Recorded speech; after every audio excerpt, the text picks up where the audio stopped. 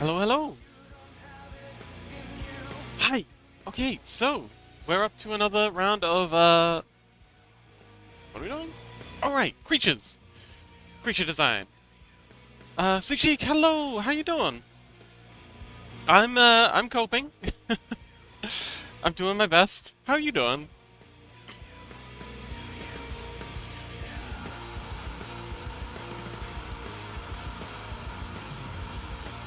That's okay. Yeah, I hope so. I'm alright, thank you. Wonderful! You been to any more protests lately? Or is that all, finished up?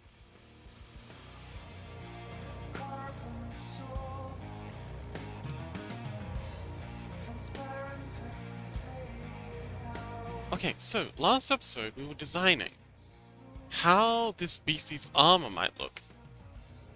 And we came up with this kind of a ramshackle thing. So she says, nah, I guess it's way too hot for everyone. That's understandable. It has been rather toasty lately. Although that would make the water cannons a lot more fun.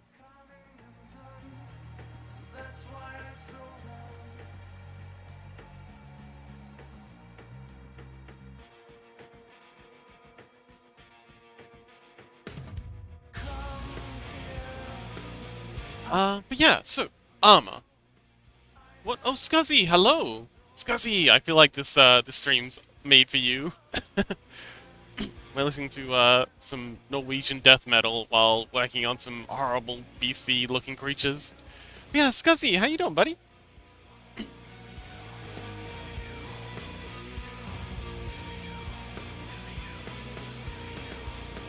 Okay, so I'm not really too hot on this. I mean, like, it works in places. You know, let's keep playing around with this. So, I quite like it for the... Oh. Yeah, there we go. I quite like it for the legs. So having these femurs around the legs is fun. Because it's like a giant hobgoblin creature, just regular femurs do well as just, like, you know, armor for him. Hide around. Scuzzy says, Scuzzy is yes! Scuzzy is here. Yeah, I understand that. That's definitely a mood.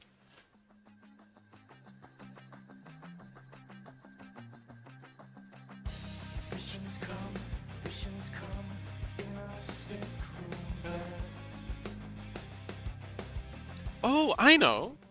So, we've got these backbones here for the axes. Well, I'm thinking, what if we did something similar here and had, like, some breastplates made out of backbones? Breastplate, breastplate, Follow that in. How would that even be attached, though? Oh, hey, wait, breastplates have this kind of like hook. Sorry, breastbones. Sorry, backbones have this plate hook here. Tie that there. Tie it around? Nah. That's gonna be A, too noisy, and B, no one's gonna know what that is. Nobody! Hello, you made it! Happy looking, and good luck with the drawing. Did you decide what you're gonna draw? Ah, Turtle. Oh, I see you got a Turtle sub. Cool. Turtle's got some amazing, gifs. Sorry, emojis. Also, they have one made by Fox. There's a Fox official emote in there. Actually, no, wait, there's two. Wait, there's three. I think Turtle's got three. There's the pointing one. Yeah, there's the pointing forward one, the pointing up one, and the fish grab one.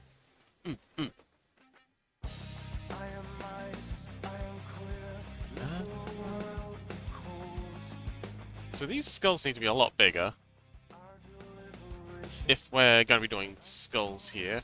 And this one a little lighter.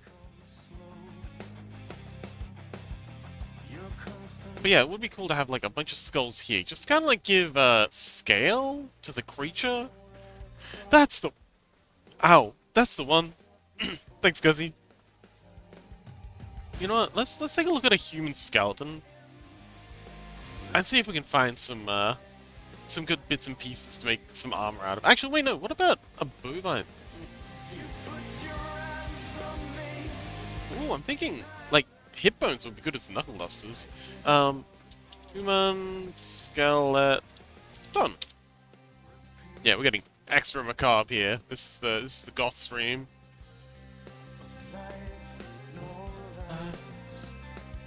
Zombie skeleton. Yes.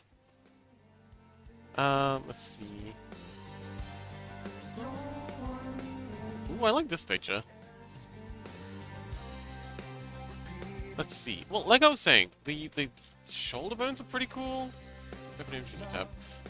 Oh, that's small. Oh, okay. So, we've got the rib cage, which is kind of like a head thing already. So it's kind of like a rib cage that's been split open. It's up there. And it's still got the shoulder blades on it, which is cool. So it says, can I have one of those ribs? Sure. Of course you can. I'm not gonna say no.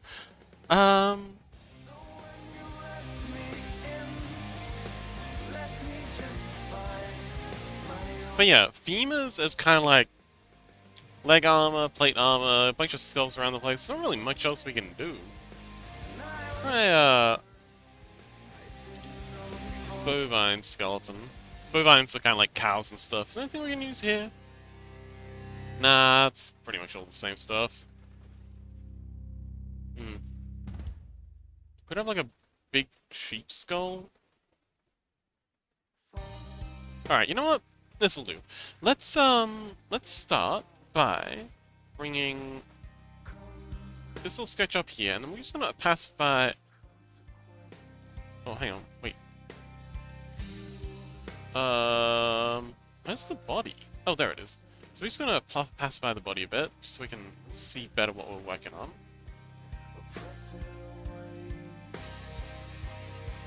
In fact, hang on, let's not pacify, let's just straight up disappear it. No, a pacify. So pacify the body, just so we can see what we're working on a little better. And then, if we go back here, a new layer, we'll also pacify our little guide thing. Actually, no, we'll just invisibilize that, and we'll call this armor, and hop to it. I'm gonna need a picture of a human skeleton. Human skeleton? I'm gonna need that picture back.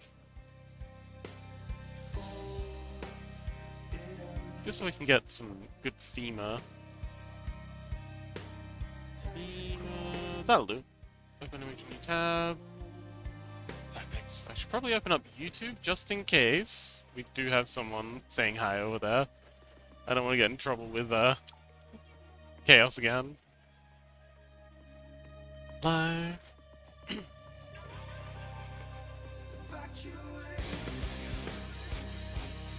There we go. Okay, no one's watching on YouTube. Surprise, surprise. Anywho,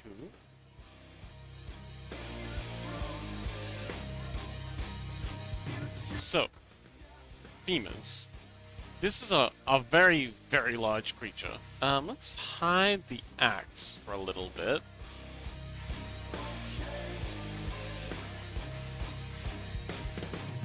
Oh, we're gonna have a skull here, so we'll start with that. This guy says, okay! Okay? What's okay?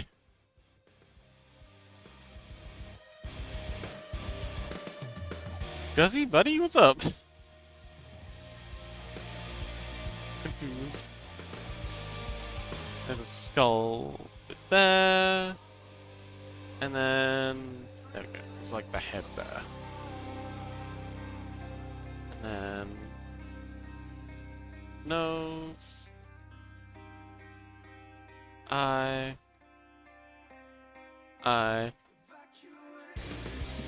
Oh, so it says, okay, well, okay, put the skull there. Is it really okay?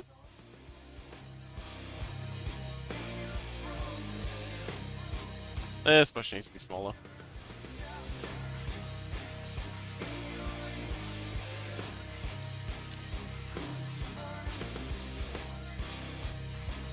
Okay. It do be okay. Yay! I'm glad you approve.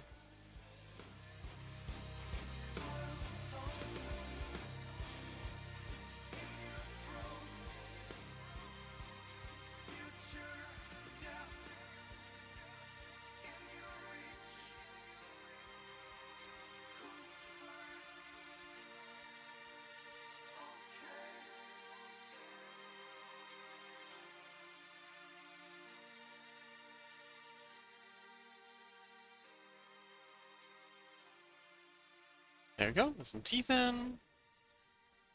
That doesn't look quite right. I think that needs to be a little lower. Although we really should be rushing this. We've been working on this whole thing for a long, long time. Really gotta be, getting a wriggle on.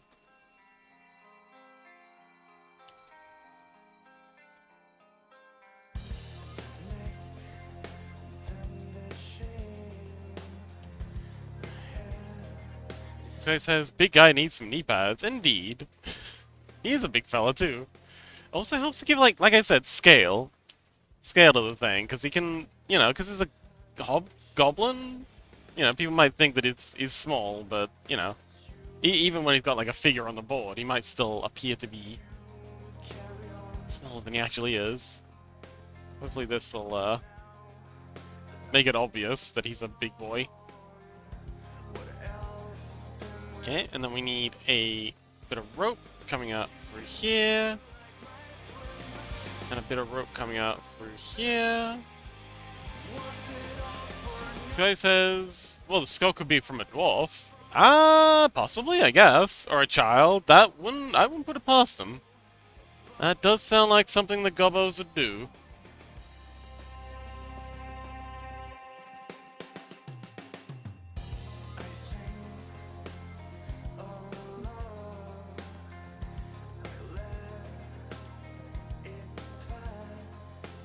And then another rope going around here.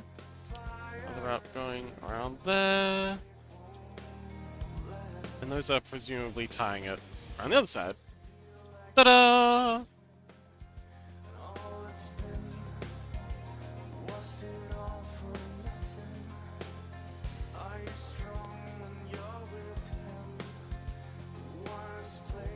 That works. Alright, so, femurs. I'm thinking... one... here... Ta-da! Yes, Scuzzy, ta-da!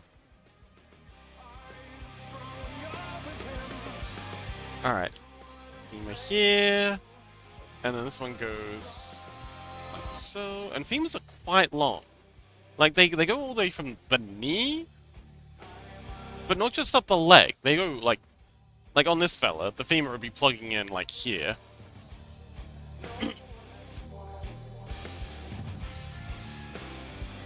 This guy says commission ad.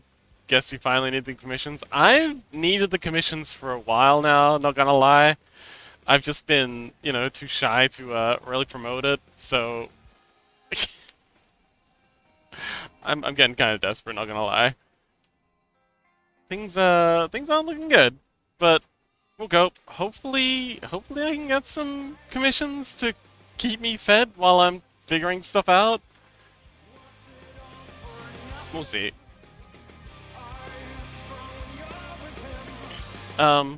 It's actually a bit of an announcement tomorrow about that. I mean, I guess I can spoil you now. The the angel thing has kind of fallen through, which has thrown all of my plans out the window. So, kind of scrambling a little to figure stuff out. And yeah, if I could get a couple of commissions doing emojis until I can get like another avatar commission, that would be that would really help keep me alive. But yeah, that's why that's up. You mentioned that last stream as well. Oh, did I? Oh, okay. Wait, did I?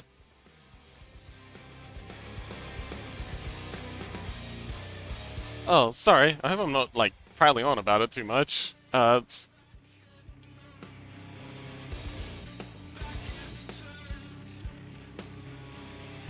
But yeah, if you know anyone who's looking for emotes, send them my number.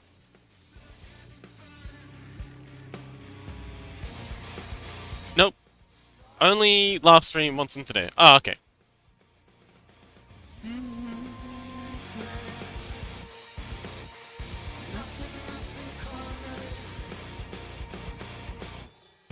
Rhubarb! Hello! Welcome!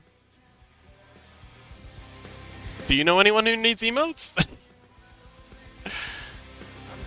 Wait, Chaos? Oh, Chaos! Hello! Audio only again. Ah, that's okay. I'll read out all the texts. Don't worry, we won't leave you out. Scuzzy says... Rhubarb! Oh, Chaos! Rhubarb! Chaos says, hello, Scuzzy! Sashik says, hello, Chaos! Chaos says, hello, Rhubarb! Sashik says, hello, Rhubarb! Chaos says, hello, Sashik! But yeah, so Chaos, we're working on the Morkborg monsters today. We're putting some armor on the goblin. Hobgoblin, the big guy. We've put you know what? Yeah, I'll narrate everything. Wait, do you want me to narrate everything? Would that be helpful? Um, well, while waiting for a response, I'm just kind of putting some armor on the Hobgoblin. The really, really big guy, big boss thing, and yeah, having a yap. Hope you enjoy the show. What you up to, Chaos? This guy says, Fix is drawing... Oh, Fox is drawing a big bone. Yes, I'm drawing femurs.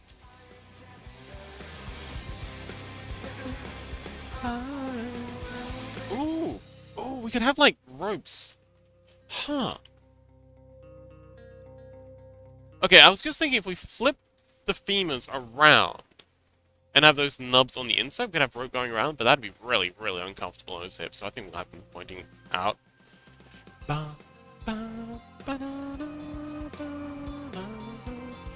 yeah, the idea of this is kind of like supposed to be... Chaos says you don't need to, I just won't be able to comment on whatever you draw. Oh, that's okay. I'll, I don't mind dictating.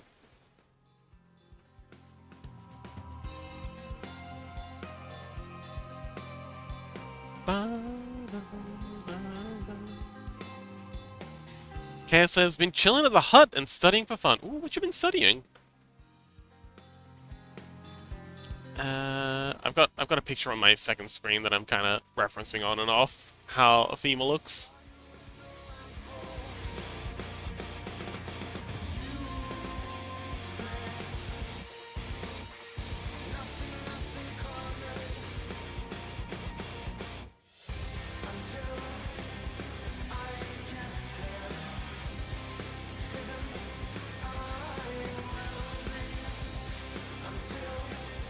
Oh, and the band we're listening to tonight is called Catatonia.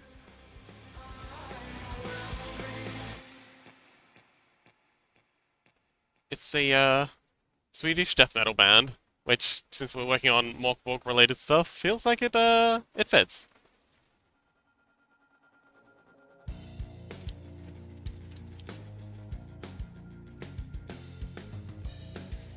There we go. I feel like this needs to come in a little bit.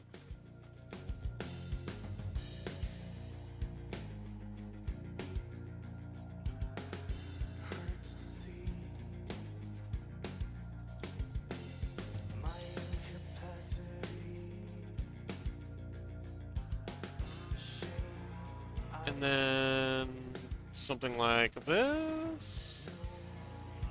Sajik, welcome! Oh, hang on, no, Sancho! Sorry, Sancho, welcome! Good afternoon! Ah, it's our favorite slime creature. Were we doing something? Oh, Sancho, were you in yesterday for the evolution stream? Chaos says more IT related stuff. Just continuing on whatever projects I found interesting during the uni year. Oh, wonderful. I'm glad that it's um interesting you so much. There's nothing worse than being bored with what you're trying to study. Sancho says, hello, afternoon everyone. Yes, hello. How you doing today, Sancho? I got home? Oh, well done. Wait, hang on, Sancho, were you at a furry convention? Was that you? I'm sorry, I can't even mix up.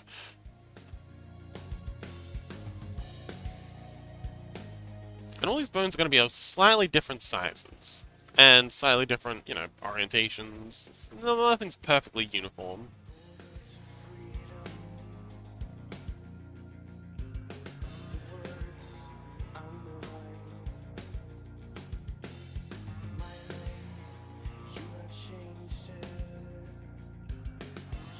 Alright, now to put the ropes in. Yesterday I had stopped in. Oh, did you see the slime guy? We're working on a slime, slime scrungle, a slime, Eevee. Slime bee. What's the name? Goobion, yeah. I was an Anthropon. Ah, yes, yes, yes. How'd it go?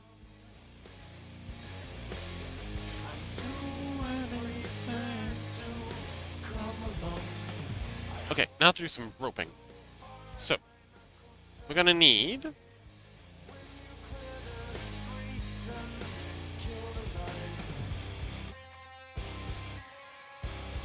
have a rope kind of wrapping around here, I think, would be ideal. So much fun going to post video in Burley's Discord. Oh, wonderful! Feel free to post over in our place too.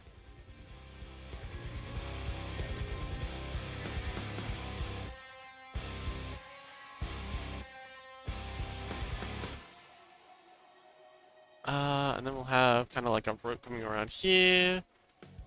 And I can't imagine Gobbos are the best at knots, but they're doing their damnedest. So there's something that looks kind of like a knot. And we'll do the same thing for this one.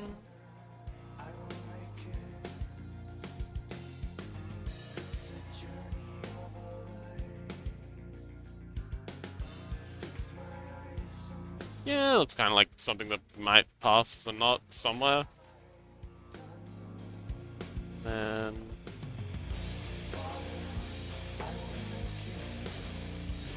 something like that. I don't know, I'm just trying to make something that looks like it could possibly be a knot. Even though I'm not really considering how this might work. Reverb says, Burley is our version of Gordon Ramsay. Huh? Reverb says, cool, anything you found there interesting? Sancho says they had a full orchestra. Whoa! What were they playing?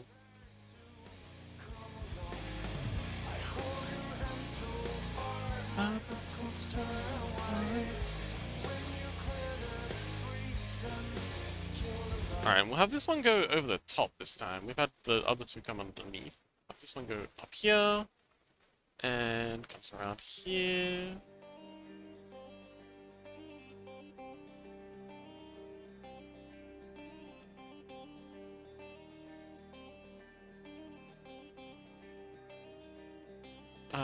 Actually, we'll have this one come over this way.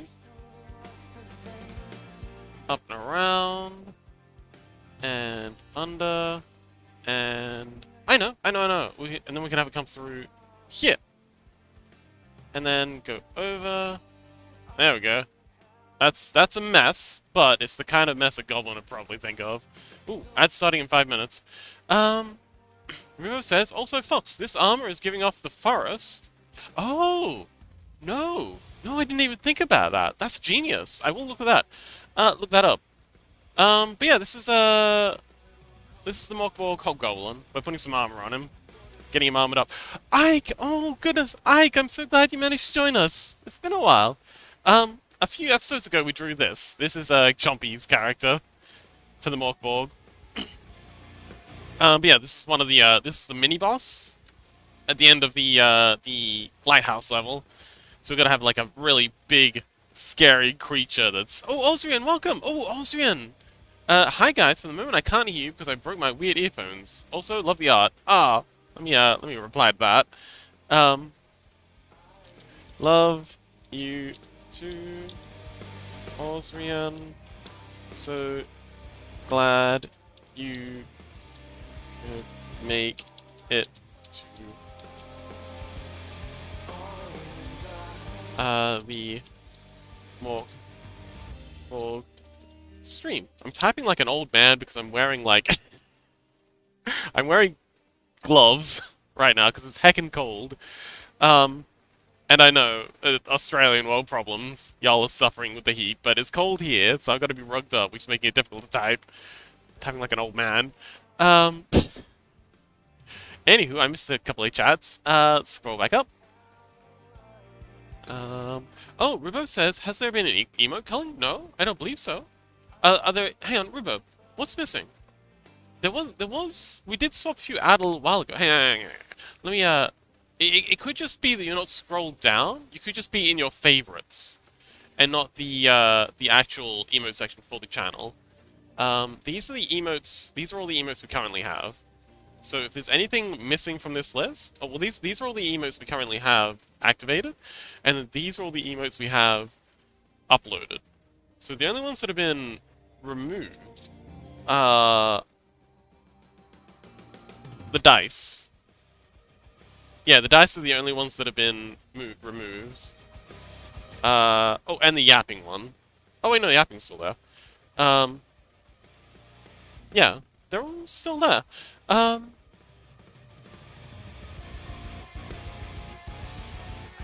Ike says, hi Ike friends, hi Ike! Ruo says, oof, time to get wireless? I abhor wireless everything.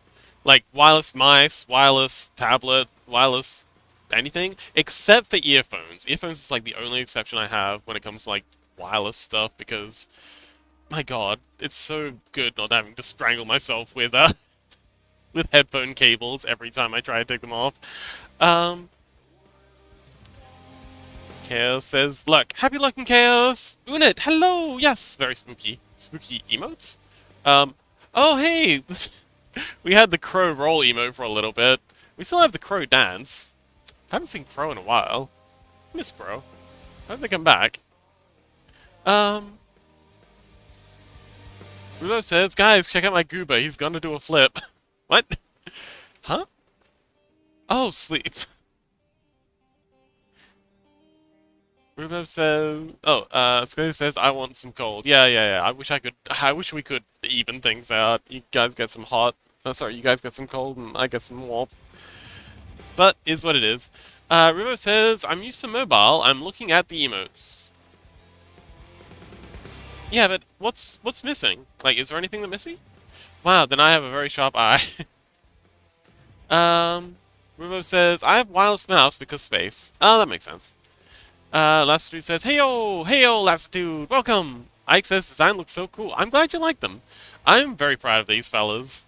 This Hobgoblin Brute is gonna be my, magnum opus. He's the leader of the Gobbos, too, so he'd better be a good one. This is the Hobgoblin Assassin, so this is the, standard I want to beat. Yeah, this is, by far the most detailed and obsessive drawing I've done yet. Which, as you're continuing, you should probably be doing things that are more extreme, outside your comfort zone. Um, So this one wraps around here, goes up here. Again, we'll come over, and then, gosh darn it, why is my chat not keeping up? Whoever says I think it was the dice. Yeah, we got rid of the dice because we only had a few slots in the followers thing, and people really wanted those slots filled up with certain things. So yeah, unfortunately, the dice had to go. I'll come up with a alternate solution someday. Um, Sky says, "Hi, Mystic Chat on my complaining. Oh, please resend. I think a lot happened at once. Don't be shy about reposting if I miss. I'll scroll up and try and find it. Rivo says it's really giving me forest with all the heads merged into one. Oh yeah. Ooh, okay. When the ads are done, I'll do a quick review on the lore for the hobgoblins. And don't you dare delete my yap mode. No one uses it. Look. Okay. If I do delete it, it'll be your own fault because I can see the stats. Hang on, let's engagement. Come on. Get. See, we have the stats here. Where's the yappy mode? Huh? And within channel, yeah, within channel. Where's the yappy mode? Huh? Where's the yappy mode? Where is it? Oh, there it is. Total usage 5. If you don't want the yappy mode, you've only used it 5 times this week. What do you mean you use it? Nobody uses it. Okay, we've got 3 unique users and it's only been used 5 times. I'm just saying, if you want to stick around, gotta make sure it gets used. And actually, the one I find much more useful is this one. Is it used in other channels? Okay, it's never been used in another channel. What do you mean you use it? Nobody uses it. Do I gotta spam it? I mean, you don't have to. I'm just saying. This is the metric I go by when it comes to which emotes I feel like keeping, and the fact that it's not used outside this channel at all ever is yeah, not a good sign. Rubo says the Curious Fox. Oh, that one was actually by Yemi. Who, yes. So if you click on it, it says artist Yemi Goat. It's got the Yemi attribution. That was a Secret Santa thing that Yemi got me for Christmas. Made me for Christmas, and I was very happy about that. That was best Christmas ever. Ozian says feels like watching a no-sound movie that makes me want to. Watching the movie Banana Joe. I don't know why the movie has sound. So this is fine. I'll spam it everywhere. Good. Thank you. That would be very useful, actually. As I said, I'm trying to see if I can get some commissions to make emotes, because I really enjoy making them, and I think I'm getting pretty good at it. So hopefully, yeah, hopefully I can use it to stay fed at some point.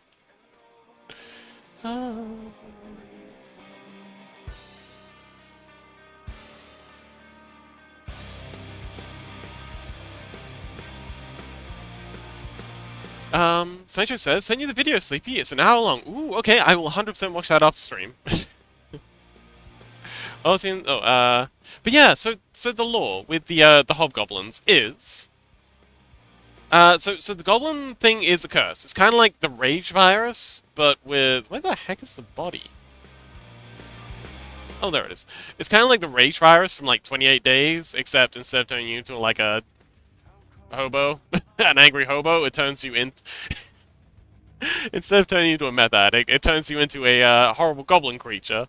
So if a goblin attacks you, scratches you, bites you, hurts you in any way, they infect you with the goblin disease. And if after 7 days you don't kill the goblin that hurt you, you will turn into a goblin yourself. Oh, okay, over 7 days you'll gradually turn into a goblin. And if on the 7th day you haven't killed the goblin that hurt you, you'll turn into a goblin permanently. But if a goblin is either too slow, too weak, or too dumb to it's Gobblekampy? Yeah, that's exactly what it is. If a goblin is too slow, too weak, or too dumb to defend itself, and another goblin manages to get the up on it, then that goblin will get eaten. They're absolutely the only reason they're not constantly cannibalizing each other is why do the captions feel like gibberish? Because it is. So yeah, the goblins are absolutely not shy about cannibalism. The only reason they're not constantly eating each other is because most of the time they don't think they can get away with it, and they'd much rather go find something else to bully. And also they don't particularly like the taste of goblins. But being the vicious little munchers they are, they'll... Anyway, if a goblin does manage to eat another goblin, the goblin curse doesn't go away.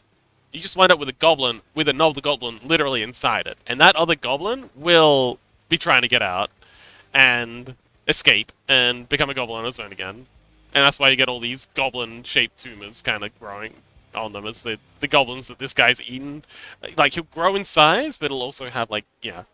That's why the hobgoblin assassin has kind of like stitched all the mouths closed on all the heads that are kind of coming out of him, because otherwise they'll give away his position. So you can still hear the muffled screams of the goblins trying to like get out, but you know he's stitched them up so he can kind of be a little, at least a little stealthy enough to get the drop on someone, maybe. So yeah, that's the goblin lore. They're like I said, they're basically the rage virus, but they so they don't make anything. Well, everything they do make is very much centered on the idea of just causing harm. So they like making traps, weapons, occasionally armor, although they generally don't like wearing. Well, they don't like making armor, and they say, oh. One more thing, they're allergic to iron, and they hate gold and they hate silver. Like they hate the look of gold and silver. It's too shiny and it hurts their eyes. So that's one other thing. But yeah, I think that's all of the goblin lore. At least in my my universe.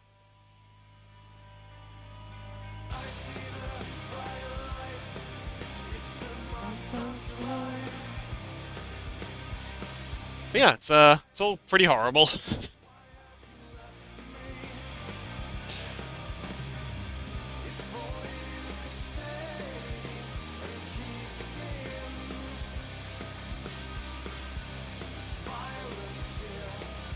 And I think we'll have this one go under.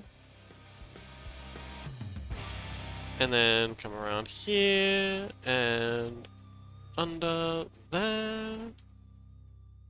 So as it says, all sounds wonderful. I thought you might like it. I think Osrian would like it. Shame Osrian's not able to hear us right now. Feel kind of bad that they missed out on that whole spiel. Feels like something they'd be interested in. Although I'm sure they've heard it before. I feel like they probably have. I'm getting pretty good at this whole not drawing thing. Sorry, the drawing knots thing.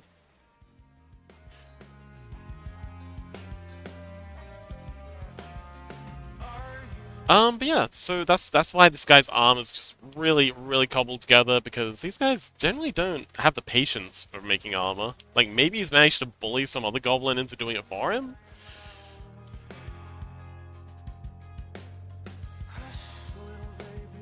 Okay, so this one can go over, and over, round, and around here, go under. I think this one come over here? Something like this?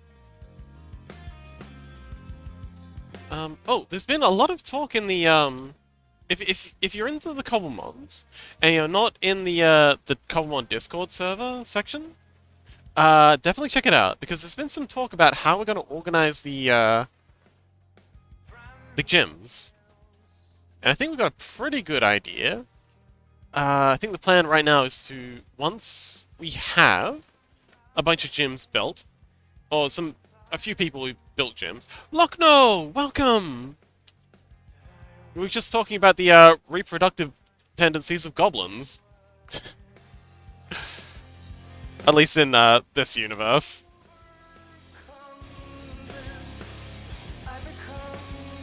Sajik says, "Hello, Lochno." Lochno says, "As you do." I mean, while you're drawing goblins, I feel like you kind of have to. Look, the goblins got to come from somewhere, all right? They don't just grow out of the ground. Although they might. I did have one idea for the goblins being like fungal creatures, and them literally growing from trash piles, like any sort of, you know, rotten meat, sewage, that sort of thing. But I think 40k's already done that to death. Banana.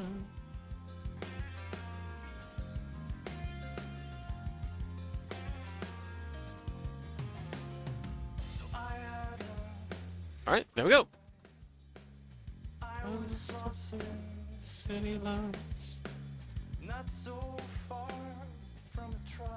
Alright, let's add some backing. The goblins have to come from somewhere. Yeah. Just to like lightning round recap what I was just saying. These goblins are hang on, let's there we go, that'll do. These goblins are kind of like the 28 days rage virus. They if someone's hurt by a goblin, over 7 days they will progressively turn into a goblin themselves, and if they haven't killed the goblin that killed them by the 7th day, they will become a goblin permanently. But if they do manage to kill the goblin that killed them, then they will return to human. But yeah, 7 days. And hobgoblins are formed when a goblin manages to eat another goblin, and, you know, they basically become 2 goblins, and they get like a goblin quarto. This is the previous goblin, Hobgoblin Assassin. Also says, I found a game called Cinemaker, itch.io. It's like Utopia, but you have to survive Christmas commune during the apocalypse. Oh, that does sound like fun.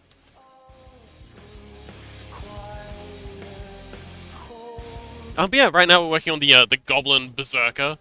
He's kind of like the strength-based enemy. Oh, by the by, so... Okay, let me organize things. There's 3 main stats in this game. There's might. What was it? Might. Well, there's basically strength, agility, and mind.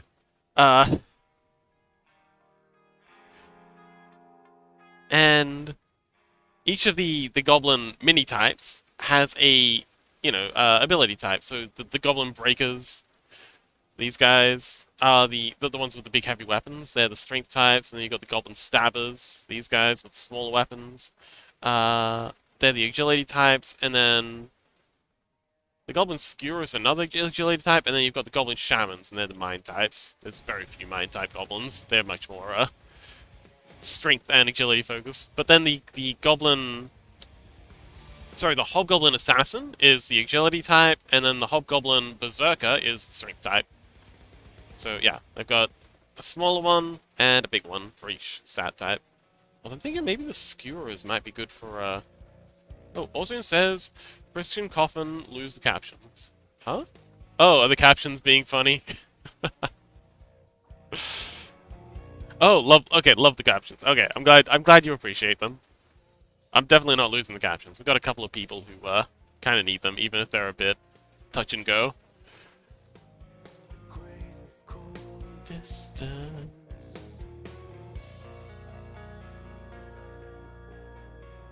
Well, I'm glad Ozrian's at least able to read the captions while they're figuring their headphones out. Hi, Ozrian! Love you, buddy!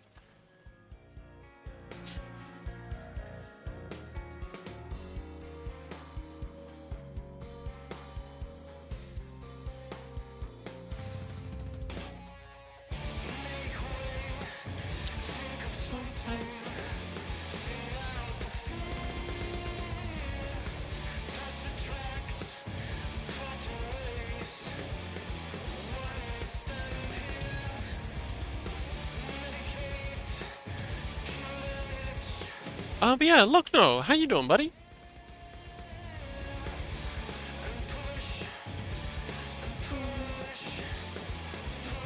get there. Okay, cool. So, there's that. Let's do some shadows on it. Osmian says, love you too. Ah. Lochno says, I'm good, having a Monday. Oh. And what are your Mondays like? That doesn't sound like a good thing. Alright, let's add some shadows to this. Classic, super deep, dark shadows.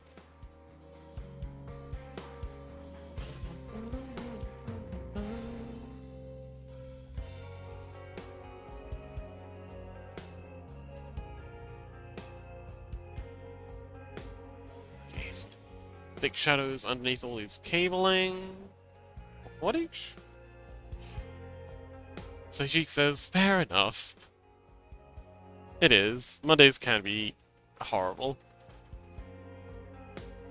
Although maybe their Mondays aren't horrible. We don't have context yet. Let's not pass judgment just yet.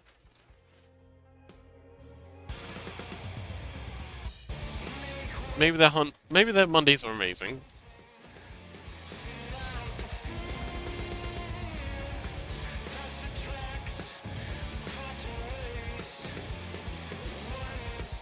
Some stretch lines on these bones.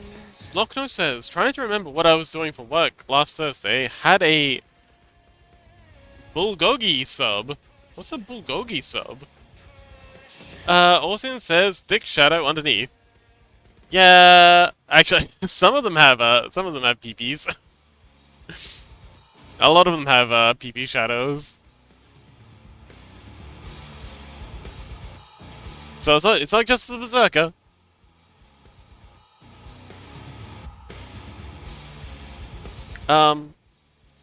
But canonically they don't have PPs.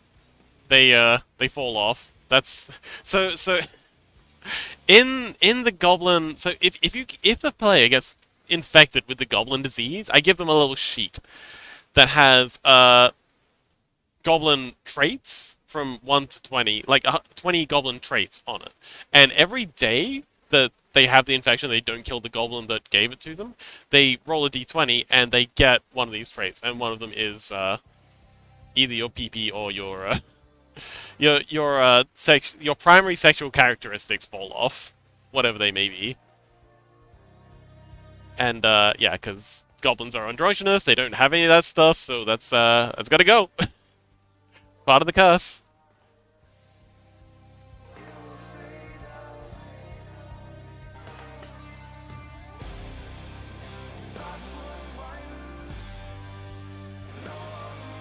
Logno says, bulgogi is thin slices of marinated beef. Oh, okay. Sounds nice.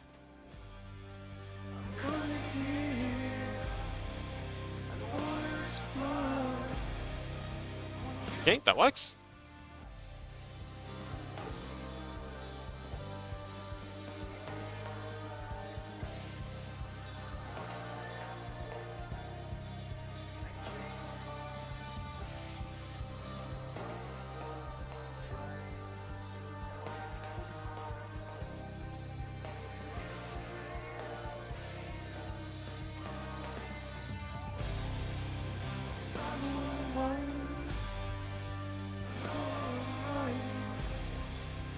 Alright, let's do some texture on these ropes.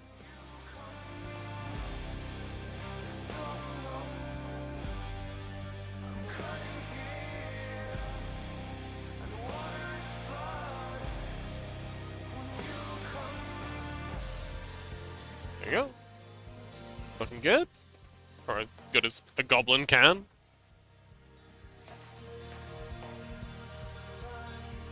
So look, no, do you have any experience with TTRPGs? Oh, by the by, this is all for a tabletop role-playing game that I'm hosting.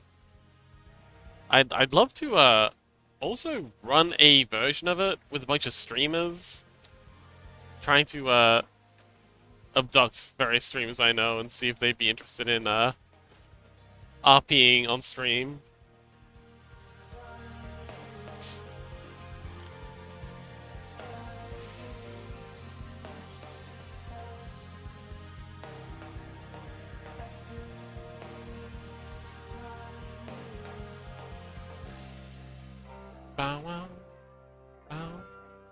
Ocean says, do the top ropes just melt into the body? Oh, I'll finish this off in a little bit. I'm just not sure what I'm doing with this one. Oops. I'm thinking of splitting it off, like having one going up over this head and one going under it. So it's this head here is kind of getting strangled by the armor ropes. But yeah, not really sure. But yeah, they're not melting in the body. I just haven't figured them out. Oh yeah. And then these ones just kind of like wrapping around. Although now that I think about it, this one here should probably go up like that.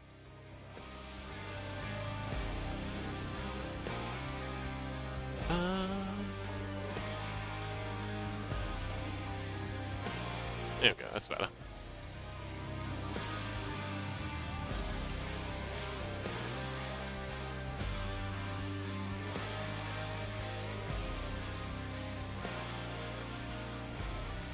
Texturing? Alright, texturing.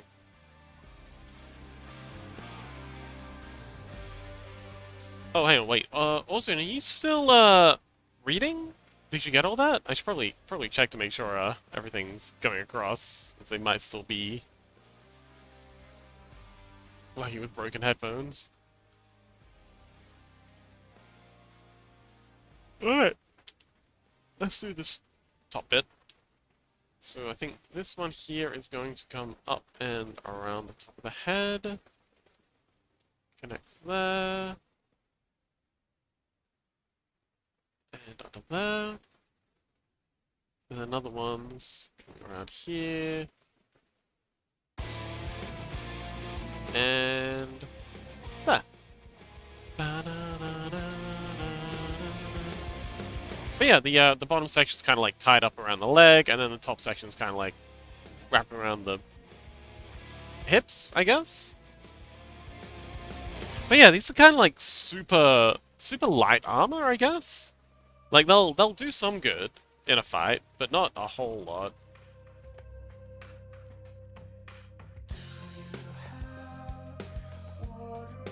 Oh yeah, that looks pretty good. Could use some more shading, but that comes later. Yeah, he feels like he's a little bit better protected. You know, it's not gonna protect him from any stabbing attacks, but it has a good chance of preventing like a warhammer. If a warhammer hits one of those bones, it'll probably take the brunt of it. And you know, definitely a sword. It's definitely gonna help against swords. Distrust me. But yeah, tonight we're listening to Catatonia, which is one of the inspirations for this. It's something I've been listening to while working on this for a while. It's one of my main inspos. What we're doing here.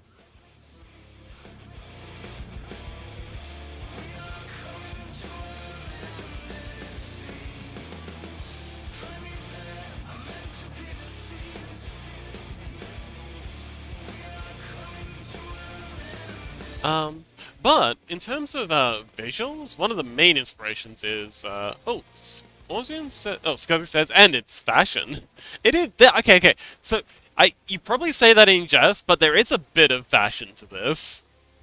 Some of them, like the Goblin Shaman, wears like a toothy necklace, and they do have bits of loot. Like they have a loot table that is largely just useless junk to humans, but you know they've got like shrunken heads. They've got fetish dolls. They've got toothy necklaces. They do make some bits of art and fashion.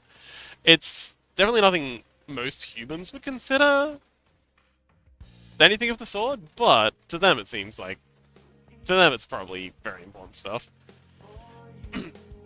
Ozian says, it's sad that I can't hear you. I mean, I can't just turn the volume up instead of being at 0.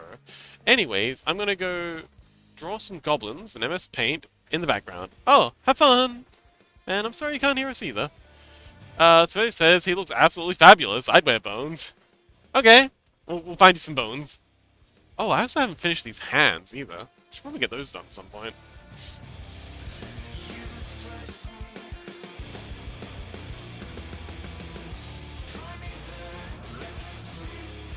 But yeah, he's an ugly boy.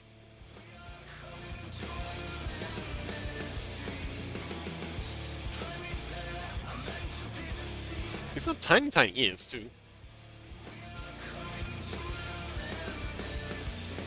Scuzzy says, sparkle. Sparkly Scuzzy. Beautiful. Meow, meow, meow, meow, meow, meow, meow, meow. Anyway, let's hide this layer. Come on. Wait, huh? No, this layer. There we go. Let me worry for a second there. We'll jump back to this layer. Because we need to draw some bones along here. Just the one.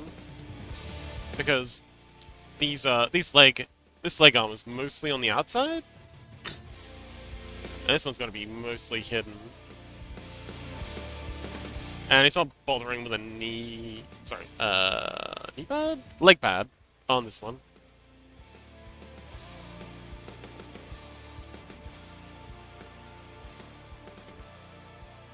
So yeah, no knee skull on this leg. But there is going to be a rope wrapping around... Actually, hang on, this needs to be... It's way thicker.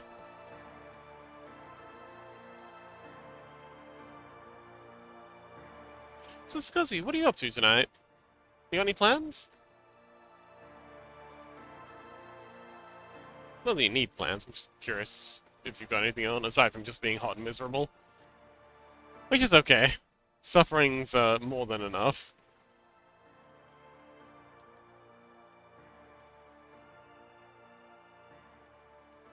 Damn, that sounded so edgy.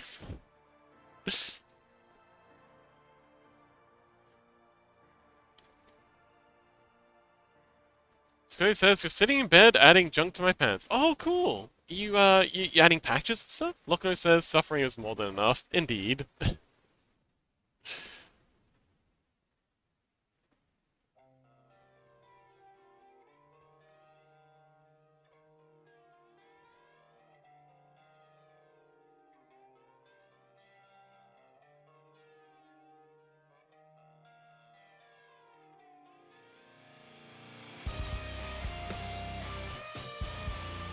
And this comes up and around the back, and that.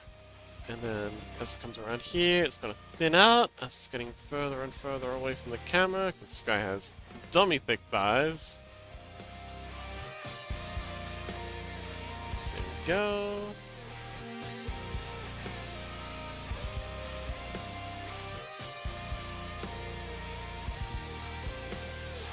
Sky says, yeah, patches, too. Oh, Sky says buttons, can tabs, and all that DIY shit for fun. Oh, awesome!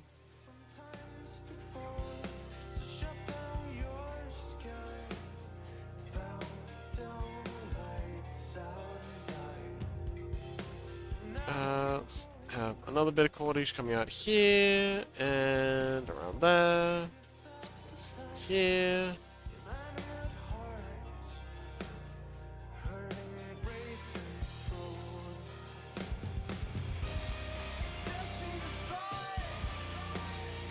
So it says, Scuzzy was bored and still doesn't have a sewing machine. Ah, fair enough.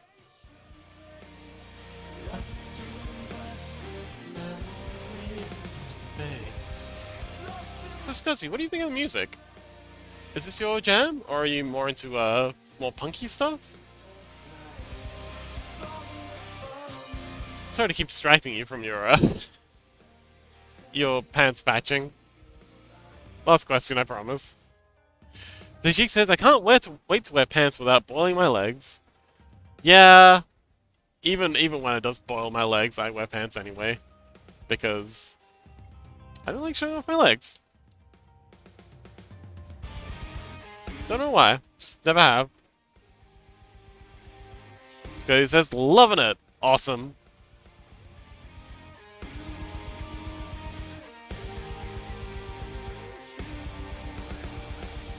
Oh, Scotty said earlier that I missed one of his chats. Let's scroll up and see if we can... Actually, you know what? It's probably already buried. Scotty says, I like faster music. More punk, more death metal. This is kind of chill. That's why I like it. It is very chill. It's kind of like it's a nice middle ground. For me, at least. I've definitely got stuff that's heavier, but Yeah, it's kind of like just a nice, chill, melodic, the kind of thing you'd listen to with friends just while hanging out. You know? At least that's my vibe.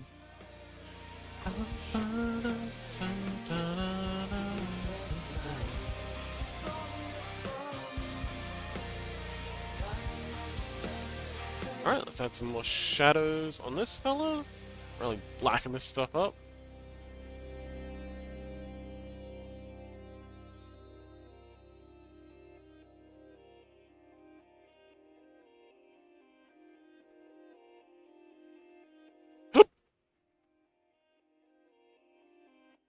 Alright, cool. That's another one done.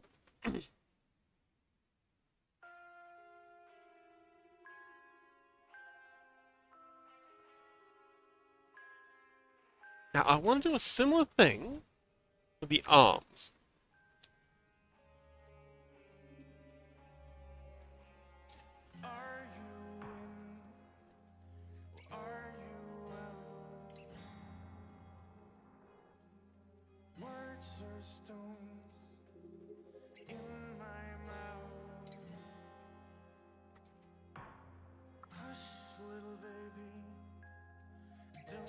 Hmm.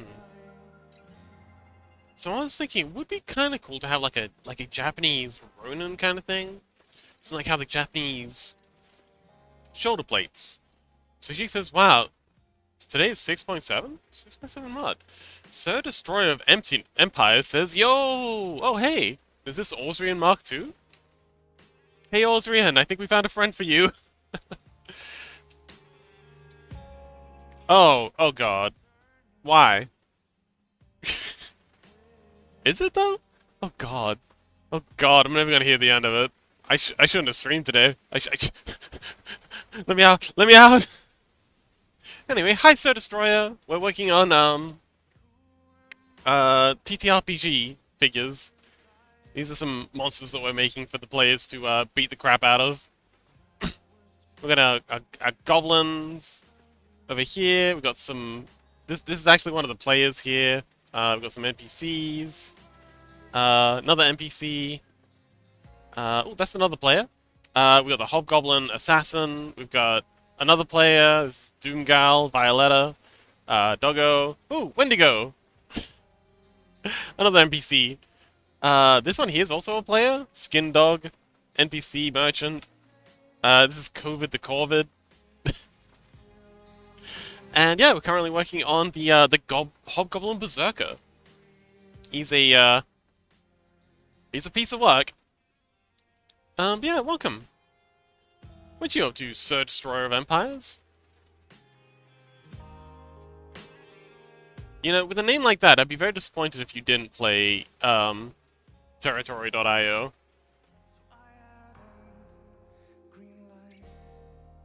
Oh man, I still haven't had a game with Osrian.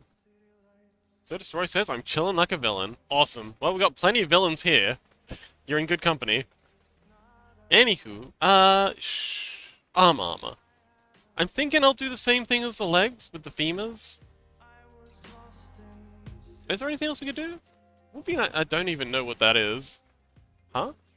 Oh, it's from like a TTRPG world that I'm working on. Goblins in this world are basically like the rage virus from 28 days.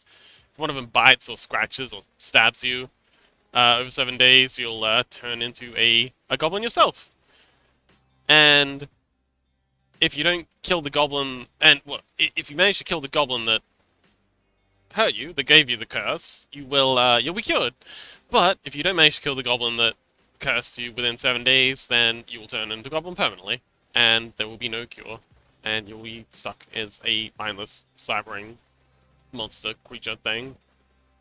Good times. Scully says, I'm no villain. I'm like a little angel. Aw, bless. Yes, you'll always be an angel to me, Scuzzy.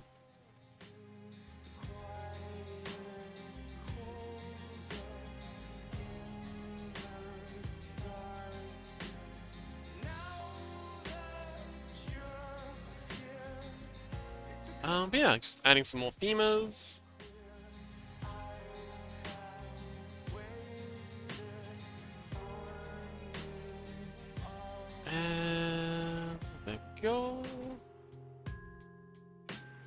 Just kind of like throwing a bone in here, hoping it works.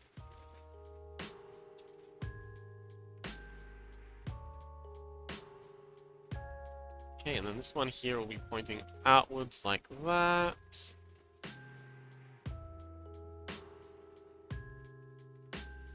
Like that. And then... Okay, so it's facing face on. That means it here will be largely to the side. Like that. Like that. So yeah, this guy's arm is about the length of a, or it's even long. Oh, sorry, this guy's upper arm is about a bit longer than a person's leg or thigh. So he's a big boy. The group says, "Are you sure, Scuzzler?" Sussy face.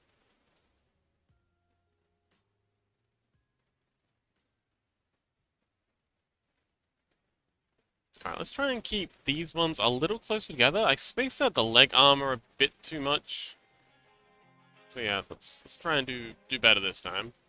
Scuzzler says, "I'm always nice." No, it's because he's right. It's because he is always nice. Scuzzy's been an absolute delight. I don't know, I hope that doesn't come out across as sounding sarcastic. It's not meant to be. I've been absolutely delighted with Scuzzy. Can't imagine the streams without him now.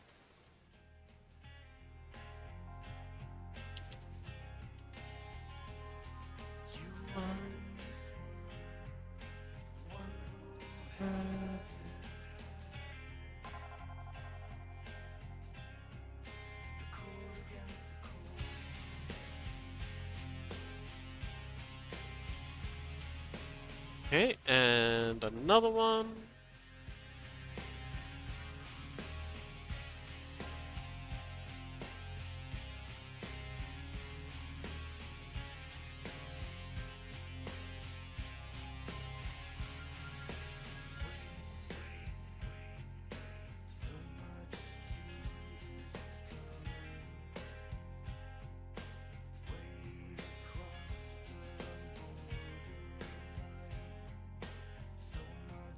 And so because this one's facing that way, this end knob's gonna be a lot more pronounced. So something like this. These are overlapping just a little.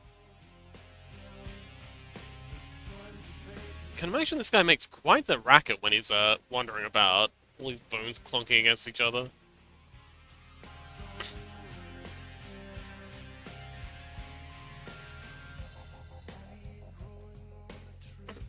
Grove says, "I love Vintage Story."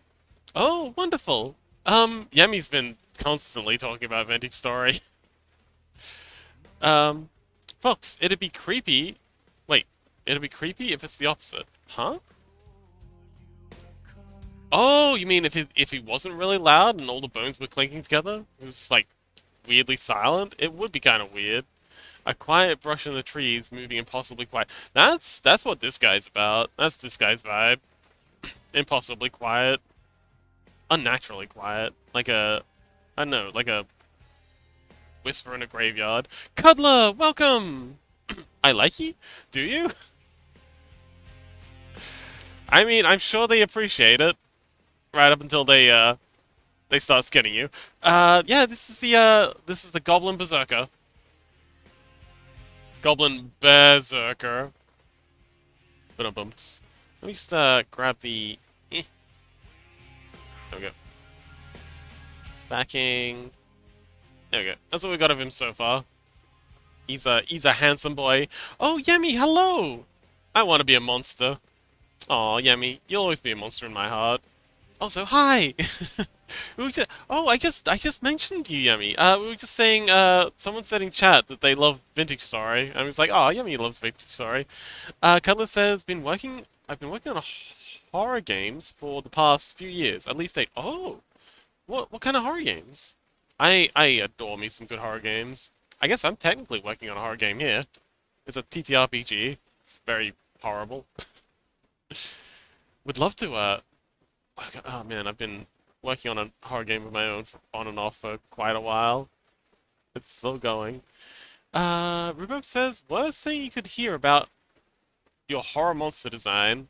Oh, cute. Although I have done that a few times, been playing like a horror game, and I've just seen some little creature and oh, cute. I'm just like, okay, that's probably not what they were going for. I think I had that response once in Soma. I don't remember what the fellow was, but yeah.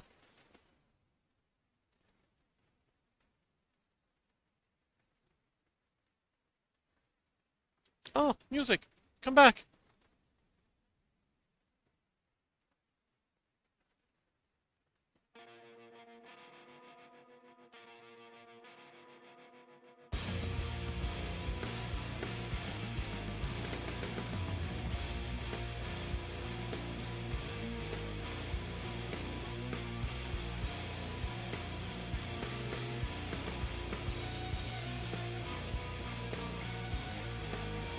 Ah, excellent. The Sancho sent me the video. Very keen on that. Looking forward to watching that. Um, Rubo says smash. Next question. Oh, hang on. Wait. Oh man, what was it? I was working on something. I forget what it was, and I showed it to one friend of mine, and their first response was just wood. What was it? Gosh, it was some horror thing, and the guy was just the cliche gooner, down bad for everything. Yamigo says I should call her. Hear me out. Reminds me of my roommate. Cutler says one was cancelled, Dementium remaster from scratch, and a space game currently on the shelf until we get funding. Ah, yes. And finally, a bigger series that I was a ghost sound designer for. Oh, cool. Mizuki says people find odd things alluring. I mean, yeah. Oh man, if I could only remember what it was. It was something to do with Mothball. Maybe it was one of these guys. Nope, don't remember. Oh, maybe it was this. Actually, I think it was Doom Girl.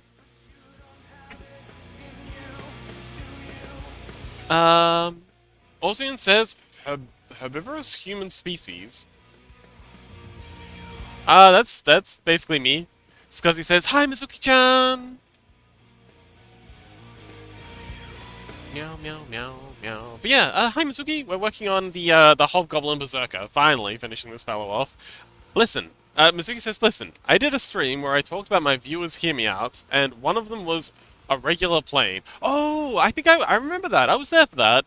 That was horrifying. Or I was there for a little bit of it. Yami says, Concord, my beloved. Oh, wait, no. That was the Ukrainian plane, the one that got blown up. The beluga one, the one that looks like a beluga whale. Let me find a picture. You'll see why. Whale plane. It looks like a Airbus beluga. Oh, it's actually called the Airbus beluga.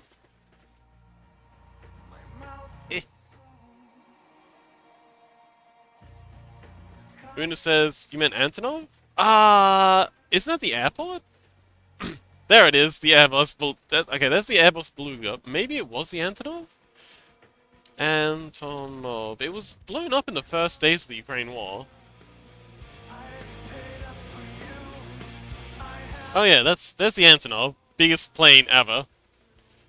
The Concorde is awesome. No, it was that one. The Beluga, yeah. This guy, he's so cute. Look at him, he's just a happy little guy. Well, happy big guy. Look at him. they drew a little smiley face on him and everything. But yeah, that's the plane that your girlfriend tells you not to worry about. This is the plane that other planes fly inside. Please look at Concorde 2 and give it a headbat. Okay, we'll go to Hot Concorde. Concorde plane. Oh! It's the let me do it for you plane.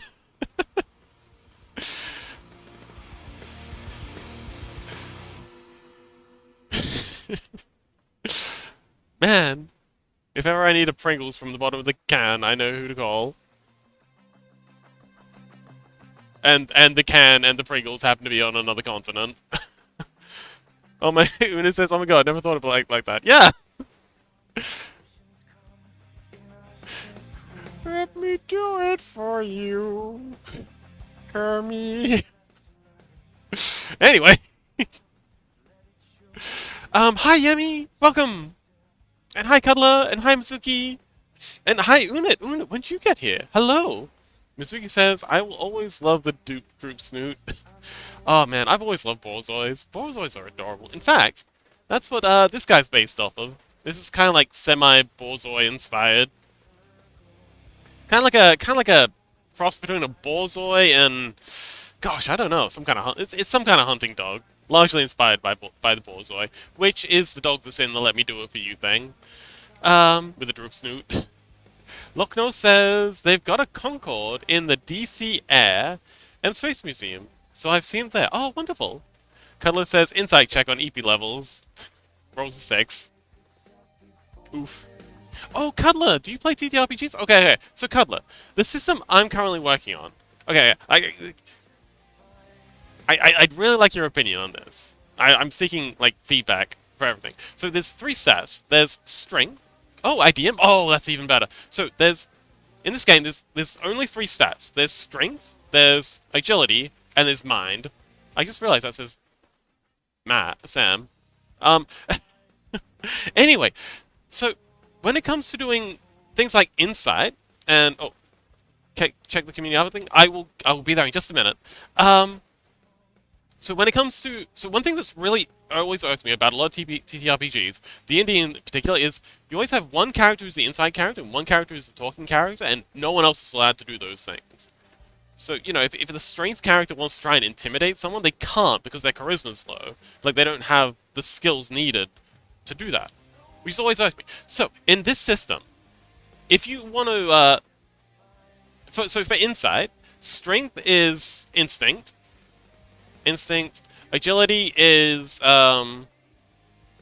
awareness, I think? Awareness, and then mind is investigation. So instead of just having like one insight check that only the high perception player can do, any player can use their dump stat as a way to do investigation. So the instinct thing is just kind of like a vibe check. They get a general gut feeling of what's going on. The awareness or detection is just kind of like getting a general kind of like looking at a particular section of the environment, and then investigation is like pinpoint. I'm just looking and trying to figure out this one particular thing. And same with communication. Strength is used for intimidation, agility is used for deception, and mind is used for persuasion. So, Cuddler says, I see, I actually like that system. Yeah, wonderful. But yeah, the aim, because it's always irked me when, you know, you've got a player who wants to engage in, like, the barbarian player might want to try and talk to an NPC every now and then. But no, the bard's just going to push him out of the way, being like, no, this is my dump skill, I'm the charisma character, I do the talking. Or the warlock, or whoever the charisma character is. And that's always bugged the hell out of me. Because players will want to optimize to get the most out of any engagement. And yeah, these kind of... Yeah, and same thing with investigation. It's always the high perception player who's, you know, doing the checking for traps. But, you know, maybe the strength character's got, like, you know, wants to see if they get a vibe. I don't know why I'm singling out. Well, I'm singling out strength characters because they're the ones who get the shortest end of the stick. There's a reason yeah. Yeah, what do you think? Cuddler says, too true. I won't forget my murder hobo that wanted to even do friendly fire to get some combat going. Okay, I've got some stories for you. Oh boy. But first, community art box. Ooh. Nobody, do you mind if we share on stream? I always have to ask. While waiting for a response. This guy. So this guy here is Covid the Corvid. And he's an NPC that I introduced to kind of like be the merchant of the gang. And for some reason, okay, I won't. Oh, okay. This is what nobody drew. This is their first exploration on tablet drawing. It looks amazing. Oh, hang on, wait. Looks like they've got a few things. Oh no, that's fine. Yeah, this is cool. This looks like Technion. We drew some we've been working on alternate evolutions, and one of the alternate evolutions was Technion, and yeah, it looks amazing. Well done. I love all the wires. Is he charging?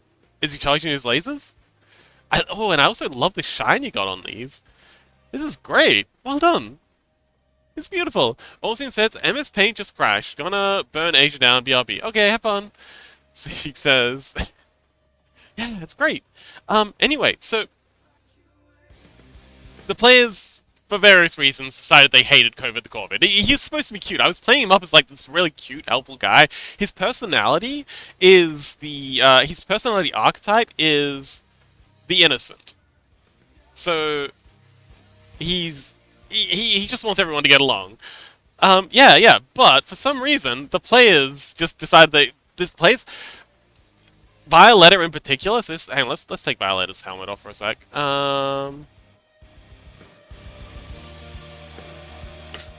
So Violetta in particular, she's kind of like the strength build. She's basically the Doom guy, and strength is her dump stat. So the only way she can really engage with anyone is via intimidation, which suits her just fine. So I had this scenario where they were going into this spooky dark forest, and COVID was going to get spooked, and he was going to wait out the front of the forest, and just wait for the players to clear the way, and then he'd follow on afterwards, and then that's how. No, of course the players had no interest in playing it that way. Violetta in particular is just like, I want to roll to intimidate COVID. And I'm like, why? And she's like, because I want to bring him along. And I'm like, why? And she's like, meat shield, duh. And I was like, fine, roll. And of course she rolls high, and then poor COVID the Corvid is just this absolute wreck. By the end of the dungeon, or well, the forest run, we'll call it a dungeon. Poor COVID is just an absolute nervous wreck. They finally get to the end, and there's like this. They get to the outskirts of the town that they've been trying to get to, and this big fight. They can hear this big battle off in the distance. They've run into a couple of goblins on the way. And so, Violet's just like, oh, I know, I'm going to climb this tree and get a look, see what's going on. And, before they can see us. I'm like, okay, roll agility. You're going to be bad at this, but give it a go. Not going to lie, I'll also bring him with me. I'm like, roll agility, we'll see what happens. And she's like, bet. Rolls, and she manages to get up the tree. But she rolls really bad. So she gets up the tree, and then she falls out. And then she's like, oh no! And then, Rissy, Chompy, this guy, is just like, oh, I know what I'll do. I'll push COVID, the bird creature, the guy with hollow bones, underneath Violetta, the strength-based armored tank, to break her fall. And I'm like, alright, give it a go. And he nails the roll. So poor COVID. Hang on, let me illustrate. So poor COVID is just getting absolutely crushed by this falling armored waifu. It just crushes the poor guy. And of course, Rissy's just standing there looking at all this like an absolute goober. Just watching this poor bird creature get crushed. And then they all just kinda like walk off. And they just leave. They literally left him to die outside the walls of the town. Fortunately, where is he? Okay, he's not here. But fortunately, the dude needs better friends. He doesn't want to have anything to do with these people, but they keep intimidating him. Okay, I say they, but Violetta keeps intimidating him until.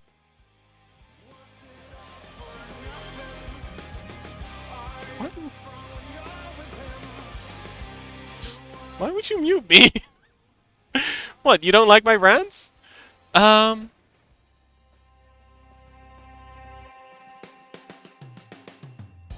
he's lying on the... Yemi says, I thought he was cute.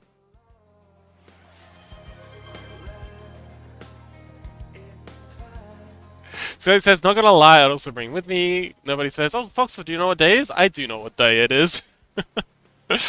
Congratulations. Yeah, he says, oh, I remember this story. Cole says, oh, goddamn, yes. Guy says he's just targeted. He really is. I'll tell you the story about why he's targeted. It's all a misunderstanding, but the players absolutely hate his guts.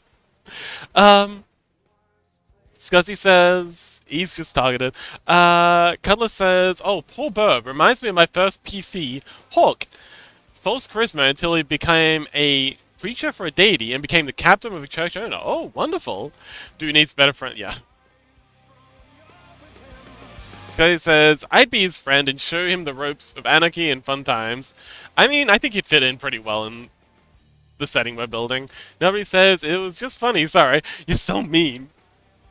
Jazz bullying me. Yemi says, "Fun fact, when you mute the fox, he still keeps talking, just don't hear him." Yeah, that's exactly what happens.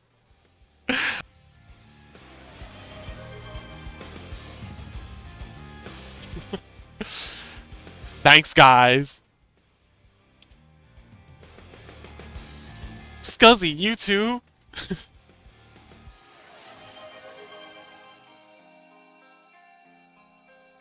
Oh God, I gotta up the points count on that. Hey, you signed up for the abuse. I kinda did, but you know, I'm.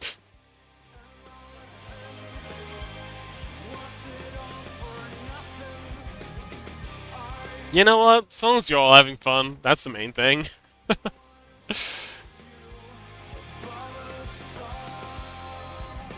Yemi says you should make a more expensive one that moves you for a whole minute. Okay, so Lily has been demanding, and I don't say that, I know I'm being hyperbolic, they have been actually demanding that I add a mute for the whole stream reward that costs 1,000,000 points. Or what was it? No, 100,000 points. Yeah. Which, I keep saying I will, but, I'll get around to it eventually.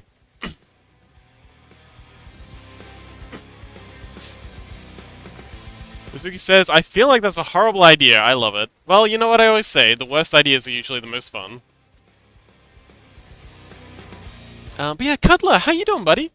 Yemi says, "If I come up with insidious plans but I'm too scared to initiate them, do I contact Lily?" That's... I think that's what a lot of people have been doing. I think that's what I heard. Yeah, yep, pretty much.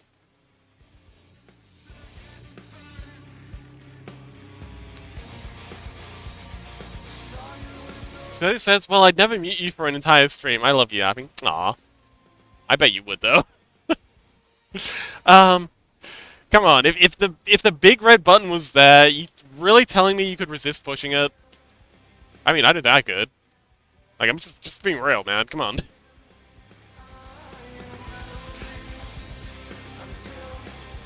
I get that.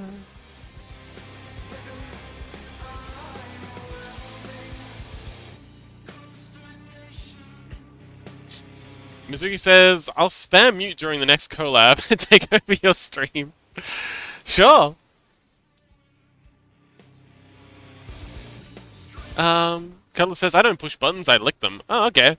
I hope you're bringing some, hand sanitizer along with you or something to, clean them up first, because that sounds like... Oh my god, have you seen those experiments people do with door handles? Like, where they do, like, bacterial swabs or something, just to see how infectious they are, and it turns out, like, most door handles are significantly more infectious than toilet seats. Yeah, don't be licking buttons, buddy. That's gonna make you very sick. Scotty says, "I can't imagine a silent fox." Me neither. I'd probably explode. So you says, buttons. Happy looking, nobody! Mizuki says, "What do they taste like?" Oh, but yeah, Yemi, I finally built up the courage to, start promoting, potentially taking commissions for, emojis. Desperation.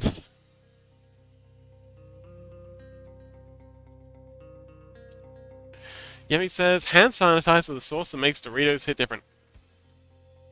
Huh. I feel like that's just alcoholic Doritos at that point. Oh man, did I tell you the story about desperation? Oh, it's okay. Did I tell you the story about, the time I was having gummy bears at... Oh, Mizuki! This is a good story for you. Scotty says, "Anyways, I'm thinking on investing 40 euros on a spider tattoo on my ribs." Oh boy. Okay, we gotta get Freddy in on this. But But yeah, that'd be painful. Freddy just recently got a tattoo on his collarbone that was apparently, yeah, really, really painful. I can imagine rib tattoos would be similarly unpleasant. But I support you in this, buddy. If this is what you want, go for it. Vidya! Welcome, welcome!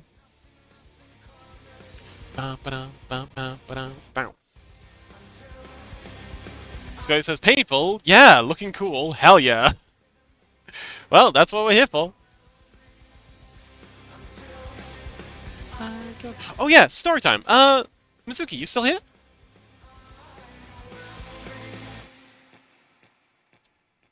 So it says I would do a spine tattoo, like going along my entire spine, but that's too painful for me. Oh boy, have you got any other tattoos? Cause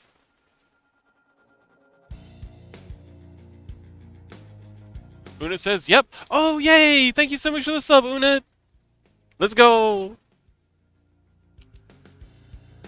I've got a little. I've actually just recently made up a little starting soon and special thanks thing that has because all the subs have scrungles now. So I've got a little end credits thing with the subs and the mods and their little scrungles next to them. Scuzzy says, I have 2 tattoos. If they didn't cost a shit ton, I get more. I mean, you kind of want them to cost a shit ton though. You don't want to be getting budget tattoos because that's a good way to get HIV. Don't cheap out. Ooh, 13 of 50 subs. Oh, cool.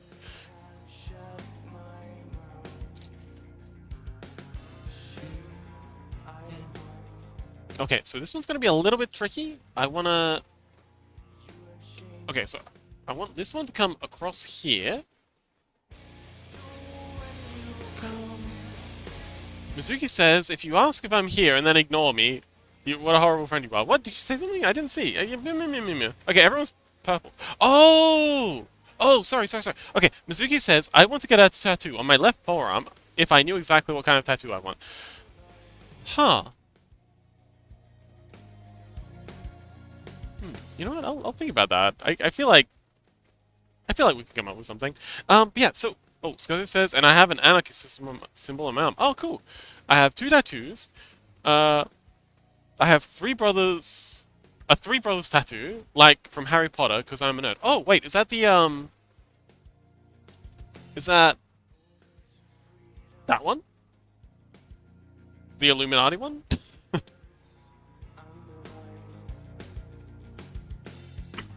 Pella says, there are times I wish I could get a tat, but at the same time, I don't like needles. I also very much dislike needles. My cousin's got that exact same tattoo. It's very cool. Una says, wait, Sleepy, were you going to tell a story or something before? I was, but, you know, I'm nothing if not flexible. Freddy said, oh, Freddy! Freddy! We were just talking about you. Freddy, so, Scuzzy here is thinking of getting a ribcage tattoo. Opinions? As soon as Scuzzy said that they were planning on getting a ribcage tattoo, I brought up that you have some amazing tats, and some of them must have been really heckin' painful. Freddy says, very cool and very painful. Do you have any rib tattoos?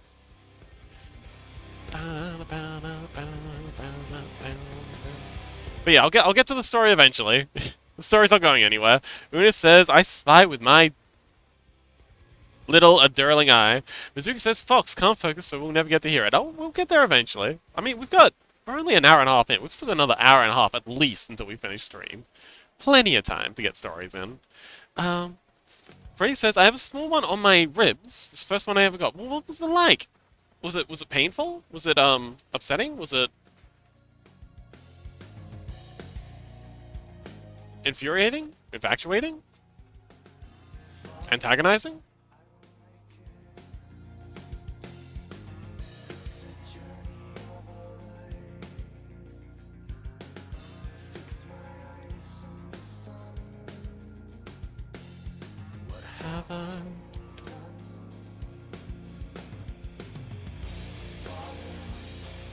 Okay. All right, now we got to do the. Oh, hang on. We gotta hook this up around the neck somehow. Mizuki says, Fox hates us. No, not all of you. Mostly just Mizuki. Brady says, rib tats hurt less than sternum or nips. I can imagine, oh man, nips would be, I'm not even going there.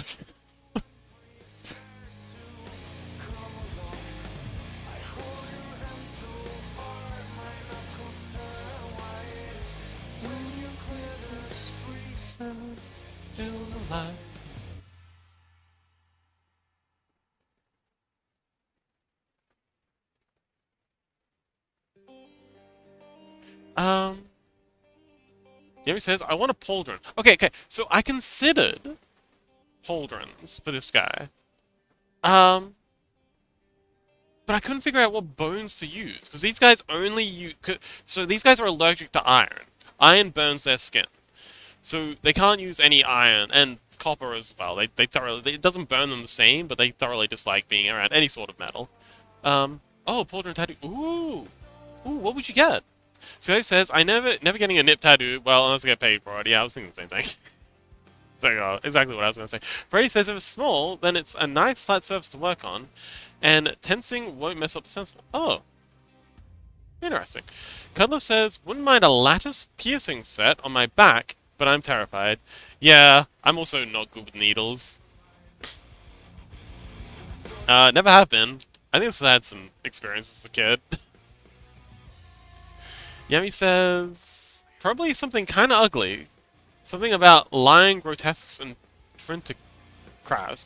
Oh, my cousin's got the same cousin as the Harry Potter one, has a lion tattoo on their shoulder, and it looks incredible.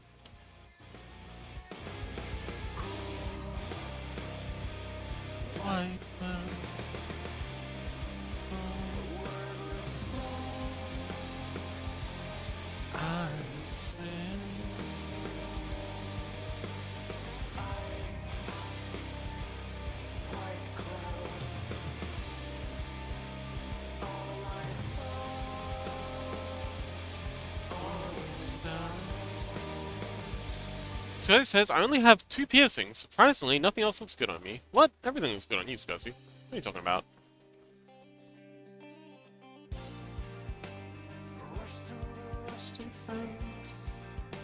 I looked up Ooh. You know what? I'll look it up too.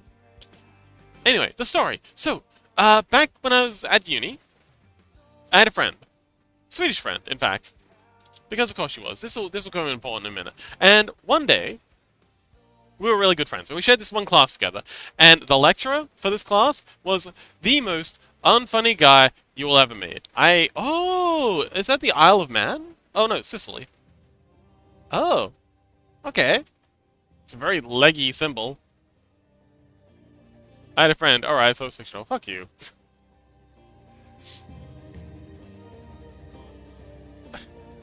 I was born in Sicily. Oh! Wow, you've been around, Yemi. Philippines, America, Sicily? My goodness. Mizuki says hot. Love you too, Mizuki. Una says the friend went to a different school. Anyway, where the lecturer for this particular... What? Oh, a cat! Thank you so much for the follow. Anyway, the lecturer for this particular subject was the most unfunny guy you have ever met. Couple that with the fact that he thought he was fucking hilarious, and the lectures were inevitably just the biggest cringe fest. Until one day, my good friend brought we're sitting in the lecture, and my friend nudges me, and I'm like, fuck off, I'm trying to take notes. And she nudges me again, I'm like, what? And she has a little Tupperware container filled with gummy bears. I'm like, oh, nice. And I go to take one, and she kind of like puts her hand over, and she's like, wait. These are vodka gummy bears. You sure you want in? And I'm like, fuck yeah. So we're in the back of the class, just munching on these gummy bears, getting absolutely shit-faced. And here's the kicker, laughing at all these guys' jokes. Because, you know, when you're drunk, unfunny stuff all of a sudden gets very, very funny. And yeah, he'd say one of his terrible jokes, give it one of his awful dad jokes, give this shit-eating grin, and then we would lose our minds laughing. And the best part was, every exam paper we submitted, every assignment, everything we did for that class for the rest of the semester, we got the freest of rides. He upmarked us so much just because we were the only people who ever laughed at his jokes. It was great. Anyway, pro tip. Una says the friend went to a different school. Cuddler says my fluffy global goat of a wife, size proportions. Huh? My fluffy global goat of wife, size proportions. Aw, cute. Bless. Scuzzy says, sounds like something I would do. Yeah. Mizuki says that guy was so happy that someone finally laughed at his jokes. Exactly, yeah.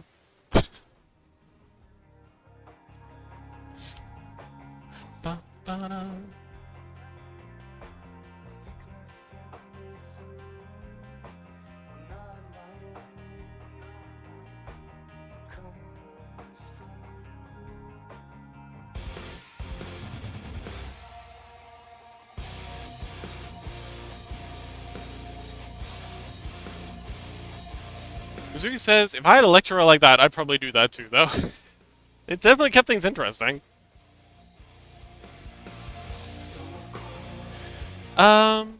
Freddy says, so flatter your teacher / boss. Well, it works for me.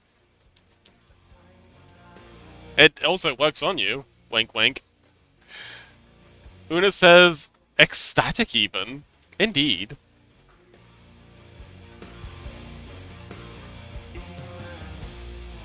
Oh, anyway, Freddy, how you doing? How'd the cooking go? Last we talked, you said you were gonna be making some foods? Were you successful? Oh, also, Cuddler, are you still keeping on with the Talos Principle? I haven't seen you streaming it in a bit. I don't know if that's just because I've been missing it, or if you haven't been streaming, or if maybe you've decided to take a break. Just curious.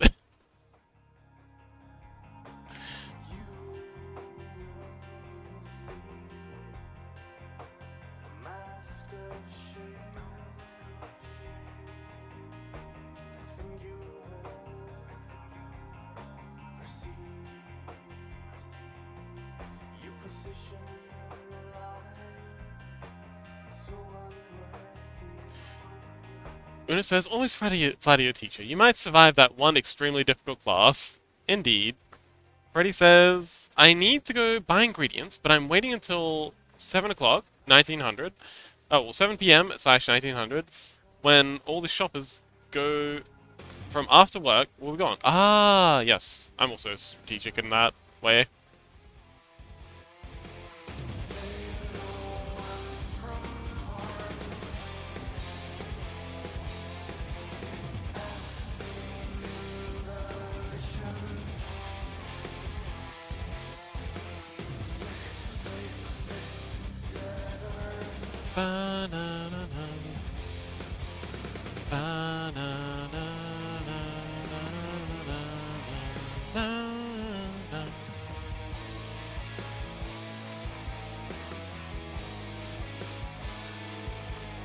Alright, and then this one comes around here, and over there. You wind up around this bit. Scuzzy says, anyway, Scuzzy gotta go. Oh, good luck, Scuzzy! Thank you so much for hanging out! Miss you! Cuddler says, I need a break to catch up, because I was all over the place and working pretty hard. Ah, I see. I have very special feelings about Talos Principle. It got me through some, very dark times. something about just being able to shut off and do puzzles for a bit. Yeah.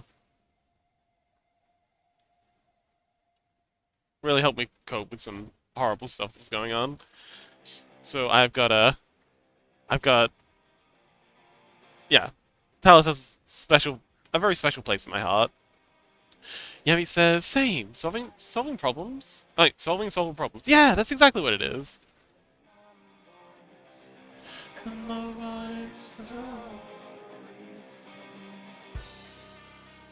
Okay. So that one wraps around there. That one goes up under the neck, and then probably down here, and then we'll have another one coming across here from going underneath. And then yeah, he's got the ribcage hat. He's got the femur, shoulder, and thigh protection. And I think that's about all the armor he'll need. He just needs a little bit of armor, just to show they've made some effort. I don't want to go too far into it because the main thing this guy's about is, in fact, the weapons. He's dual wielding heavy weapons. Where's the other one? There it is.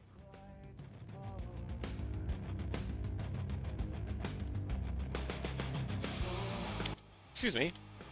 Can you get out of the way? Thank you.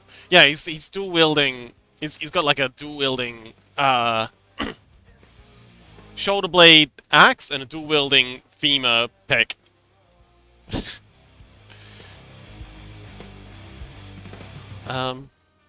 Yeah. So it's like he's dual wielding the heavy weapons that these guys use. So he gets 2 attacks.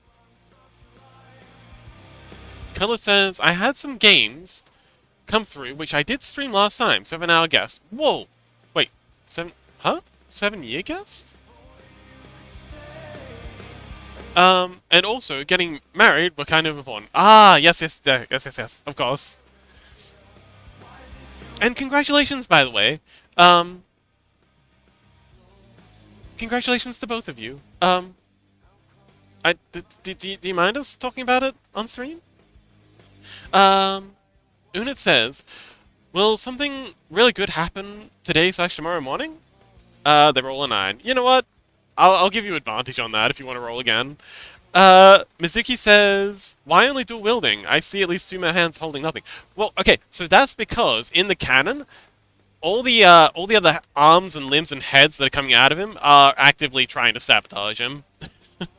That's why the Hobgoblin Assassin has his tumor head stitched up, because otherwise they will absolutely yell out to try and give away his position and get him killed, so hopefully they can escape. Yeah, they're not willing participants in this. Hence why they all look like they're shrieking, because they're screaming. They're not having a fun time. No one's having a fun time in this situation. Well, except maybe the Berserker. He seems to be having a good old time. Imagine being sabotaged by the crotch head.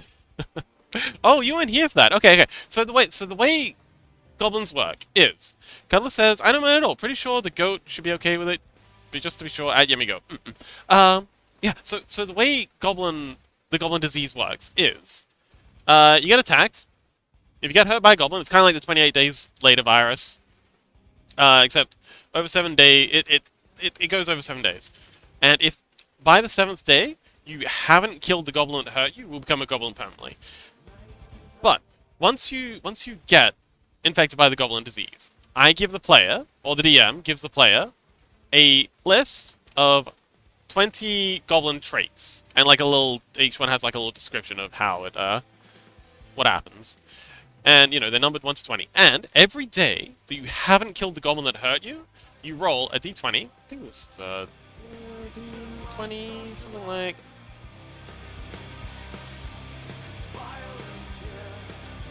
Yeah, something like d20. You roll a d20, and depending on what number you roll is the thing that triggers. And if you roll a number that you already have, you roll twice. Again. So, yeah. And it'll be something like, you know, your hair falls out, your nose starts to extend, your teeth fall out, being replaced by horrible pointy shark teeth. And one other thing is, because goblins are androgynous, your primary sexual characteristics will fall off. So yeah, they don't have junk. The shadows there are just they're just Ken dolls, and they are not happy about it. Yemi says, "Be okay with what? Sorry, I wasn't paying attention. Oh, we were just talking about the wedding."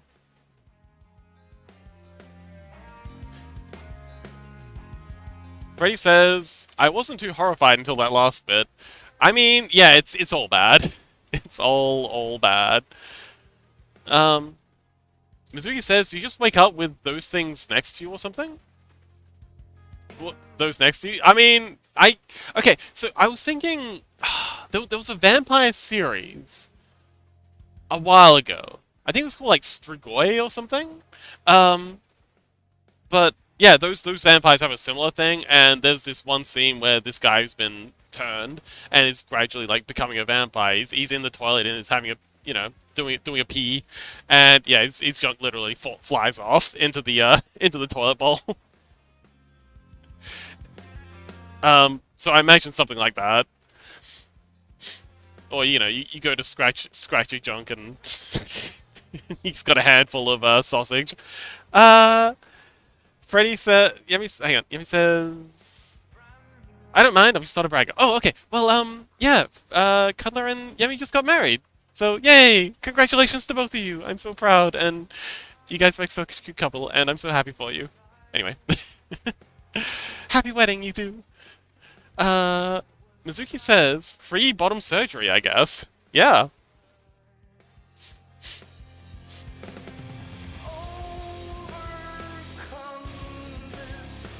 But yeah, goblins are miserable creatures. Everything about them is horrible. It's great. They fit in really well with the setting. Okay, so we need a rope. Oops, wrong color. We need a rope coming around here, and then tucking up under the arm. Whee!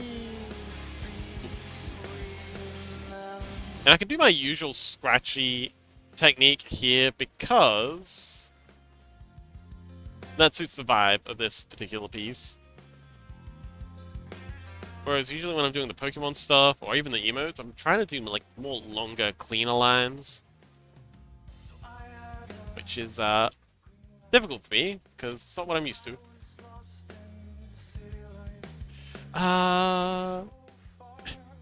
Yemi says heart. Yay! Frey says, congratulations you two both! At Yemi, at Cuddler. Cuddler says thanks!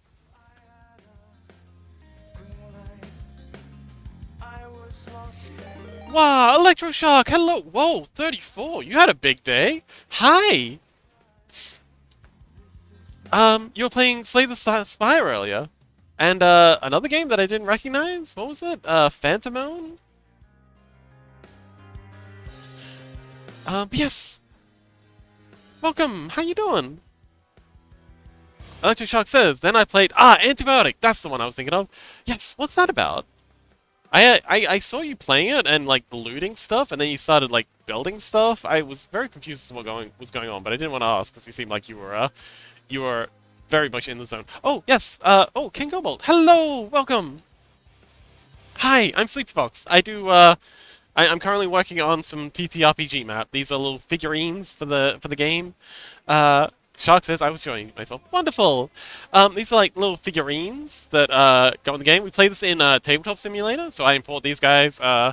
We got some players. This is Chompy.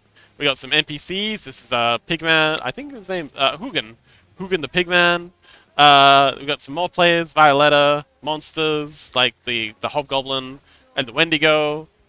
NPCs like COVID the Corvid, more monsters, and we're currently working on this ugly brute, the Hobgoblin Berserker. You loot stuff and build stuff and cook. Oh, wonderful! Cuddler says, huh, I have that game. Oh, cool! Mizuki says, Fox is an amazing artist and a professional rage baiter. Aw, thank you. It's nice to be appreciated. Patchy Fox says, second time viewer. Hello! First time chat from Raiders. Oh, hi Patchy! Welcome! Electroshock says, oop. But yeah. I also do emotes. I did oh man, I'm really proud of the dancing one I did for Electroshock. But yes, I also do emotes. Wow. So many folks down the bottom. Electroshock says I was hypnotized. Yes, that's the one! Oh man. Dancy. It's beautiful. Cuddler! Oh, cute! Cuddler Glaxed. Oh, Cuddler! You got your actual name in your emojis? Mine always says to sleep. To slee. Which is really annoying. Like the precursor says THESLE 59. But yours has actually got like Cuddler. So jealous.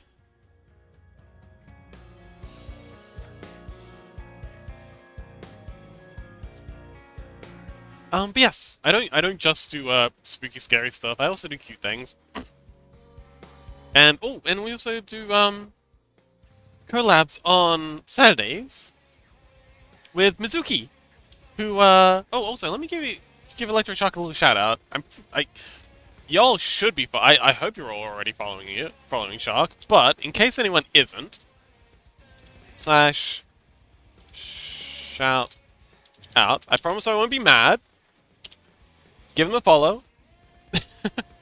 But yes, they do art streams as well. They do music. I adore their music streams. I'm always hyped whenever I see them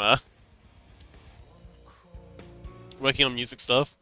They also do art streams, and they're getting extremely good at it. They've been doing a lot of art practice, art exercises.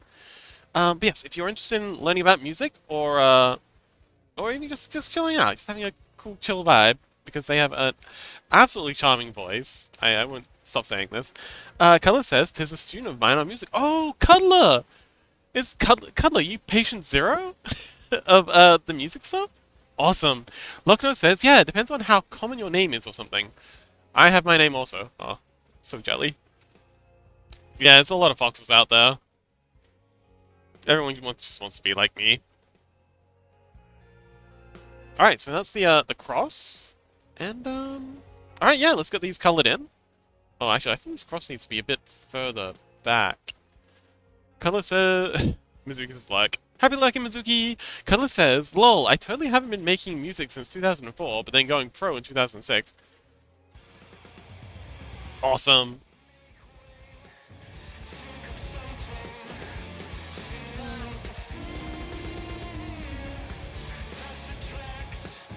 Unit says... What is that? Mr. Doom. Mr. Badoom.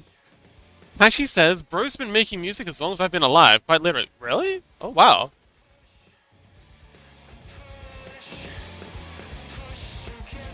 That's awesome. Oh, hang on, wait. Oh, okay. So for some reason in my head, my Tourette's converted that from 2004 to 2024 and then 2026. That is a long time. My goodness. You're not kidding. 2004 to 2006. That is, man. No wonder you're so good at it. Color says small fam. It says, "Oh God, I'm old now." No, you're not. Don't bully yourself, Unit. You're beautiful. And even if you were old, we'd still appreciate you.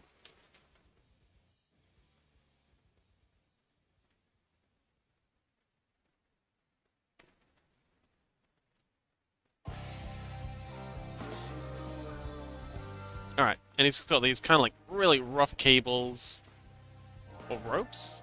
Just kind of like, yeah, keeping everything attached. Color says, "To think I started with trackers and a ton of patience.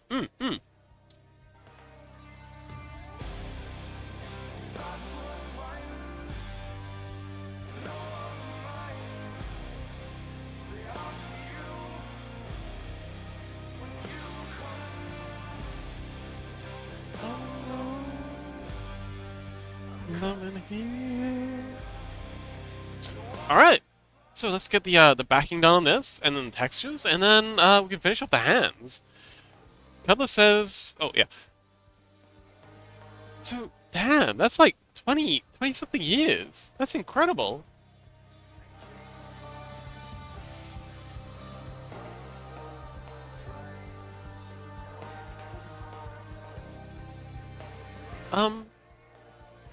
What are trackers?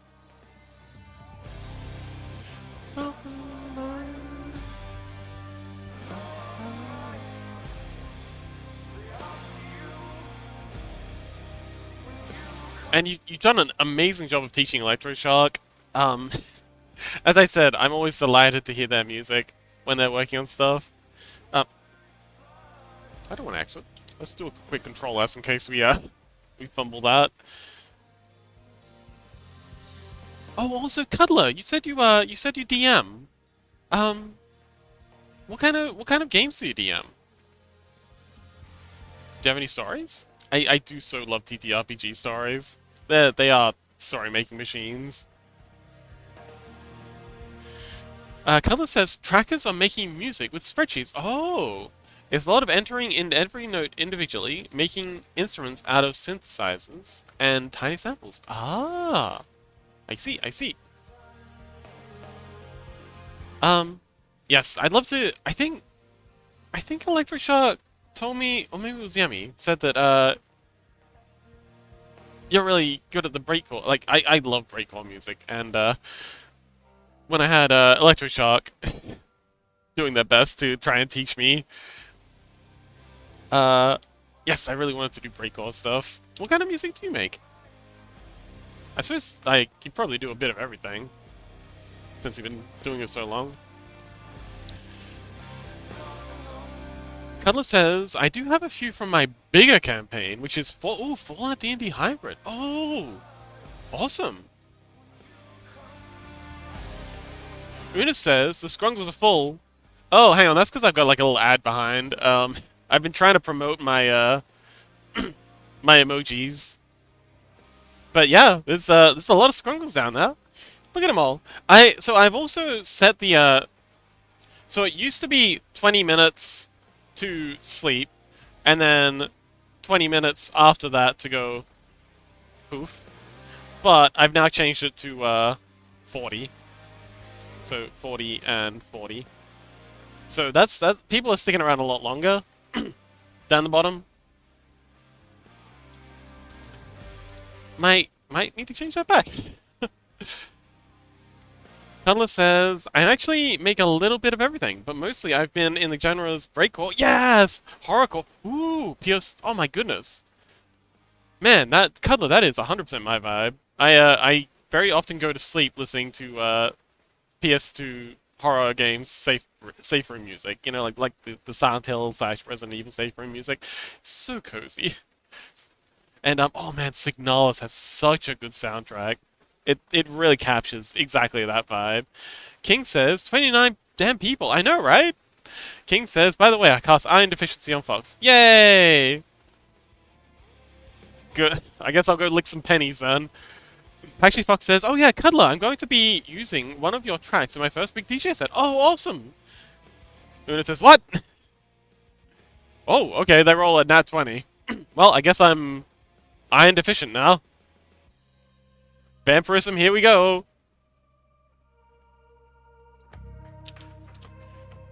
Cuddler says, oh yeah. Cuddler says, I mean, I can link my favorite album, which is drum and bass, but lots of breakcore.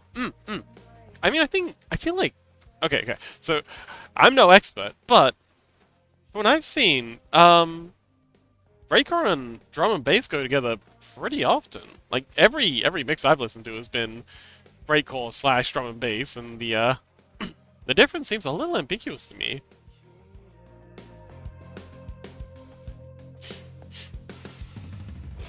Una says, hi, I'm King. Just start nibbling on a spoon. Yes.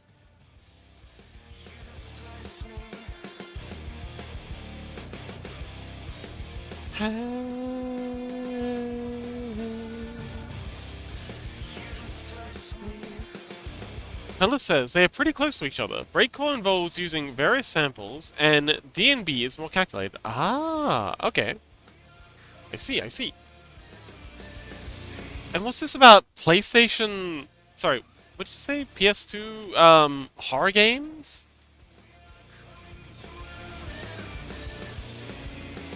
Like I said, that's 100% my jam. Yeah, awesome. Oh man, that's so cool. Meow, meow, meow, meow. Paichi says, both live and die on one specific sample, though. Ah. What's the sample? Cuddler says, think Silent Hill or Manos. Oh, Fatal Frame, yes! Kinda tones. Osrian says food. Hi, Osrian!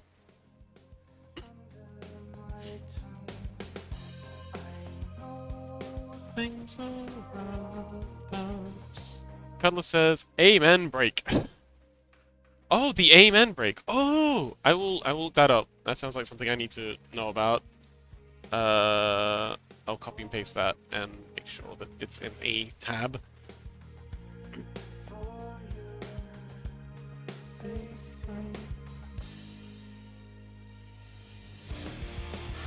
The Amen break.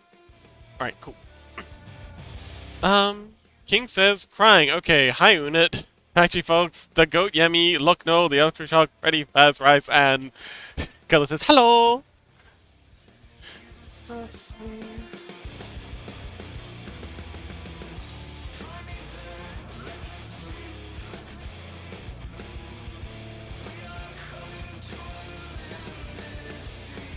King says, Ken Cole bait?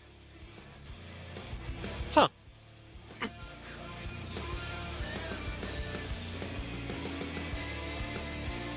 Anywho, I mentioned earlier that the, COVID the Corvid has the innocent soul.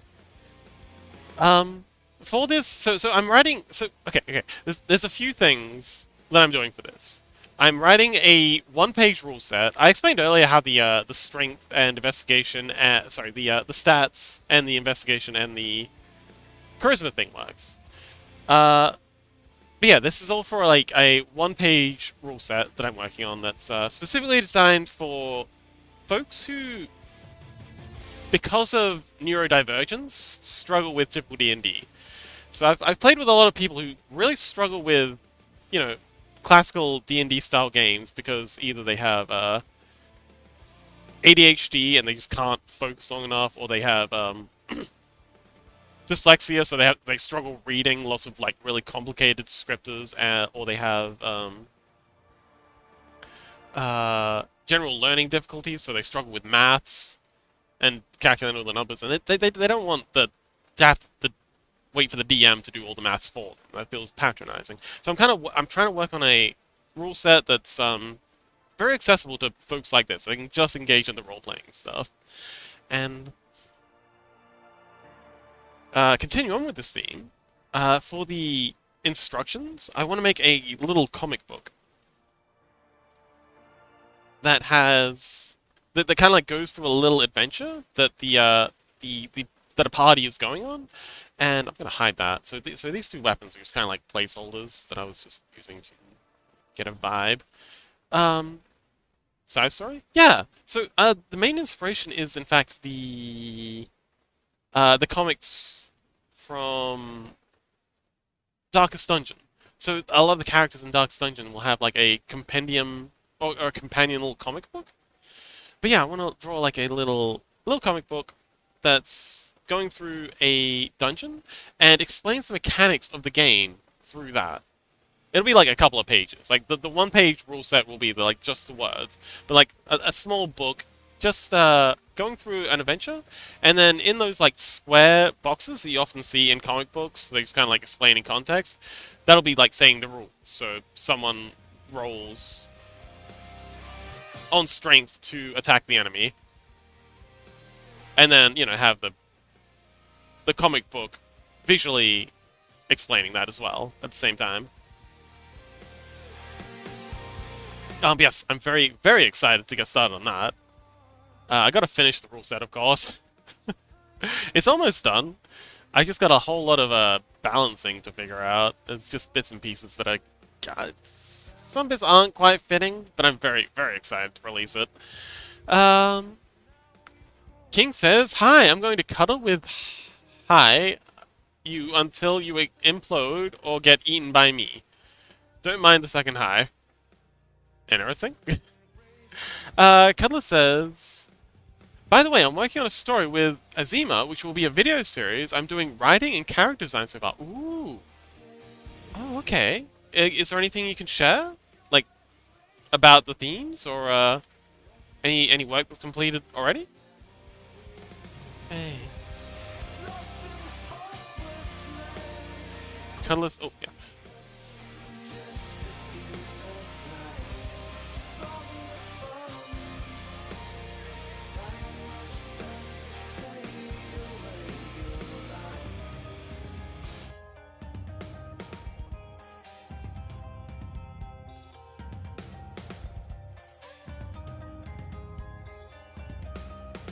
Cuddler says, it'll be shot in VR chat. Oh! I can't share yet, as we're still in pre-production. And we'll be making some VR chat maps for it, too. Oh! Oh, Cuddler! We're planning on having, like, a, VR chat map making, competition? Not really a competition, it's not really competitive, but, like, a map making event soon. Um, do you... are you... I mean, I know you're already pretty good at modeling, but... Huh? King says, Fire Song? I would cast Fireball on it. Good luck! Map Jam. Yeah! So there's a role, if you're interested in joining us, there's a role in the Discord. I'm just waiting until we've got enough people clicking that they're interested, and then, yeah. Map Jam, that's exactly what it is. I don't know why I, flopped that.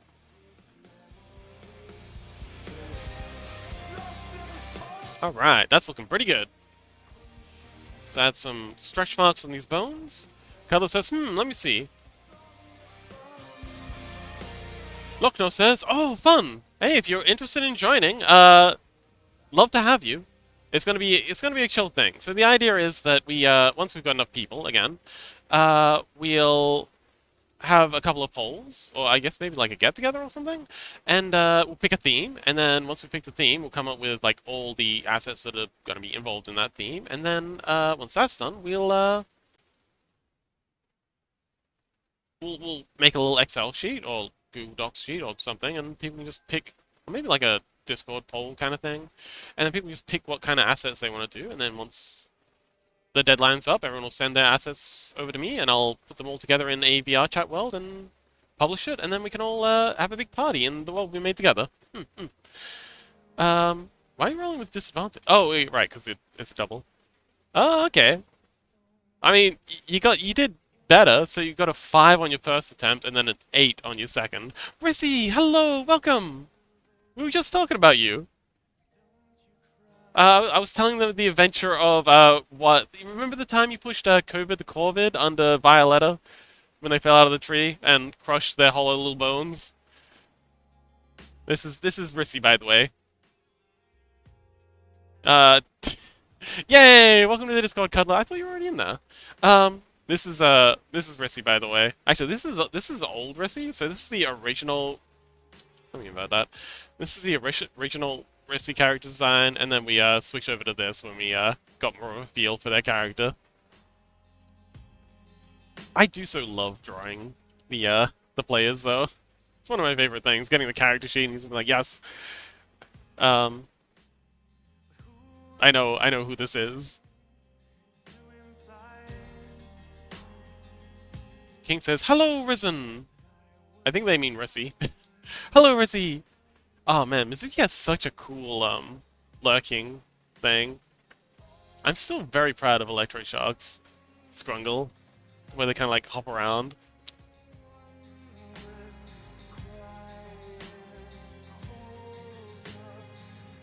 So many cool Scrungles. Oh, it's so awesome seeing the amazing diversity of all the characters down there. I think Unit's got the best luck. Oh man, it's so hard to pick though. I love that they're in a like little lantern.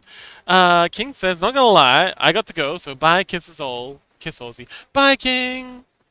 Good luck! What are we doing? Alright, we're getting handsy. We're getting handsy with that goblin. Missy says, I love my little guy and Mokbog. Yeah, we'll finish it someday.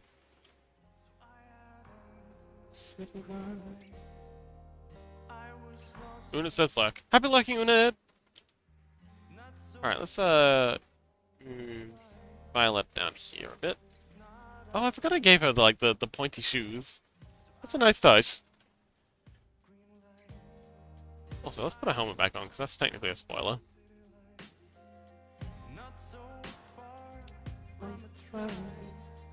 Alright, boom.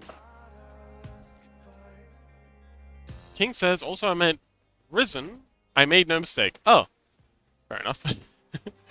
Happy lucky Unit! There we go. Oh, and Electroshock's sleeping right in front of them. Plugged into the network, I presume. Getting their charge on. Okay, so hands. So they're gonna have to wrap around.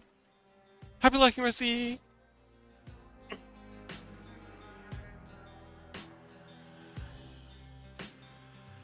So they're going to be wrapping around some axes, or some great weapons, made in similar styles to the breakers great weapons. So I'm going to give one of them give him a double bearded battle axe. Oh, Cuddler says I put the album in your service music channel. Oh, awesome! Do you mind if we listen to it on stream? Or play it on stream?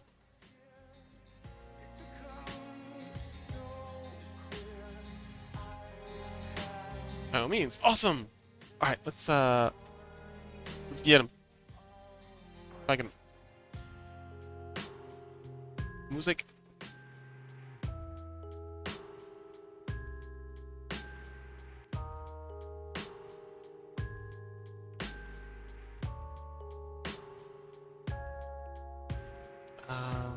Bandcamp?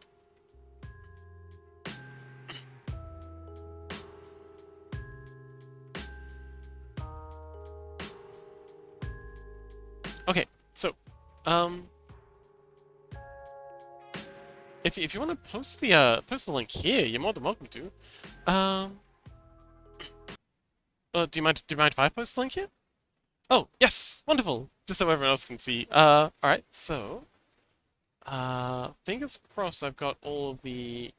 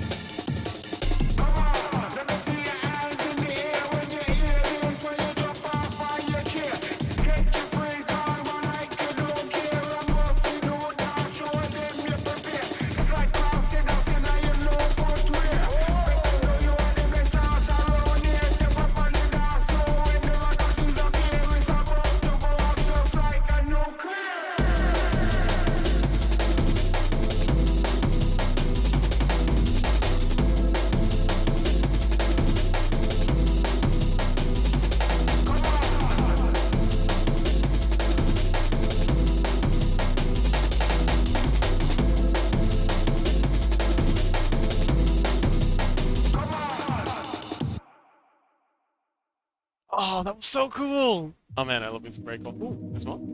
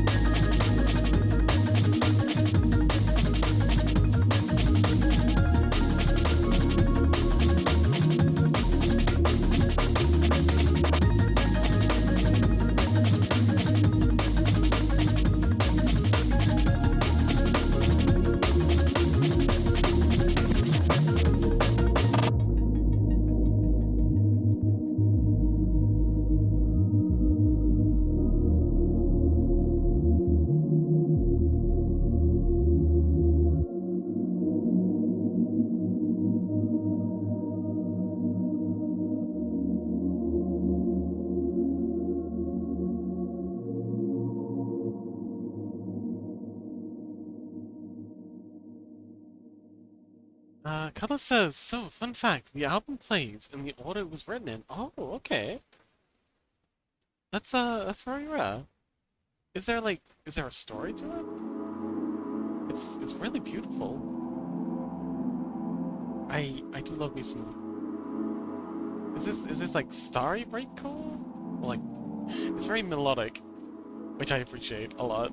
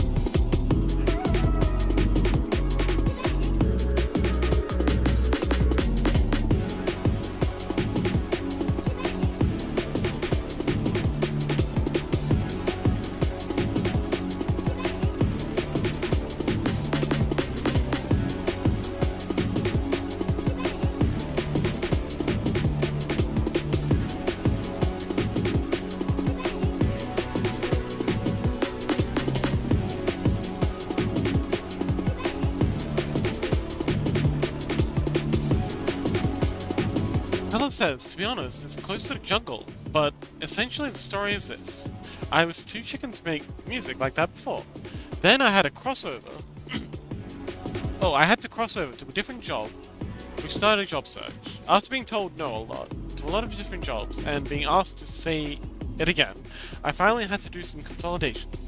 And then my not-so-new car broke down until I joined the Backwin cult at Papa John's, which I quit to be a casino dealer. Oh, I see.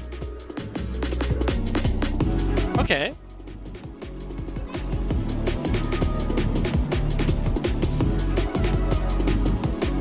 Bacon.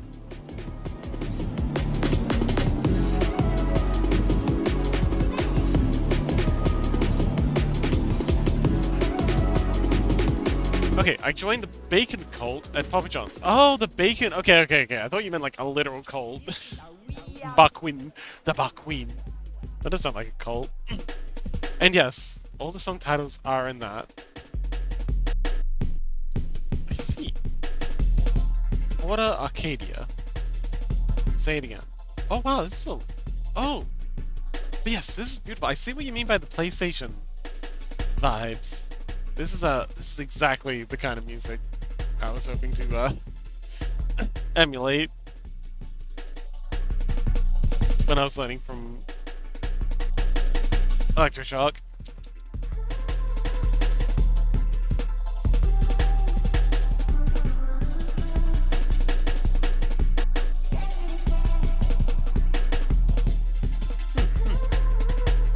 But yeah, it's really cool, and I'm glad you you got out of the bacon cult. Or the Buckwin.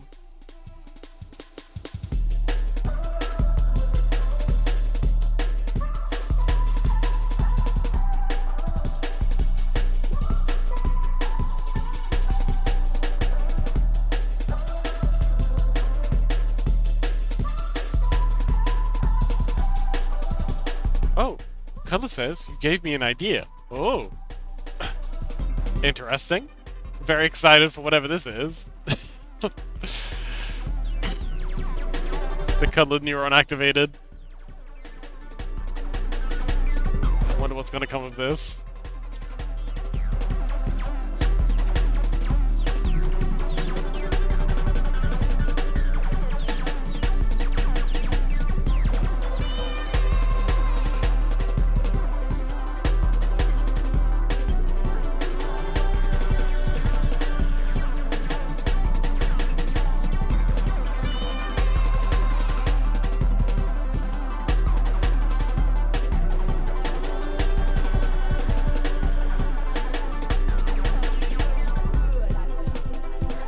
that was pretty good. Probably most hands is a little bit easier because, you know, they're all gnarly and messed up.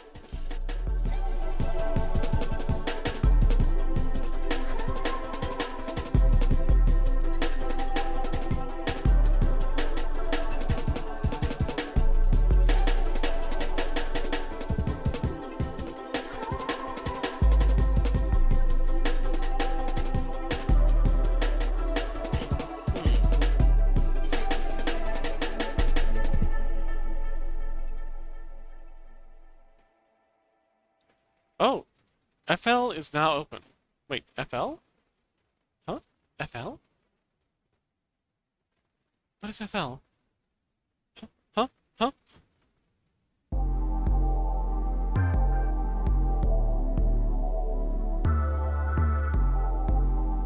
Oh, Fruity Loop Studio.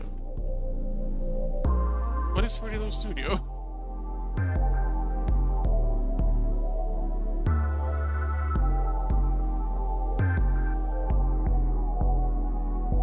Oh, Buckwin Colt. Oh, FL Studio. Yes. Wait, what about? Oh, you. Okay, okay, okay. Now I understand. You opened up FL Studio. We got there eventually. Oh, by the by. In case anyone isn't already following them, Cuddler, in fact, streams occasionally. Shout out. I gotta put the slash there. Oh, behave yourself. There we go. No! Stop it! There we go. Yeah, it worked. I tried to everything. I was like, yes, they do, okay, they used to do Talos Principle, and hopefully they'll be getting back into it soon, which is a game I absolutely adore. But they also do some music stuff. So if you're enjoying the music you're listening to right now, and I'll turn this down a little. If you're enjoying the music you're listening to right now, and you want to hear more of it, and you want to see how it's put together, then definitely consider giving them a follow over on Twitch. The button's right up there. It'll be up for a couple more seconds. Gotta go fast. Go, go, go, go, go.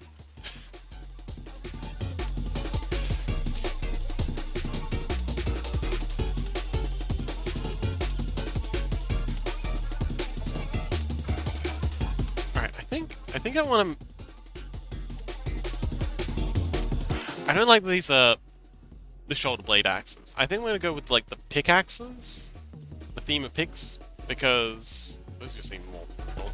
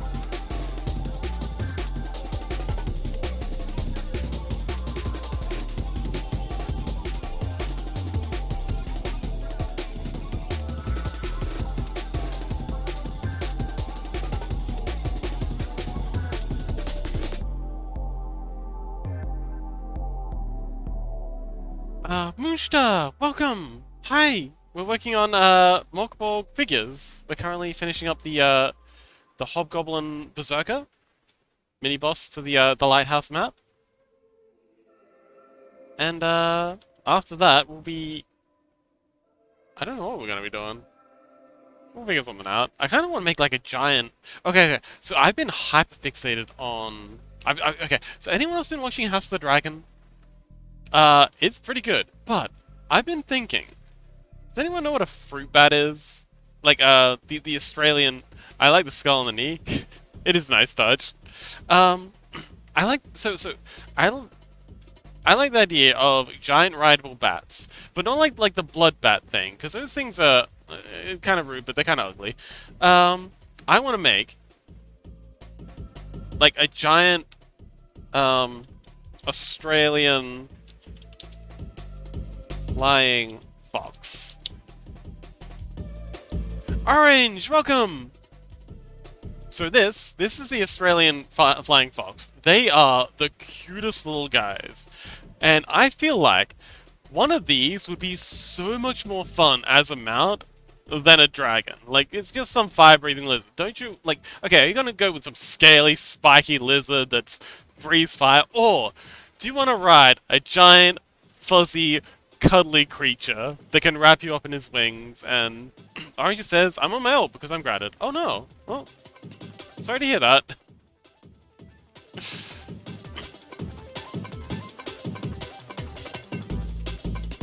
Well, Orange, maybe follow us on this account too. How's the Fruity Loops going? I do know of the rare fruit bat. They're actually not rare. Okay. So a little while ago, I was walking home. Like I like to go out and hikes in the countryside a little bit. Occasionally, there's like a long railway track that leads way out of town. But I remember one time I was coming back into town just as the sun was setting, and I was listening to the Dark Souls chill mix I've got. It's got like the Firelink Shrine. It's got like the character creation music. It's got like all the cool. Oh hey, thanks for the raid. But as I was listening to the Firelink Shrine theme music and walking back through the countryside along the train tracks with the sun setting behind me, and this was in the middle of summer for us, just absolute swarms of these fruit bats started flying in from the countryside in towards town in the same direction I was heading. Close window. In the same direction I was heading. So there was just like absolute clouds of these majestic, beautiful creatures, and some of them were like flying really low above my head, so I could see them pretty well silhouetted against the sun. I guess the sky as the sun was setting, and it was just like the most majestic gothic thing I've ever experienced. It was awesome. But Rain, welcome. Thank you so much for the raid. Hello. How you doing? What you doing? Who you doing? Why are you doing? Let's take a peek at what Rainhorn's been up to. Let's see.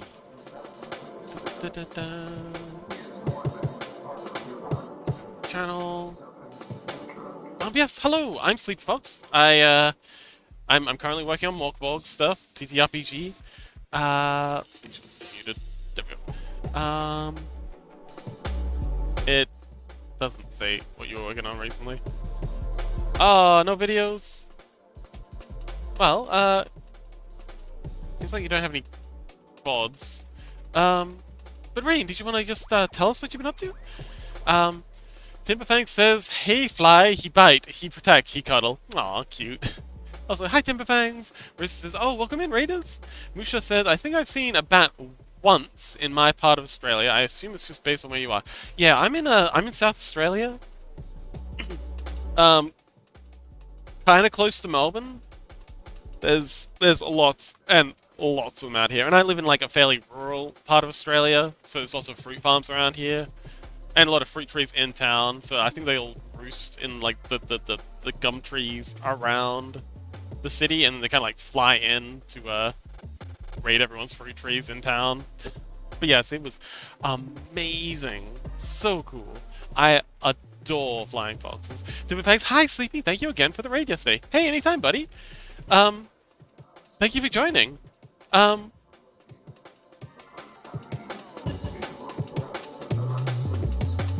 But yeah, welcome. So, Rain, are you here, buddy? Did you want to let us know what you've been up to? Say hi? But yeah, Timber, how you doing, buddy? What's been happening? I'm currently working on finishing up the Goblin Berserker. We're, giving him some weapons. Getting him all, prepped for battle. Rissy says, lurk, back to the lurk. Happy lurking, buddy! I think maybe we can have like a double pick on this.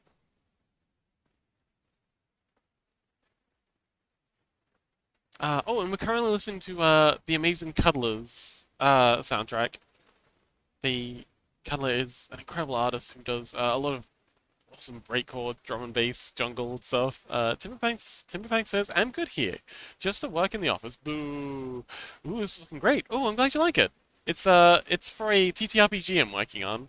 Um, we got some play. This is Rissy's character. Isn't he just the coolest little guy? He's so dumb. I love him. We got some NPCs. We got this is a previous Hobgoblin, another player character. Yeah, Cutler says, yeah, I'm working on my passion project, a metal album. Ooh, no, that's 100% on topic. Because well, I mean, this whole game is inspired by metal, so that's absolutely on topic. Uh, but yeah, I'd love to hear if you have anything to share. Timberfang says, incredible! I love that. Loving all of these. Holy smokes. Yeah, I can do more than just scrungles. Speaking of which, all the little creatures down the bottom, those are the scrungles. Actually inspired by Yemi. The word scrungle. And the idea of scrungles, in fact.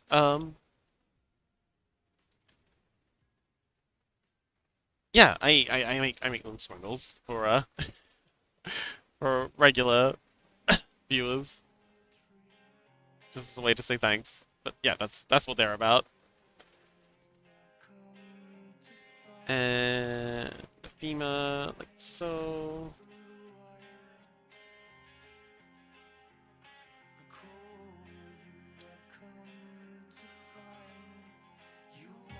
That can be a little closer.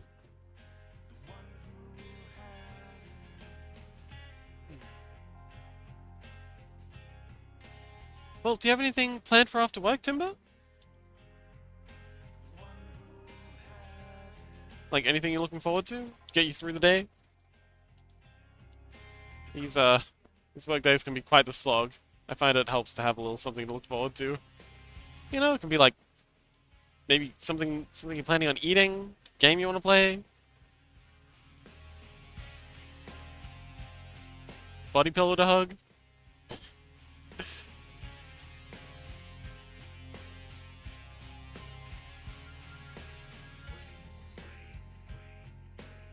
That'll do.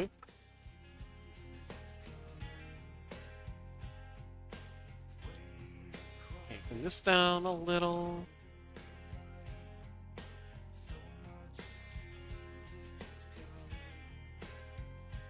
But yeah, this is all from a very grim Berserk-inspired sort of world. Berserk slash Darkest Dungeon, although I feel like Darkest Dungeon has similar vibes. A bit of Bloodborne? That's your cup of tea?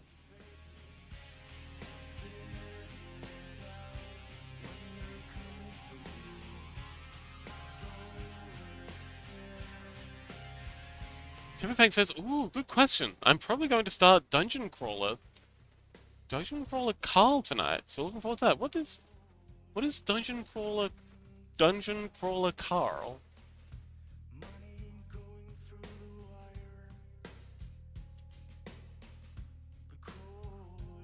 Is this a manga? Comic book? Light novel?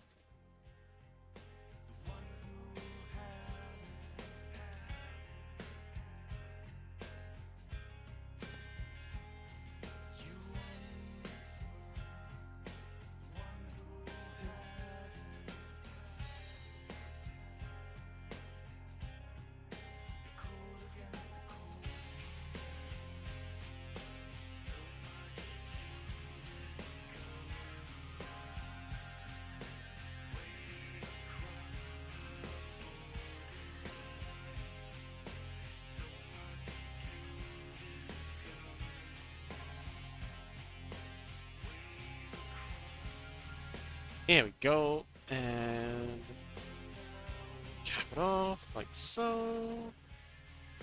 Split that.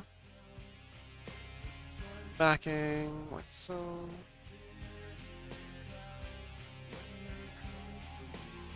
Timberfang says, a novel, yeah, it's been very popular recently. A friend just finished the first book and is letting me borrow it. Big TTRPG vibe, so you may enjoy it too. Oh, okay, what's the premise though? Like, what's it about? Don't do me.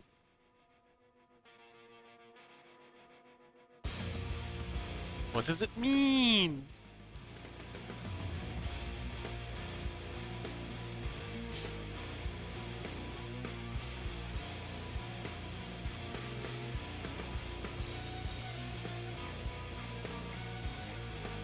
Cool. So that's a femur. I'm thinking maybe giving him two femur weapons would probably be the play. Because I feel like armor piercing is probably something he needs to be doing a lot of. He's going to be going up against players that might have a bit of armor on them, and for him to be scary, he needs to be a threat to them, especially. So having two attacks, both armor piercing.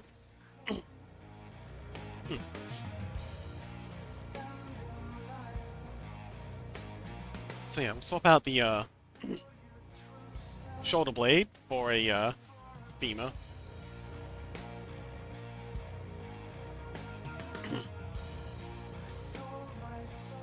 Timberbank says, it follows Carl and his talking cat, Donut, as they survive a brutal televised alien game show inside an apocalyptic alien-floor dungeon.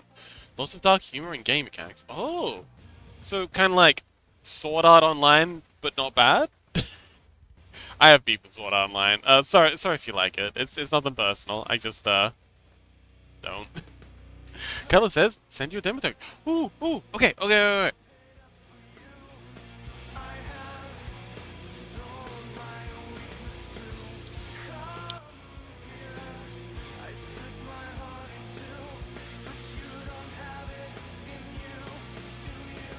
Pause my music. Okay, so this is STG Rawish by Cutler.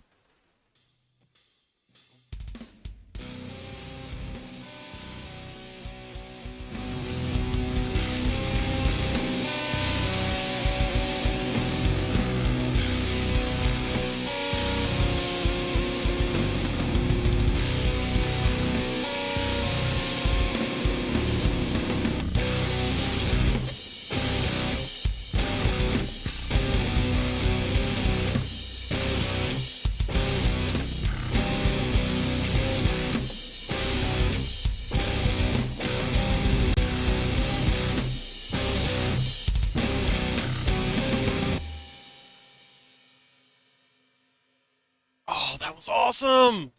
Oh, I love that. That's exactly what I'm looking for. That's actually a lot like what we're listening to now. Yeah, Catatonia. It's it's a little bit melodic. It's a rough demo. It's missing vocals and all the other stuff meant to make it sample. No, I love it. I'm actually a huge fan of instrumentals. They're usually my favorite parts of tracks. But yeah, that's great. Very excited for how it's all going to turn out. And yeah, it's awesome that you're working with metal as well. It's a big change from breakcore. Timberfang says, "Lol, no, you're all good. I watched a little SAO, but then fell off of it." Well, if you liked SAO but couldn't really, if you liked the vibe of SAO but couldn't really get hooked into it, try Sword Art Online Abridged. It is hilariously good, and actually fixes a lot of the plot holes and silliness in the base anime series.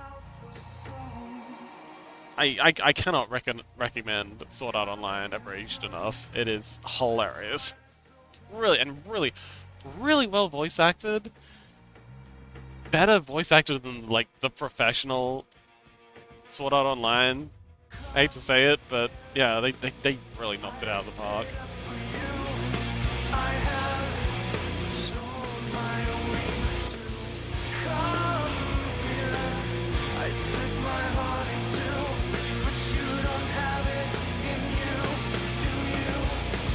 Yeah, it's a good time.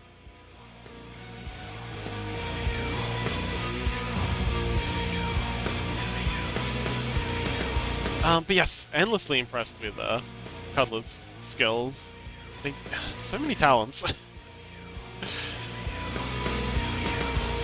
Such a talented bear.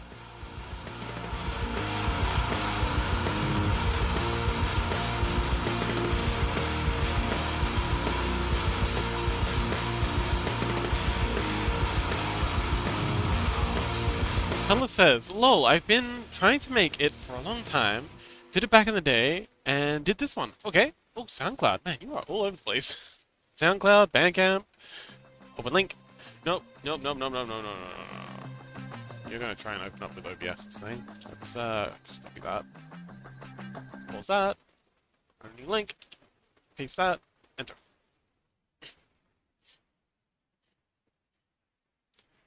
Okay, this is see. I don't. What if I don't want to? Did you think that? Oh, there we go. There we go. Next. Okay, cool. Phew.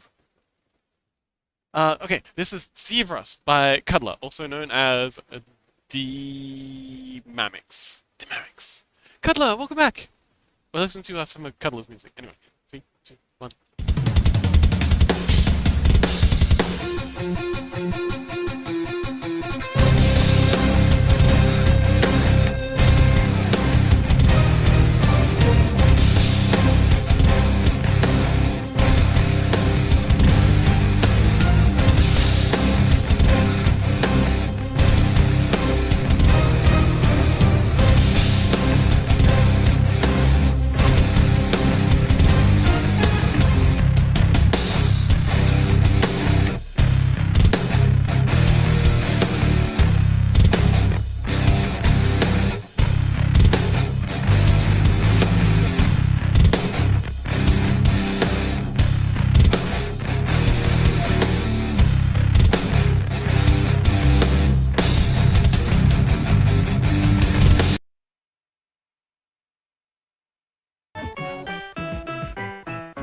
Nani?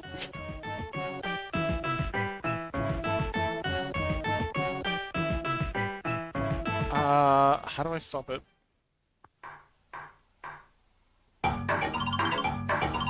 I don't think that's you. That's Mari. I was gonna say that's a bit of a total twist. But yeah, that was great. I'm very excited to see where you go with this.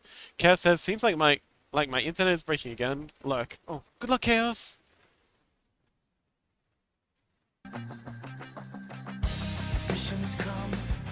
But yes, very hyped for where you're going with this, Cuddler. There's something left to learn. Pass them on, let it show. Let the rich meet death. Confront our own concern. See us sleep behind the glass. I know we're a crime.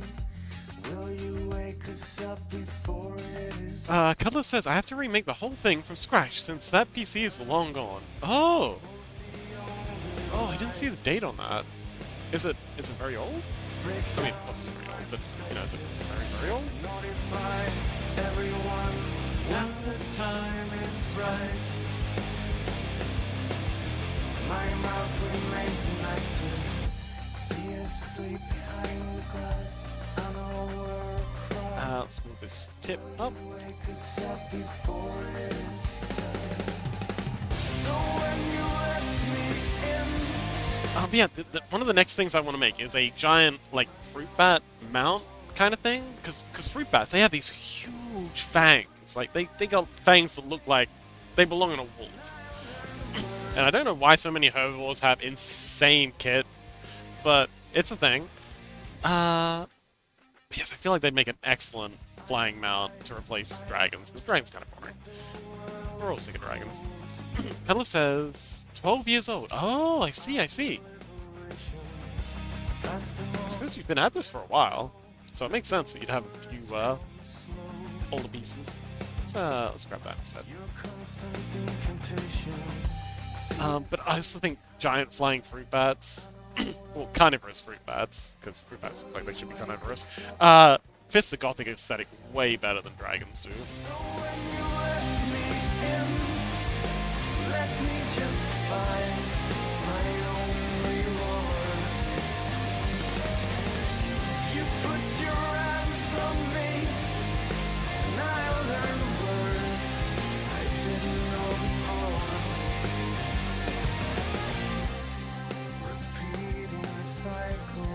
So this gets thinner as it goes back, foreshortening. Thinner as it goes back, it's foreshortening. I think these ones could be scaled up a little, because again, they're closer to the camera. Although, hang on, no. though. That's foreshortening isn't going to be as much of a thing for this guy because of how it's viewed. I think a bit of foreshortening wouldn't be too bad. But again, because he's a figure on a map, he's going to be less. Yeah.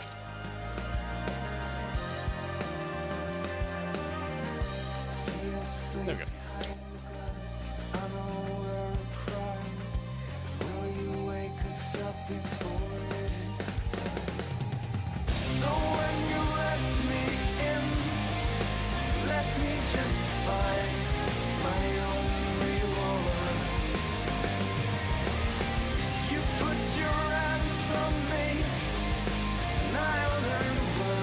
Stretch! Pop!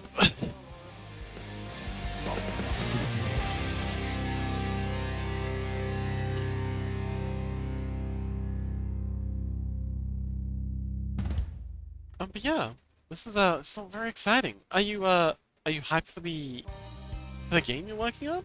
I remember you said you were working on a game. I don't know if you can tell us anything about it, but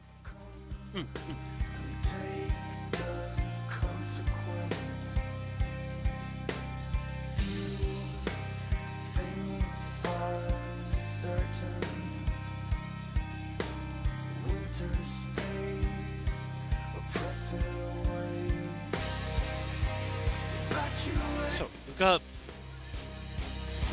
I don't know, those weapons seem a little dinky. Maybe just keep adding femurs to it. Turtle! Oh, Turtle! Hello! Welcome! We're working on our beautiful, hideous hobgoblin. Oh, I also haven't finished that back foot. Gotta get that sorted out. Holy moly, those look incredible. Yay! I'm glad you like him. We've been adding armor, finally getting around to giving him some weapons. I'm not really happy with how these weapons are looking. They look a little small. Like I feel like he's gonna have one swing of this thing that's gonna snap. Oh, actually, maybe we could make that a mechanic. Like, every time he uses one of these weapons, it breaks, so he has to go get another one. Like, he's got 2 attacks, but as soon as he's done it, he's either got to go find a new weapon or use his fists, which would be considerable. But yeah, Turtle, how you doing, buddy? Have you recovered from your adventures? Your birthday adventure?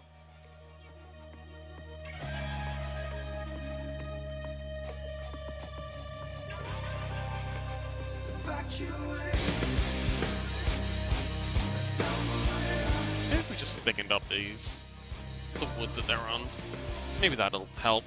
Make them basically just wooden clubs with bones sticking out of them.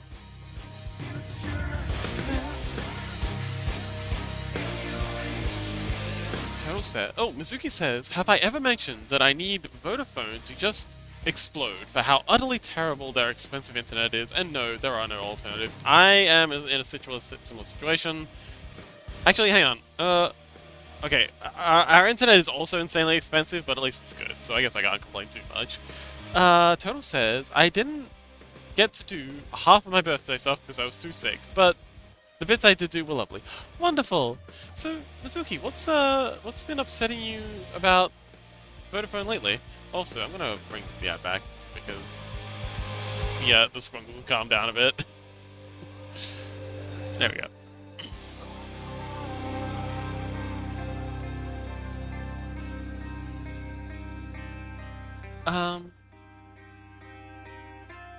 But yeah, I'm glad you had a wonderful birthday, Turtle. If anyone deserves it, it's definitely you. Oh, this looks better. Yeah! Okay, that was the problem. The clubs were way too thin. They just look like sticks. Mitsuki says the problem is that network is overloaded in the evening, and then lie about it to cover their ass. Oh, I see. Well, maybe that's why my internet's always so good, because I'm only ever on at midnight. Actually, maybe that's why it's so bad when we're doing Minecraft, because it's on a weekend when people would actually be... That would explain a lot, actually. Maybe we should change the day to be on a day that not everyone's going to be on. Because people are going to be on late on a Saturday, my time. Mizuki says... Oh, Toto says, "Aw, thank you." Well, thank you, buddy. We do appreciate you. Mizuki says the internet doesn't work in the evening and especially bad on the weekend. Yeah, that's definitely errata, yeah. Oh, yeah. They're so cheeky. Cheeky little corporate overlords.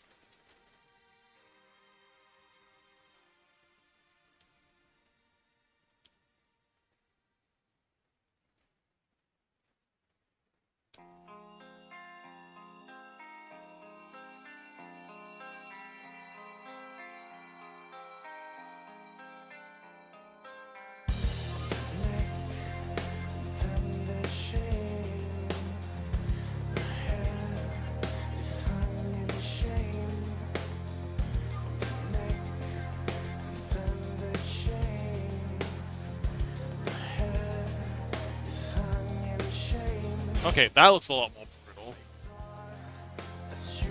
Let's extend the end out a bit more so there's more space to wrap. Actually, might extend it out a bit more and add another theme at each of these. Mizuki says, I called him and the guy genuinely... Hang on. Oh yeah, I called him and the guy genuinely sounded scared at the end. I didn't even say anything bad. I think I just sounded incredibly annoyed. Oh no. Maybe they were scared about losing their job? Or maybe they've coded the AI chatbots to sound terrified so that people look less into how dodgy they are, but also so they're less actually I wouldn't put it past them to be coaching their reps to sound terrified all the time to try and throw callers off from demanding they do better. I mean, it's what I do.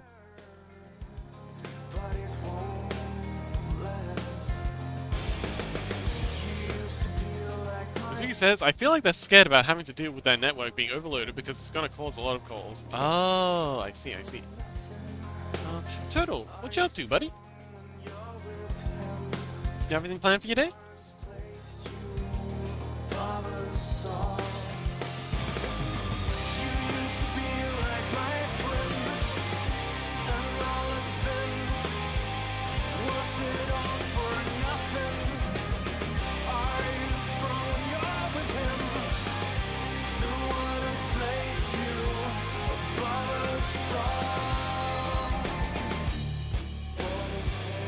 That'll do.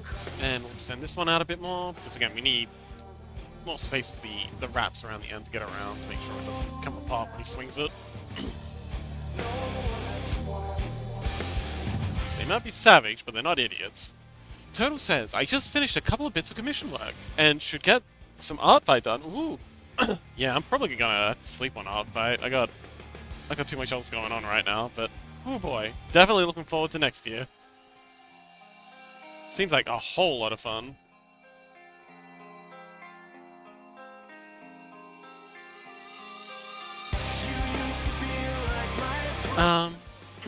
There's always I say, yeah. Getting some art fight done, but I'm still not feeling super great. So you're just gonna watch your good self, maybe the football on the other monitor. Oh, okay. Wonderful. Wait, football? I think you mean soccer.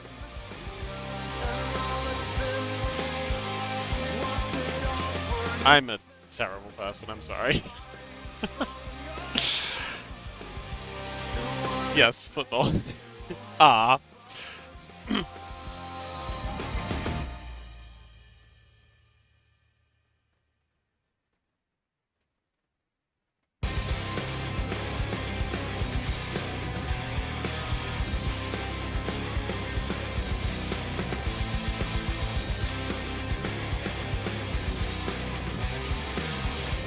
Ah, come on, behave yourself.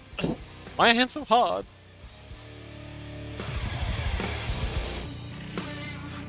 Oh, that's okay. Yeah, that'll do.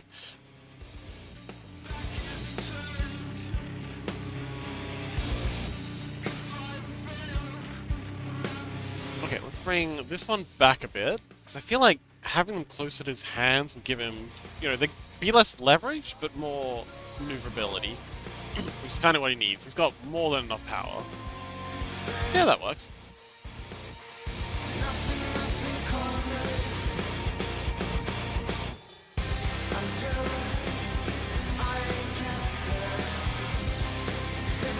Yeah, that feels pretty intimidating.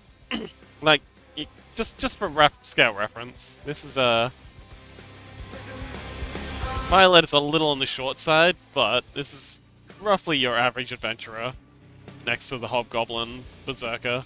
I feel like that's plenty intimidating as the first boss the players have to go up against, or the first level boss. Spooky. Yeah. So it's gonna be him, and it's also gonna be calling on as many goblins as the players don't kill on their way up. Spoilers.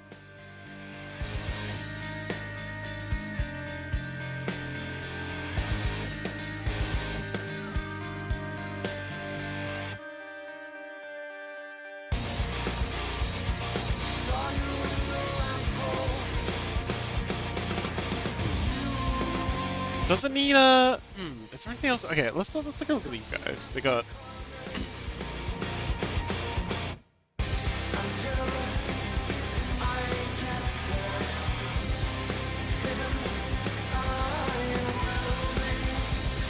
Yeah, I think that's about as far as we can take this. They got the femurs. Could add another femur into each of these and make them, like, you know, extra gnarly. But I think that's good. So, Turtle, do you have much experience with TTRPGs? Have you played any D&D or Daggerfall or anything like that? I think I've asked you this before. I'm sure you said you did. Femur, I hardly know her. I certainly hope you're not femuring.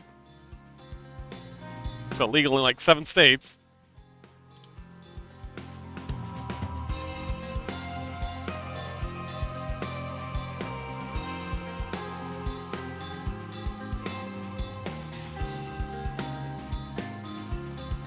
Toto says, I published a D&D 5e campaign setting. Ooh!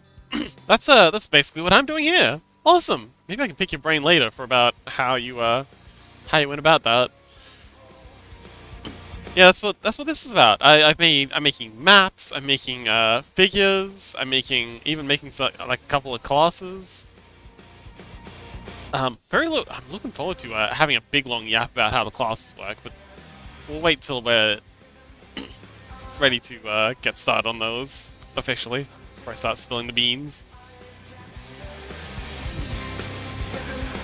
Do these weapons feel savage enough? They feel pretty gnarly. I feel like if someone swung one of those at me, I definitely want to duck, especially if it's been swung by an arm that looks like that.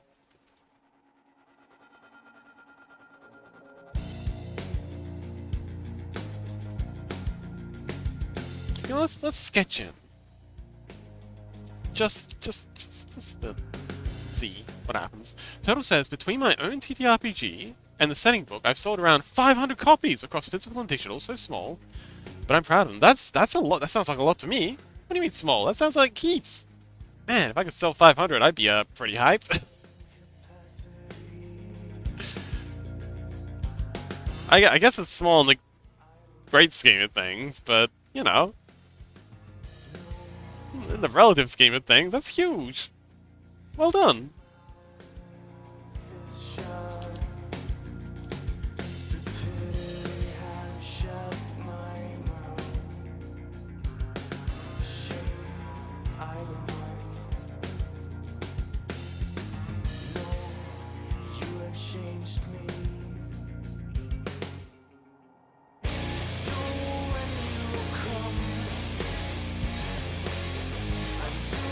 Toto says thank you. Yeah. Congratulations. I would love to keep working on them and spend time to promote, but it takes too much energy right now. Yeah, understandable. It's taken so much energy just making the content for these. Can't imagine also like promoting them, and oh man, it's gonna be a lot on top of everything else. But it's amazing that you did it. That's super impressive. Well done.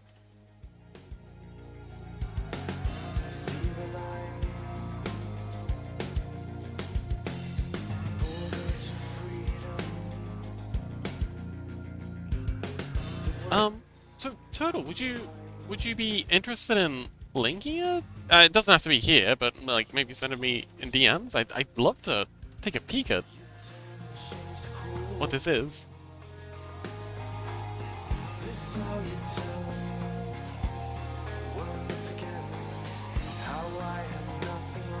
Toto says, I think I already did a while back. Haha. Oh, did you? Oh. Okay, I can definitely look back through our DMs then and dig it up.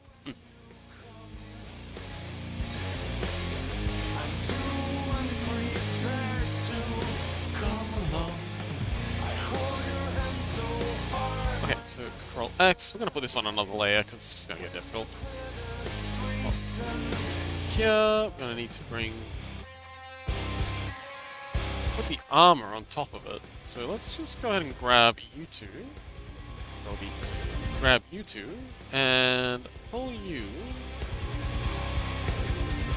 down and didn't mean to do that. You two and pull you down and down one more and oops.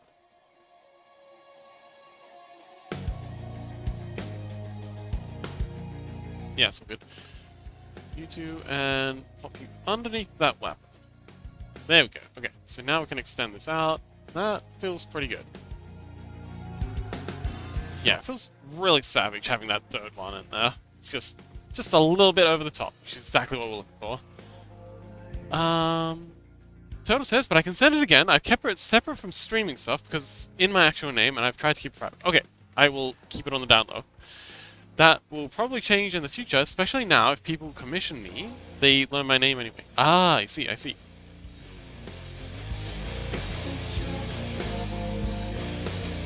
I'm pretty fortunate with my name. It's insanely common. When I went and registered my business name, I had to like, you know, do the search thing, and there's there's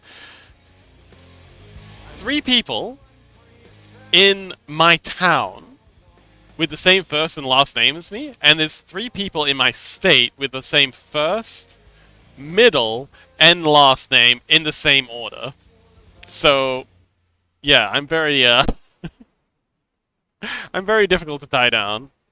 So even if you have my like rough address, it's not gonna.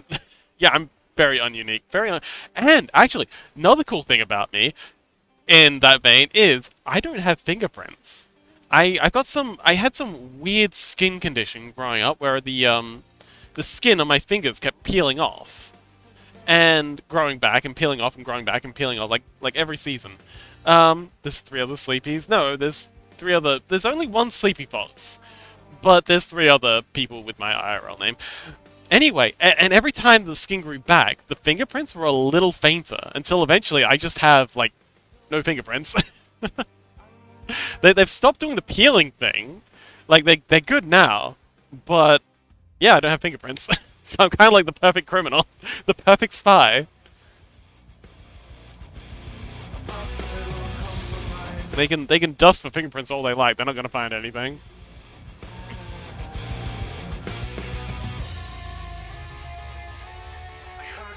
Turtle says, I lost my fingerprints for a while back in uni. I made my own chainmail shirt. What? Hang on, wait, because you own... Hang on, wait, how'd making a chainmail shirt remove the fingerprints? It's just like, the wear from... Una says there's 3 sleepies and one of them is off the records. Look, mate, there's 3 sleepy foxes inside of me. All of them are idiots. Turtle says, I absolutely destroyed my fingers and hands, lol. Oh, but how? Like what about chain... Oh, ring by ring with 2 pairs of pliers. Oh. Okay. Damn. I hope it was worth it. I mean, for a chainmail shirt, I presume it was. Okay, that looks pretty metal. The 3 femurs, I think, is plenty enough. It's a good number. I feel like if he swings that at you, like, okay, I still got to do the wrapping, like the bindings, to make it look like it's like properly attached. But I feel like three femurs stuck in a stick, being swung at you, even if you are in plate armor, It might not. It probably won't penetrate plate. Actually, hang on, turtle. So as someone who's made chainmail, do you think a weapon like this? Again, it's going to be wrapped up and bound and like probably attached, so don't worry about them falling out. But do you think a weapon like this, being swung by a creature like this, would be able to pierce chainmail? Turtle says, I have a chainmail shirt, 100% worth it, absolutely. I wouldn't mind a chainmail shirt. Is it riveted or buttered? Turtle says, top tip though, don't wear it without a shirt if you have any body hair. Yow! I mean, even if you don't have body hair, just rubbing on your nipples be, and just pinching your skin in general. Rhubarb says, actually, I had that problem when I used to do a lot of surfing. I had that problem when wearing a wetsuit and the hair on my ankles. I actually started shaving my legs because peeling off a wetsuit because I was going every other day, and peeling off a wetsuit when you've got leg hair is abominable. So I just started shaving my legs for a bit.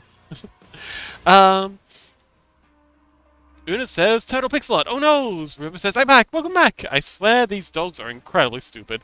Yeah, but what they lack in brains, they make up for in heart. Turtle says, no, I probably wouldn't pierce it. No, it probably wouldn't pierce it, but the crushing force would 100%. Do you think so?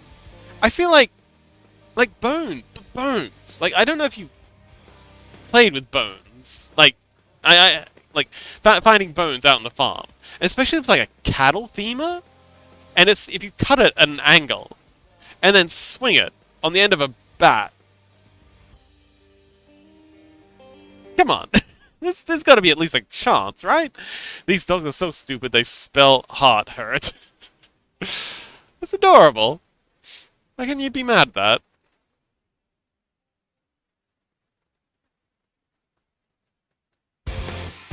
Turtle says, oh, if they're just real bones and they would smash to pieces, it would probably still hurt like hell, but you'd probably be okay. I don't know, I've never swung a bone.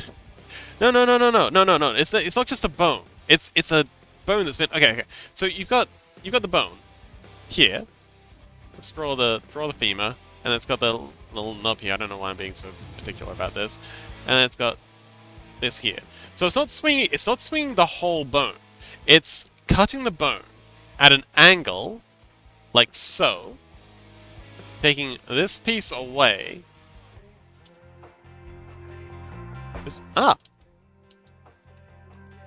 Please behave. God damn it. Taking this bit here away, and then swinging it with this bit here impacting the chainmail.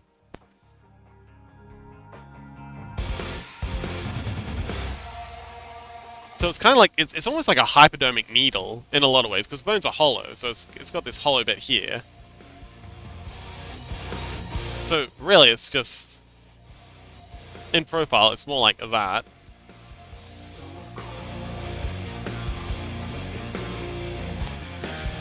Bones are pretty strong, so shattering them would take considerable force. Turtle says, yeah, smashing them into chainmail covered chest would probably do it, but it's gonna knock the heck out of you. Wait, huh? Trust me, you still bruise like mad, even if you get hit with chainmail with the blunted sword. Yeah, but I'm thinking like as like penetration to like skewer the person. Una says, "What are these hypothetical scenarios you're telling me?" Oh, this is for the TTRPG. These are the Hobgoblin Berserker has these two wooden clubs with sheared off femurs lodged in them that he swings around as kind of like battle axes, cleavers, something like that. And I'm just wondering what the armor penetration value of a weapon like that would be. And I think it'd be pretty high. Turtle seems to think that they would be a bit less. Turtle says, I don't think it would penetrate all that well. Maybe a thin shard could, but chain links overlap very well. Bone is strong, but steel is stronger. The flesh is strong, but steel is stronger. Ah, but what is stronger still is the hand that wields it.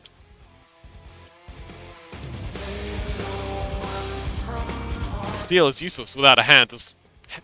Well, how does the saying go? Steel is useless without a hand to wield it. No, the hand and the courage to wield it. Um, but I'm talking like just getting between the the links and prying them apart and splitting them. Turtle says even if it doesn't skewer you, it's still not gonna feel. Yeah, it would absolutely brutalize you, especially with all that force focused in one spot. It'd definitely like break every bone underneath it, and you know, absolutely mangle your organs.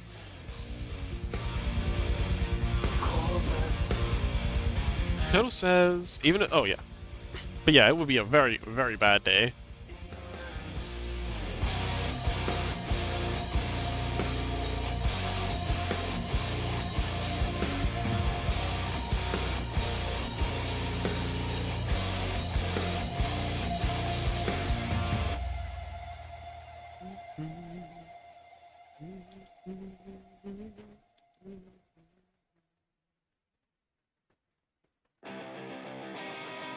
And then another knob here.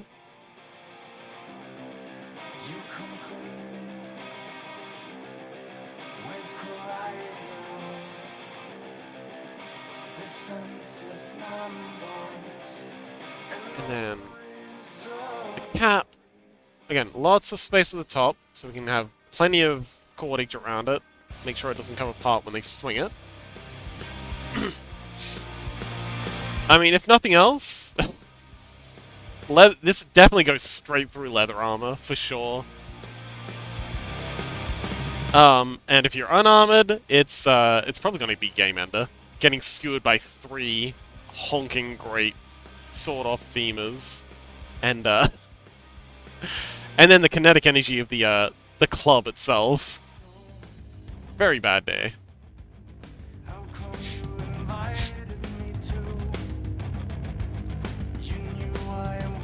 Okay, so I think we can... I think we can scale this one down. This one's a bit oversized.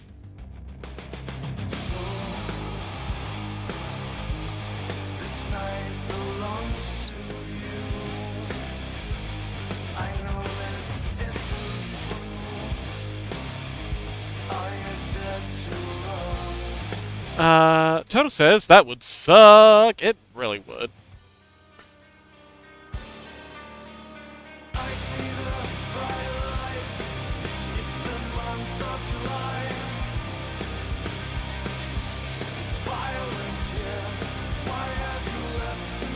But yes, I want to make some animal mounts. I've made I made a little doggo. So funny story. So for the first campaign, I DM'd for the party. Well, for a party, was in a similar setting. I was still kind of developing things, but I had a dog. So it was like a one-shot, just one dungeon. But at the entrance to the dungeon, there was a goblin trader, and he had like a bunch of animals. Well, he had a bunch of like items, weapons, things for the players to kind of like buy and just kind of like respec anything if they had some money from their starting character that they might want to spend, because it was a one shot. I wanted to give them a chance to engage with the marketing thing, and he also had some animals, like a dog in particular, that I really, really wanted the players to buy because I kind of wanted to test out the mechanics, and they weren't interested. They wanted nothing to do with this cute doggo. Like, I made like a cool little token for him and everything. He was like a cool little guy. And the players was like, nah, I don't want the doggo. I want to buy freaking torches and grappling hooks and lame, useless things like that. And of course, needless to say, I was cool with it. No, it was fine. I was absolutely fine. And when the players came back at the end of the dungeon, I made sure that the goblin trader had no more animals for them, but he did have some newly minted animal steaks. Some fresh meat.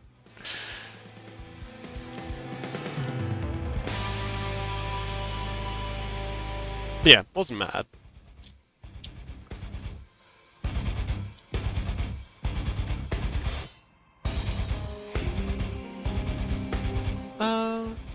Yes, I do so love TTRPG stories.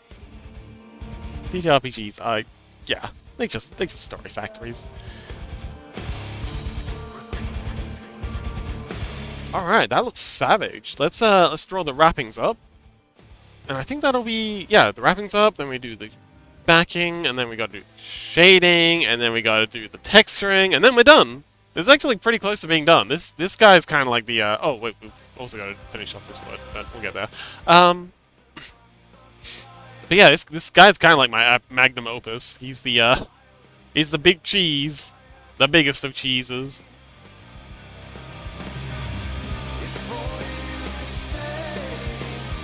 And he looks terrifying.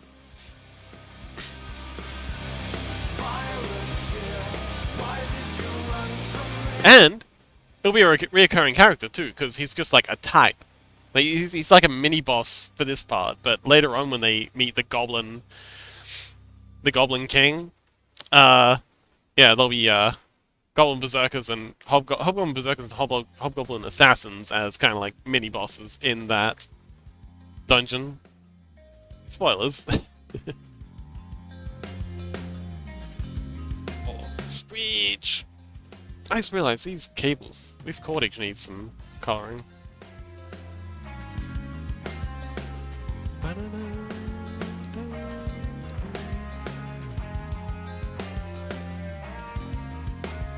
And shading on here. Oh, that's starting in 5 minutes. Oh no.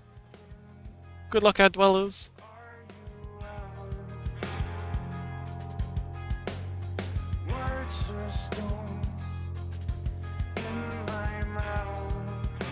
That's better. Much better. Okay. Okay. Yeah, I've shaded that one. Okay, now we can get back to wrapping up these. Now, how do I wrap up this one? I think I just did it with, like... Yeah, just kind of like rough, sort of leather cordage stuff. Some kind of sinewy. Basically just rubber bands.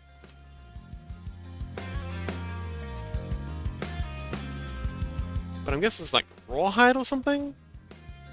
I mean, they have a lot of skinned, or flayed bodies about the place, so I feel like they have access to, plenty of rawhide. They do so love their organic materials.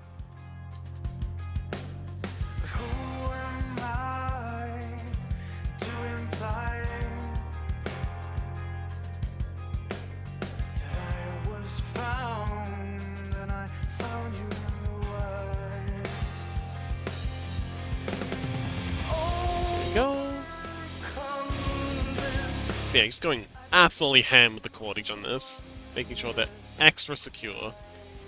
Super tight. And I think for this one...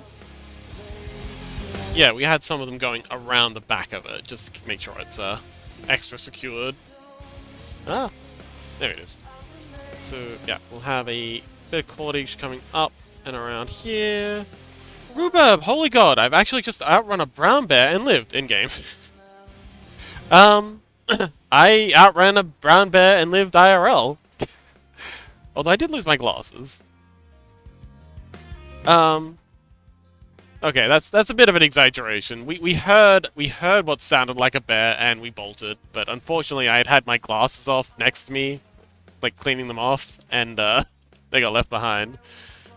Which is unfortunate. Still mad about that.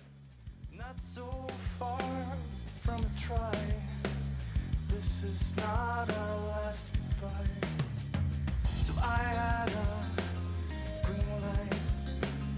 I was lost. Yeah, that was during my Canadian adventures. You got me so worried for a second. Yeah, we don't have a lot of bears here in Australia. I mean, we have drop bears. They're pretty dangerous, but it's not quite the same. It's a whole different experience dealing with drop bears.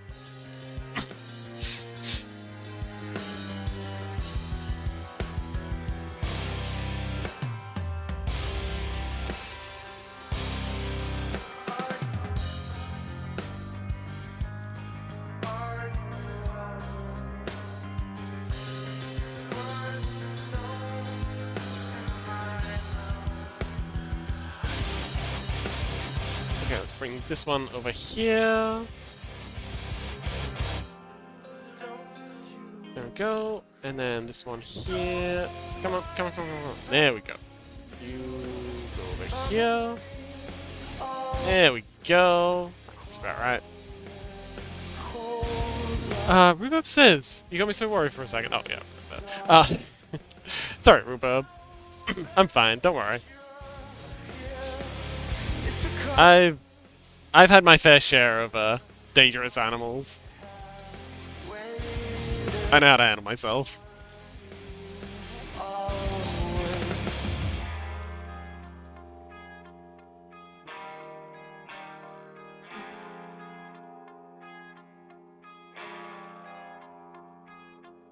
And then a little bit coming across here. But yeah, total. Was that a Conan quote before? Bone is weak, steel is stronger.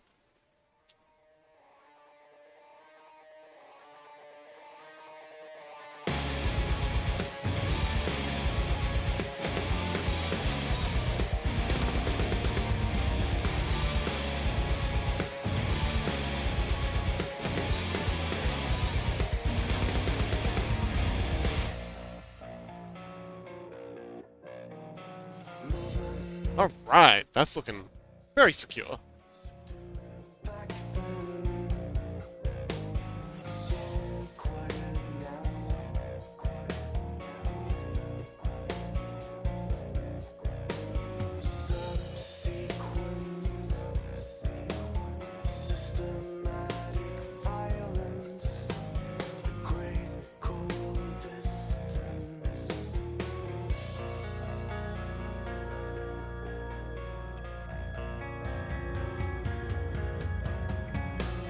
Beautiful.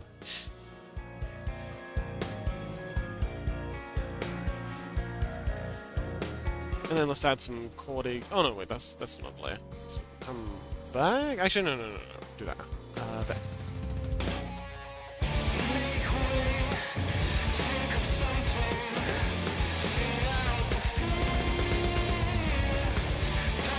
And this isn't cordage. The same rawhide that's the other one is. This is more some kind of fabric, cloth, cotton, something like that.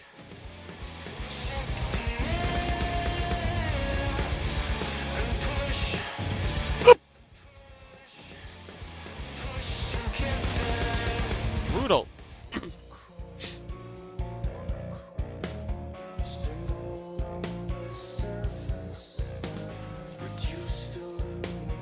So Rhubarb, how you doing, buddy? You up to much today?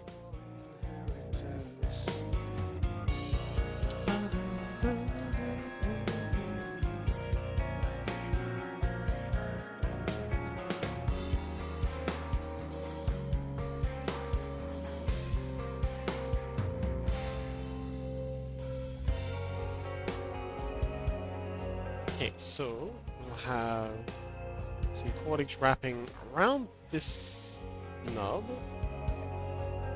down to there.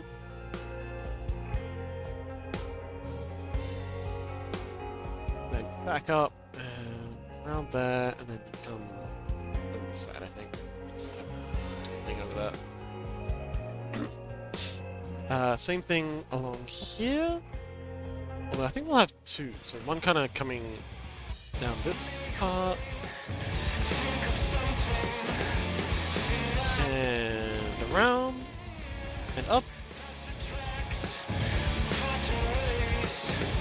And another one coming down here. And kind of taking up underneath this. Steady, steady.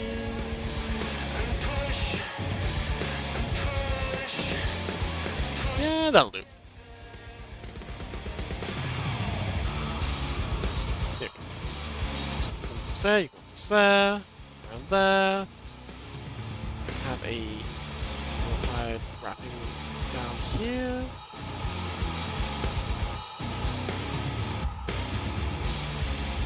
Up. That. Goes here. Man, it'd be so good to finish this guy. I've been working on this big fella for heckin' long time. Oh, this should probably arc like that. Yeah, that looks better. Get around there.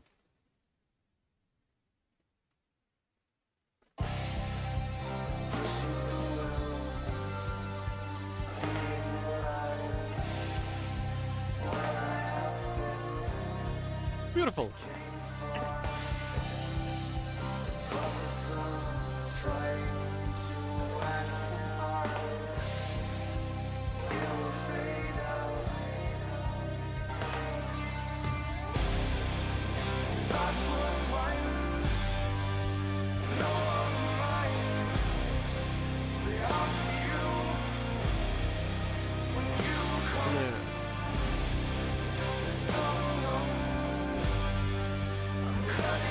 See, it doesn't...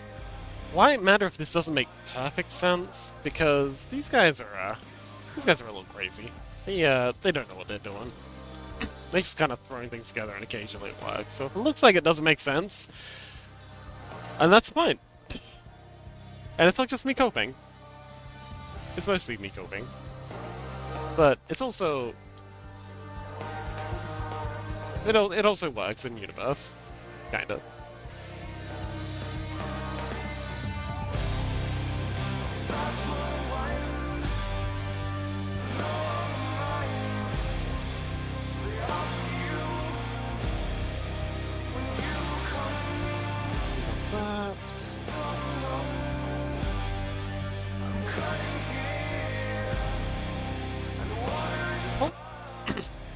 Wrap this up.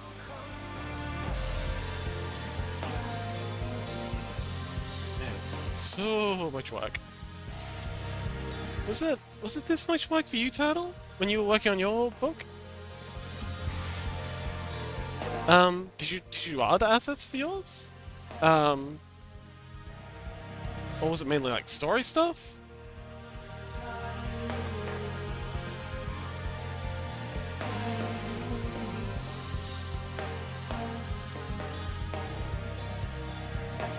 Beautiful! All wrapped up. Ready to swing. Alright, let's get to doing the backing. Oh wait. Nope, we gotta do this first. I keep forgetting that thing. I scaled these down a little while, so let's reblend this.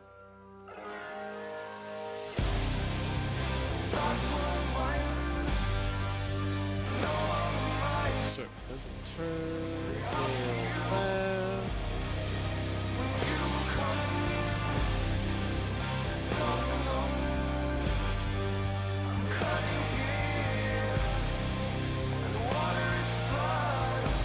I haven't done this fellow in a while, so I'm just kind of winging it, hoping that this makes sense. I mean, that's kind of how I did the did the rest of the foot. It's kind of like added wrinkles until it felt right.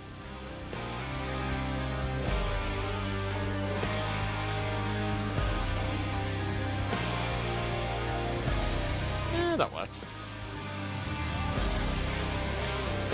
Oh, that actually works really well. Let's go! Alright, backing. Let's go. There it is. So there's our backing layer. Let's just go ahead and fill this in.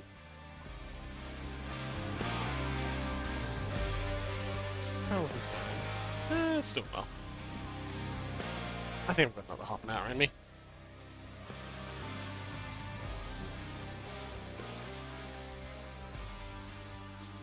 Oh, I haven't done these hands.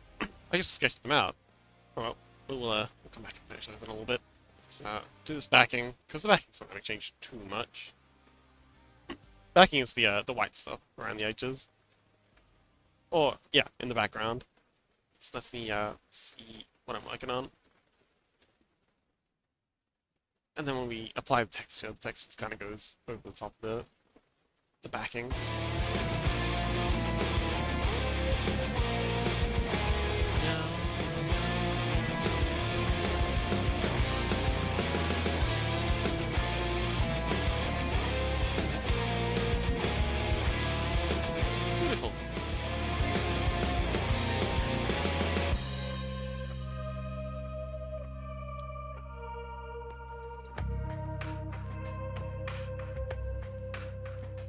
Good enough.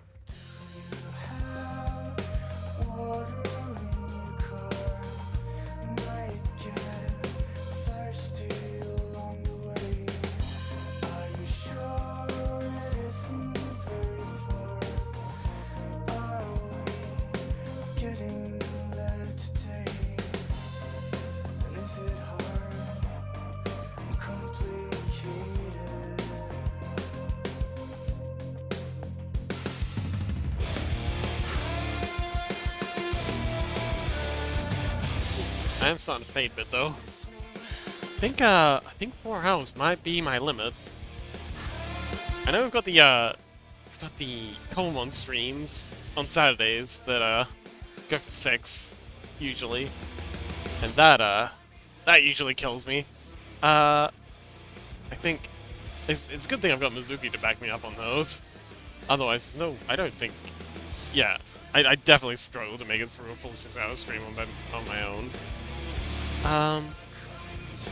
And fuck Scuzzy, it is a whole. Scuzzy's obsessed with the idea of making me do a 48-hour stream for some reason. I swear the guy's trying to kill me.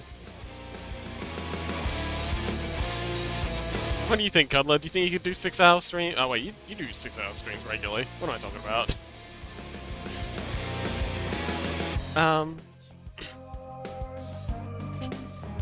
I don't know. Other folks seem to do really well with the long streams. I know Electroshock, I've done up to 12. Yeah, I've done one 12-hour stream. I'm not doing that again. It's not worth it. It hurts so much. I think it's also because I stream like every day. I take like 1 day off a week. So I think yeah, 6 hours is enough. 12 hours is a lot though, my goodness. I think the longest I've done is something close to that. Actually, no, I think my longest was 16. That was a long, long time ago. And never doing that again. I think my last long stream was one of Burley's competitions. One of the Avatar jams. That was, ooh, that was intense. Color says, that's why when I stream, I never set an end time. If I get viewership and interactivity, then I just keep going. Yeah, that's what I try for. But I also feel like... Okay, so I want to get at least 3 hours in. Like, if I show up, I want to show up for at least 3 hours. Because, you know, there's people that come along. Like, even if it's just 1 or 2 people, I want to put in the effort for them. But yeah, like you were saying, if there's a good number of people in, I can push through for a little longer. Why not? Cutlass. Oh yeah. But yeah, if it is that inactive, then I'll usually wrap up earlier.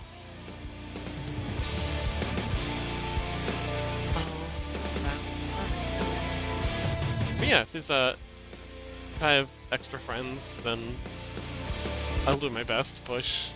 But I think 4 hours is about as far as I can push myself before I start. Because I don't want to be, you know, dropping off midstream. I feel like if I'm not feeling like I can be present 100% for folks, then probably better off to raid out and hand it off to someone who is maybe feeling a little better. You know? Someone who can give people what they deserve. Cutler says, when it's less than 5, then I'll be more tentative. But other than that, I have a hard time because I need that chatting to keep me fueled. Yeah, it definitely does help. For sure. Alright, that's looking... Oh yeah, that's looking savage. I think this bit here could definitely be brought down. Make it a little shorter, because it feels more brutal when he's holding it close to the head. That might be a little too close. There?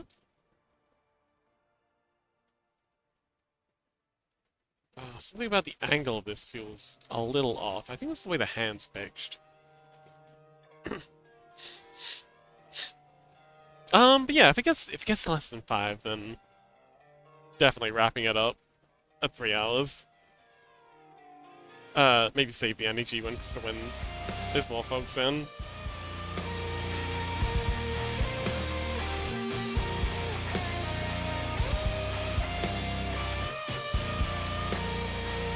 Speaking of, are you thinking of, how have you been enjoying Talos, by the way?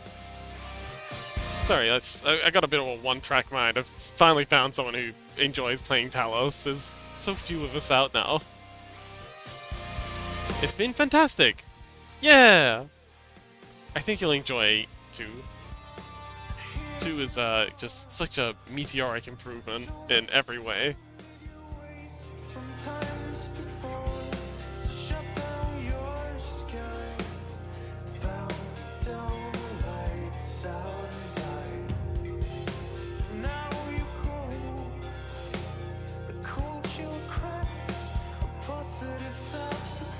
Okay, I think we need a good bit more shading along here.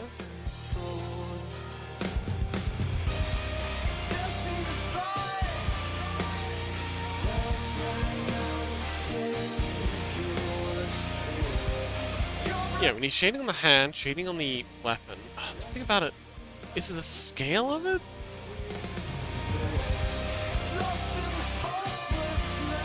Maybe it's like the angle? I think it might be the angle of the hand that's making the weapon seem a bit off.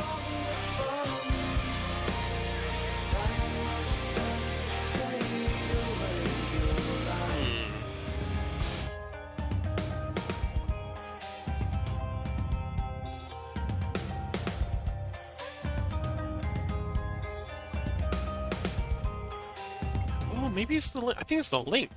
Yeah, the length of the haft, the back part. That's what's throwing it off. If we shorten this down a little.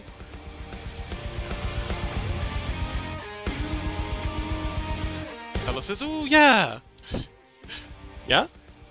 By the way, gift you in DMs. Ooh. Fox?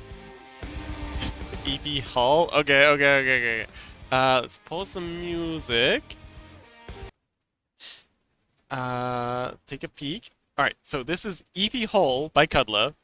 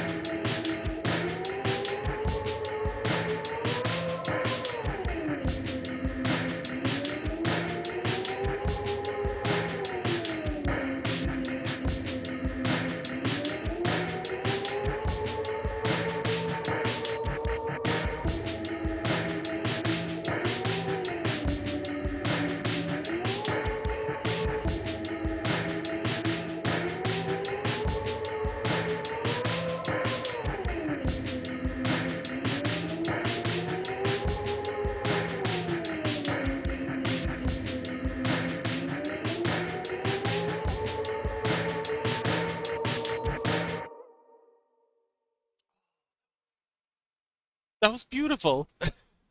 That was such a Akira Yamaoka vibes, like Silent Hill 2/3. Oh, it was beautiful. It reminds me a lot of some of the what was it? Oh, especially Silent Hill 3 stuff. Some of the more experimental safe room bits. I love it. Thank you. It's beautiful. Speaking of which, let's play some sound. Yeah, I love those games to death. Yeah, let's play some Silent Hill OST. Uh, Silent Hill 3 OST. Fan warnings will probably put me to sleep. Like I've said before, I've always found the Silent Hill games to be cozy, like weirdly cozy. Even like the spooky parts. Oh, fun. Oh,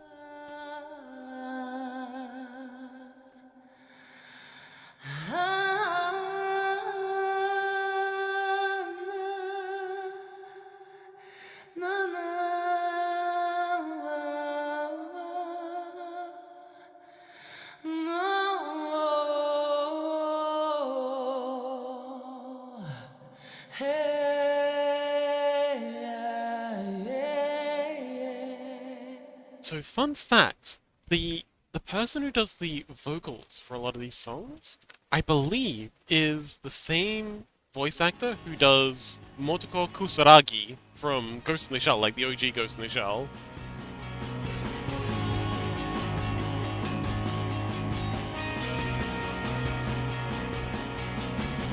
Also, this is one of the first guitar riffs that I learned to play on guitar. Like when I first started learning guitar, this is the first song I learned because I loved it so much.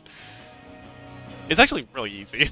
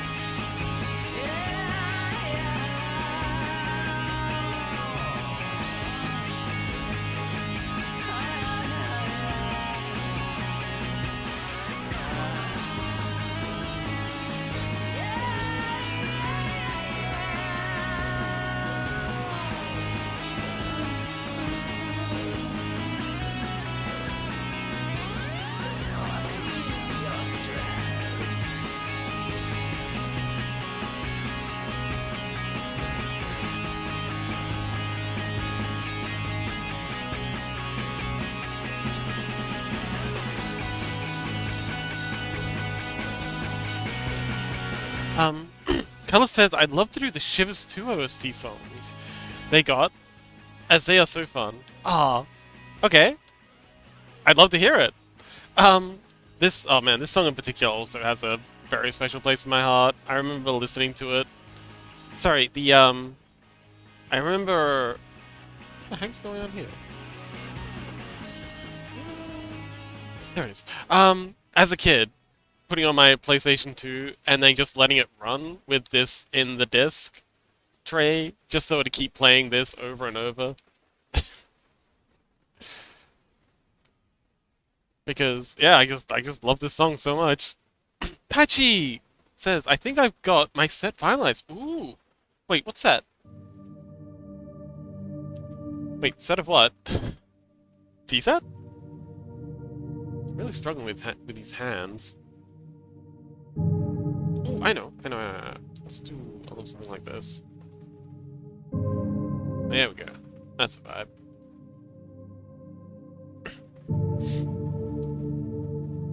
Oh wait! Like the DJ set for the VR chat world.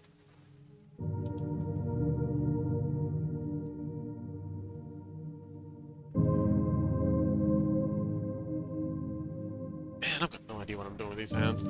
We need knuckle. Is the beginning. The rebirth of paradise, despoiled by mankind.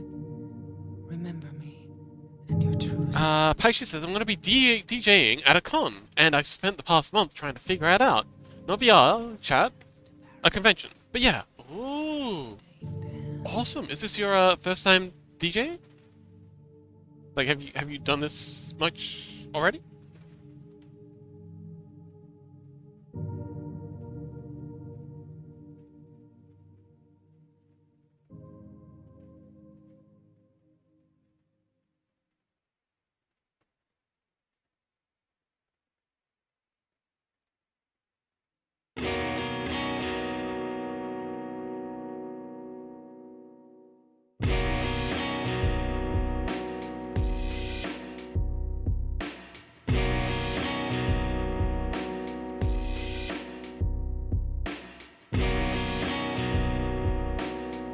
Paisha says, I haven't done a set in a dedicated space before. Oh, okay. That's exciting. Well, good luck! I hope it goes well for you.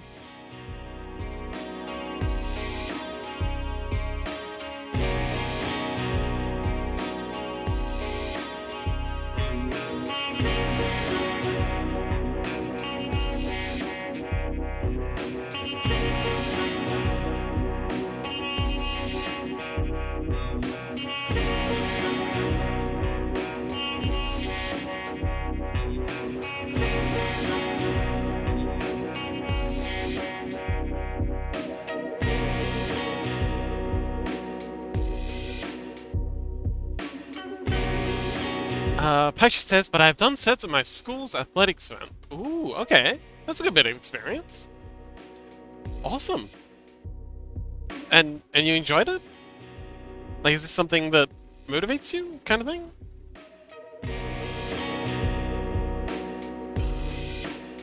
Oh man, Cuddler! Cuddler! Have you listened to the Signalis soundtrack? Oh man, Signalis. Oh, it hits all the vibes, especially Cigarette Wife. Oh man, we're gonna pause this for a sec because I really like. Okay. You probably already heard this, but in the off chance that you haven't, I really want you to hear Cigarette Wife. It is an absolute banger. Oh, you do? Wonderful. Oh, I haven't. Cigarette Wife. Signalis. Also, I'm surprised Mizuki isn't piping up. Mizuki's a mad Signalis fan. That must be asleep.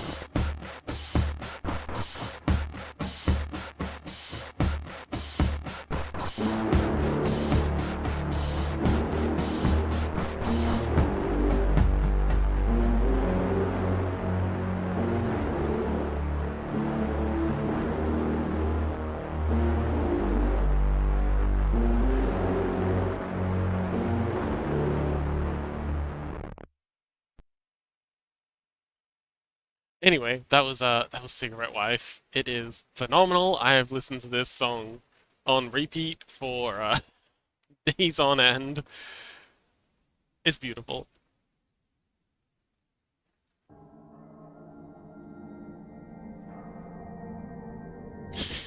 Yay! Um, Paichi says, also Cuddler, not only am I using one of your songs, it's going to be in my closing 3 tracks. Awesome!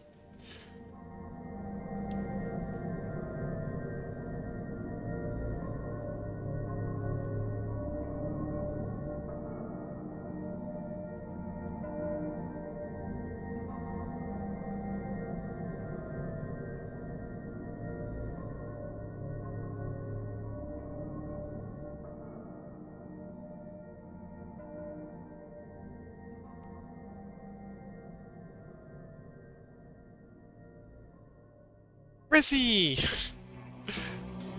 Have a nice dance, buddy. Happy lurking.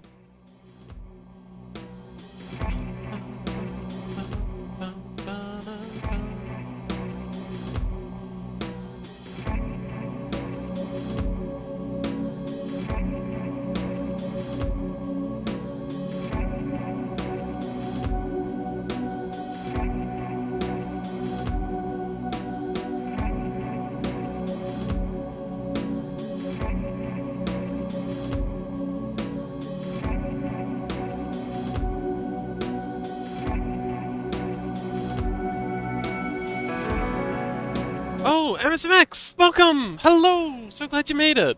Hi! How you doing, buddy? We're working on, putting the finishing touches on the Hobgoblin Berserker. Isn't he beautiful? Actually, wait, what are you drawing? This is the Hobgoblin Berserker. It's what happens when a goblin eats another goblin, and then maybe a couple more goblins, and grows to a enormous size and starts growing goblin tumors as the goblins that it ate start trying to make their way outside and escape. And yeah, they're very unpleasant creatures. This is the Hobgoblin Assassin. So just so you know what we're in for. I love the way the eyes on this guy turned out. You can see the other eye here. It's kind of like bulging out of his head. D&D stuff? No, this is a okay, so it's based. Okay, so it started in Morkborg, which is like a one-page grimdark rule set, but I'm working on my own sort of rule set that's specifically designed for neurodivergent people. Well, my neurodivergent friends in particular, who struggled trying to play like other TTRPGs, and not through any fault of their own, because TTRPGs are very often needlessly dense. So yeah, this isn't for D&D, but it is a TTRPG, which is similar. So yeah. Does that make sense? Also, we're listening to the Silent Hill soundtrack. Silent Hill 3.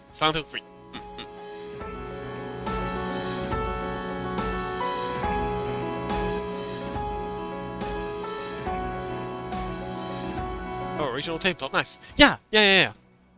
It's loosely based off Morkborg, but with a couple of changes, yeah, here and there. But yeah, this is the Goblin Berserker that we're finishing off now. He's paired up with all these little gobbos. These are the general goblin chaff. This is the boss that the players have already faced, and this is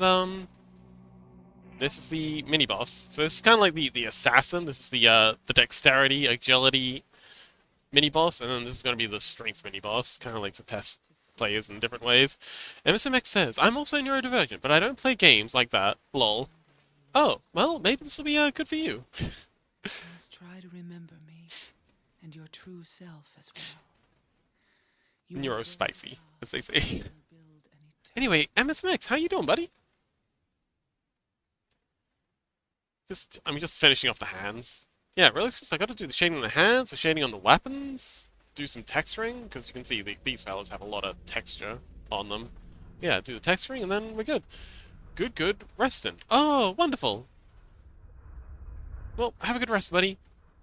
So glad to have you for your resting time.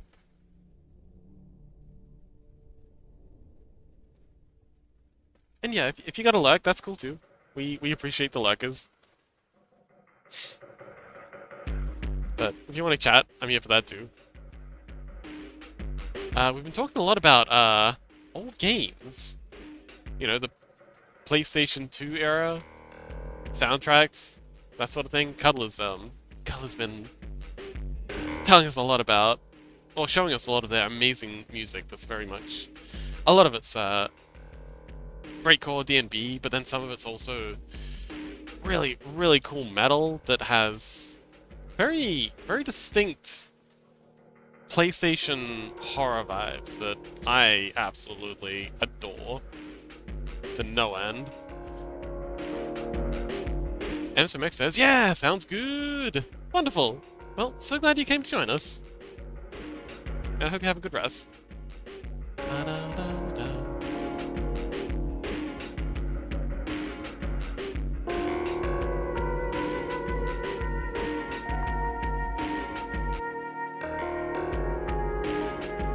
Okay, let's draw some texture on these knuckles.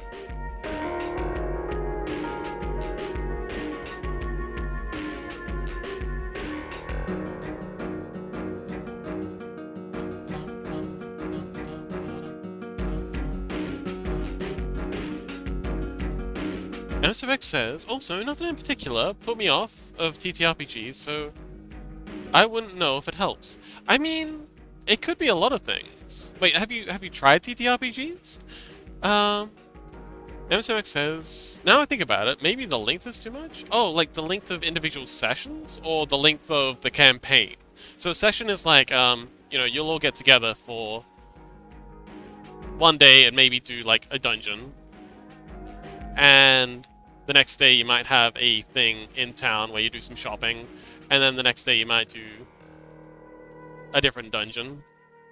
So those are sessions? Session, and then the whole thing together is the campaign. So,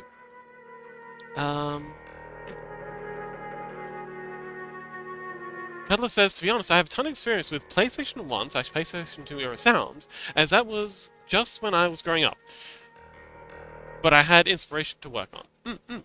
MSMX says, I don't believe I have, and maybe both? Okay, that makes sense. That's fair. Yeah, my sessions tend to go very long. Not because I plan them that way, but because the players tend to, my players are delightfully obsessive about literally everything. So what I plan to be like a 2 to 3 hour session usually winds up being 6 because they do literally everything. Which is awesome. I adore them for it. It does, yeah, I think my campaigns do tend to go overly long, but I think that's a me problem.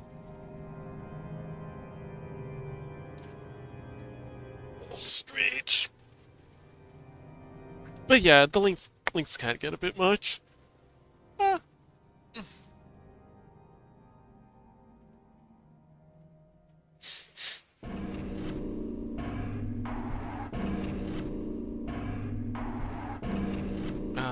What's our armor? Let's draw some. Actually, let's add another layer under that. Let's armor shad. Armor shad. And just draw some shadows underneath these bones because I feel like they're a bit. So some shadows for oops.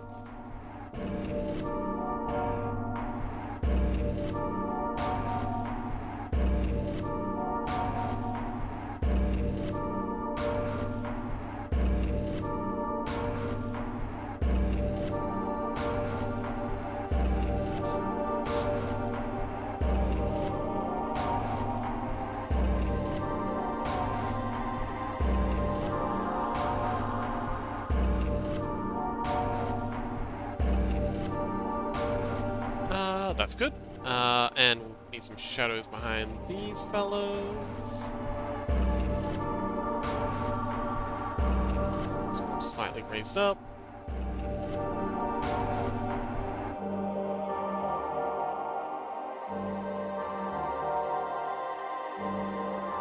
That'll do. That'll do, and there, there. That up. Oh yeah, that looks much better. Although, hang on. This needs to be a little wider, I think.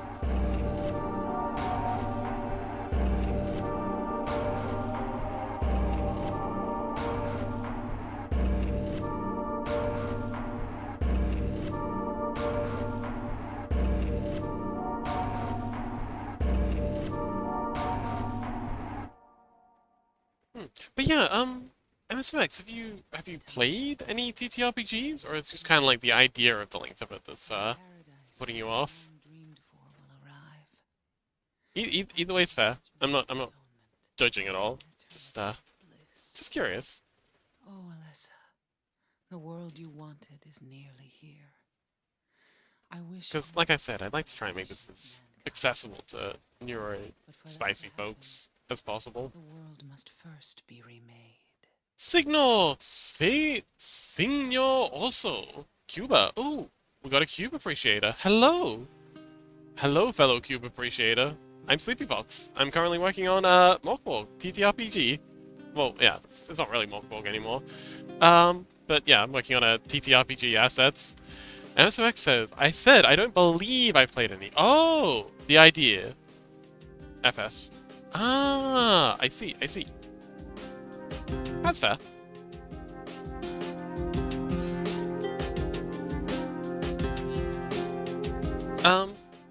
Interesting you mean I don't believe.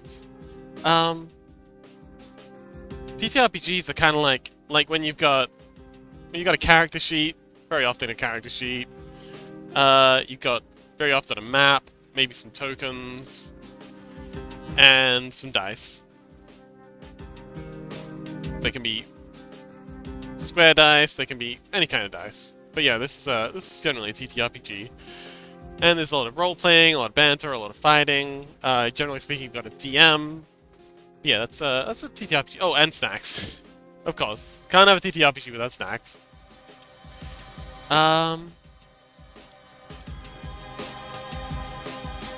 Yes, Signor! Signor! Welcome! How you doing? So kind of you to join us. MSMX says, like, maybe I joined a session of something, I don't know. Also, welcome back, Turtle! Oh, Turtle! Wait, I was asking you something earlier. But I forgot what it was. Nuts. Completely forgotten. Oh well. MSMX says, another creator would talk about their D&D campaign, and I'm surprised how long it can go on for. I mean, some of them can go on for a while, but there are one-shots. I ran a one-shot a little while ago that was just one dungeon. It's kind of like a one-and-done thing. Well, it was supposed to be a one-and-done thing. It actually went for 3 sessions. But, yeah. Total says, oh yes, the first campaign I ran lasted 5 years. Oof. Yeah, this one, the campaign I'm currently running is going on for a while, mostly because I've, yeah, a lot of the players have become estranged, and it's been on pause for a while. So says, playing on average every other week.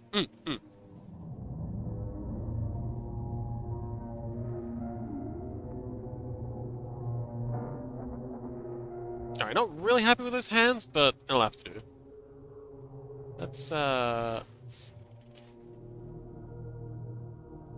Yeah, it was just the arm shadow as well. Actually, no, let's just paint the shadows here. MSMX says, the heck was that? Signal! Thank you so much for the follow! I'm delighted to have you here. Also, do you mind if I ask how you found us? But get followed. Thank you. Much appreciated. Actually, I'm lurking, watching Breaking Bad. Oh! Okay, well, enjoy your Breaking Bad!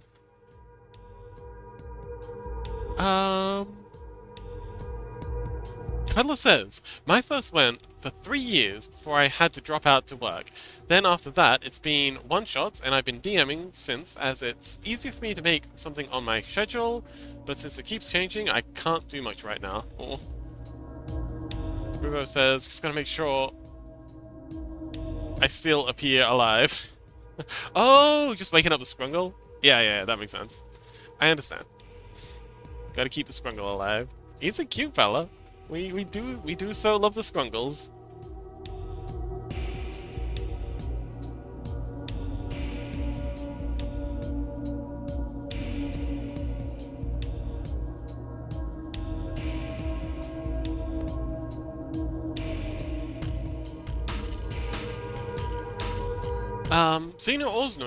Senior Oz also says, the leader of the cult of the cube sent me here.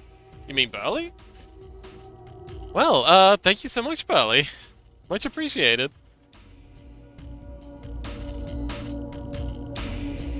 Man, we got so many cults cropping up. Cults really are in vogue. Maybe I should start a cult.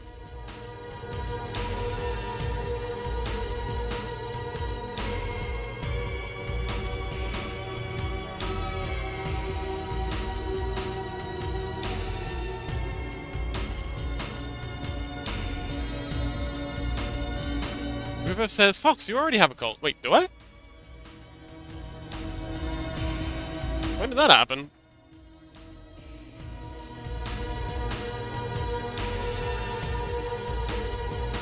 And do they have Kool-Aid?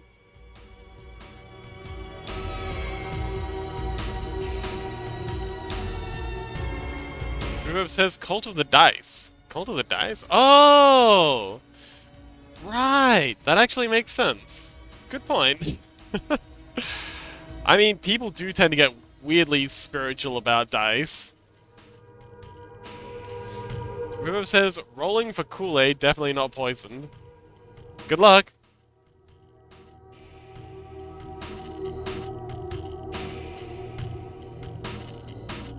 A 17? Okay.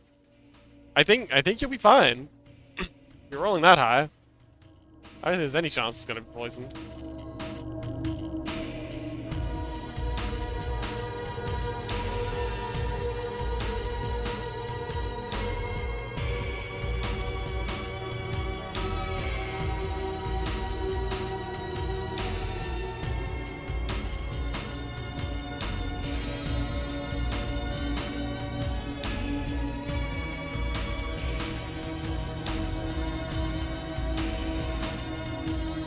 How's that look?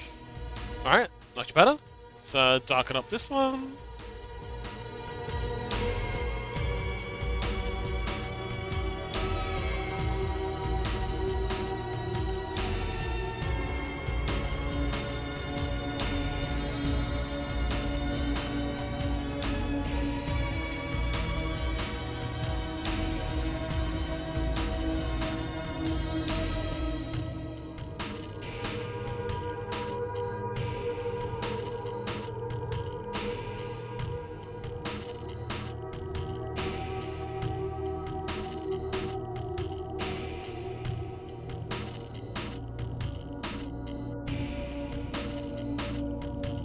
That'll do.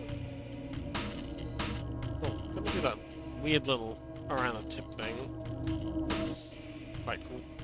There we go.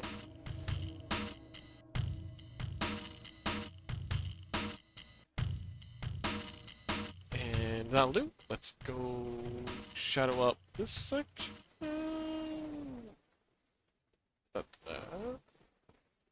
No. Dang it. Okay, put that there.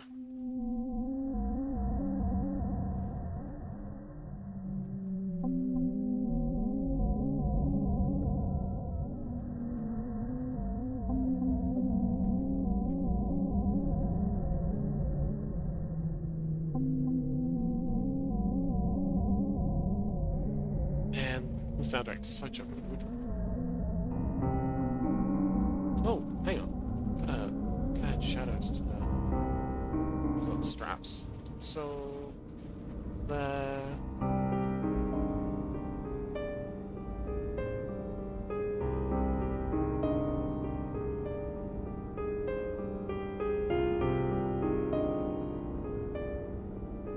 Total Pixel says this art style is just so sick, so atmospheric and stylized and cool and spooky.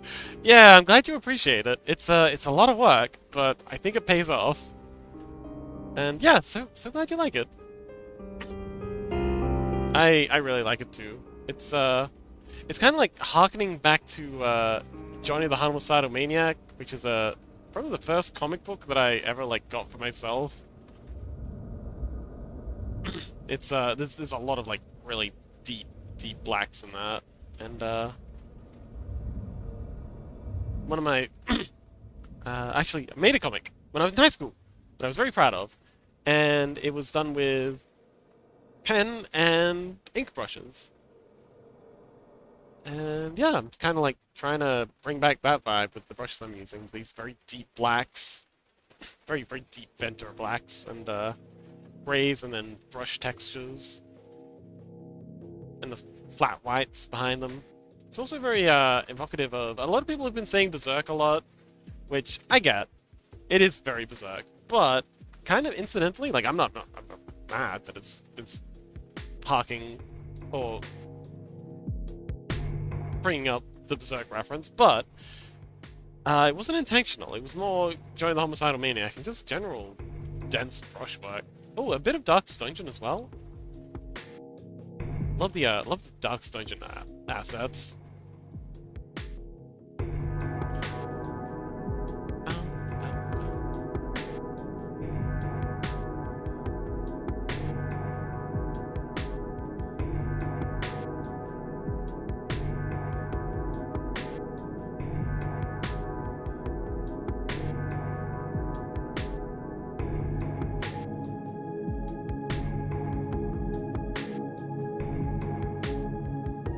Oh, what's that? Let's put that in. And nice. Zoom out. Alright, let's go! Finally, texturing. And texturing's low-key kind of the easy part. So let's go ahead and ooh-wee. Make a mask layer. Cuddler! Cuddler says, yay! Do a marquee selection on the backing. That's the wrong backing. There we go. Backing. And I'm going to need to add in this one's backing.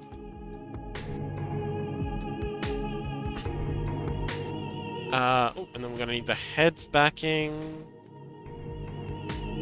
Then we're gonna need the facehugger backing.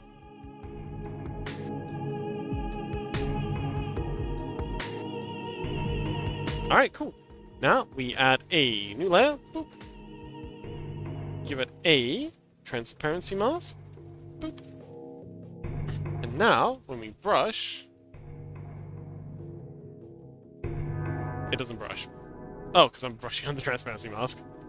Now when we brush, it only brushes on the guy. And we can use this to start applying textures.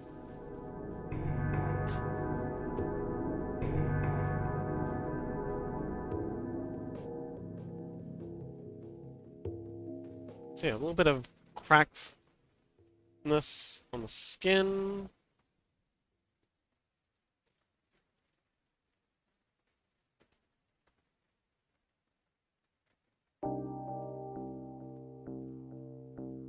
And we'll go back and clean this off the bones in a sec.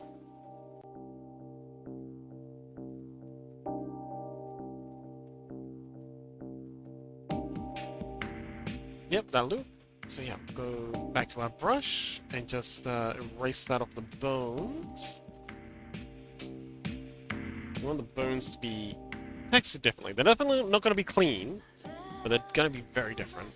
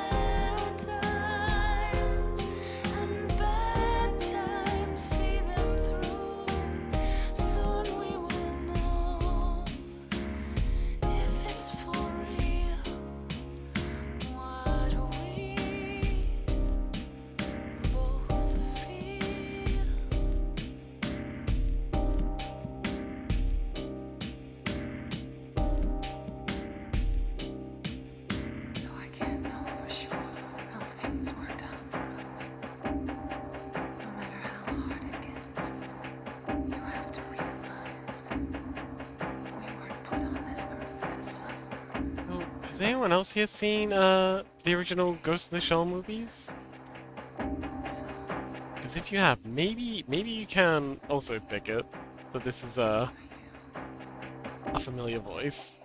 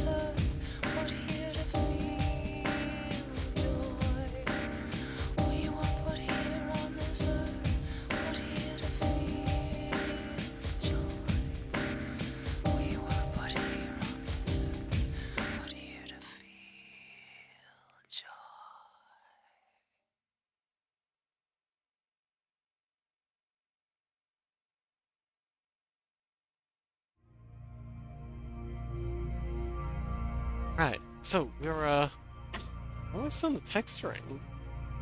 I think this creature might... Ooh, I know. Okay, so how we're gonna finish this is we're going to take this beautiful, beautiful man, creature thing, and pop it into the tabletop simulator world that I've got set up. If I can remember how to do it, man, it's been a hot minute. But I'm pretty sure I've got this.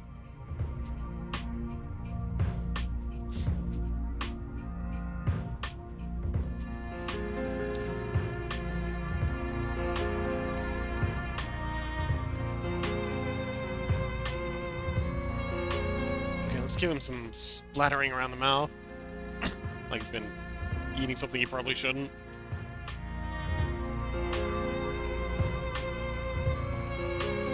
Yeah, he's got blood or something on his face, because he's a scary guy. That's what scary guys do. They get blood on their face. I don't know, if I was a scary monster, I'd probably have blood all over my face. Wouldn't you? Favorites? Okay. Let's clean up the teeth, though.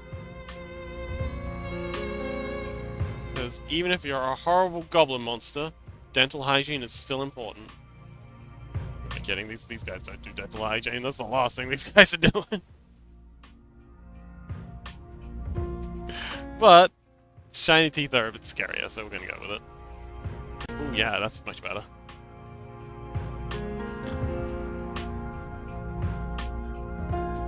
And the faces on these guys are just dirty. They're not, they're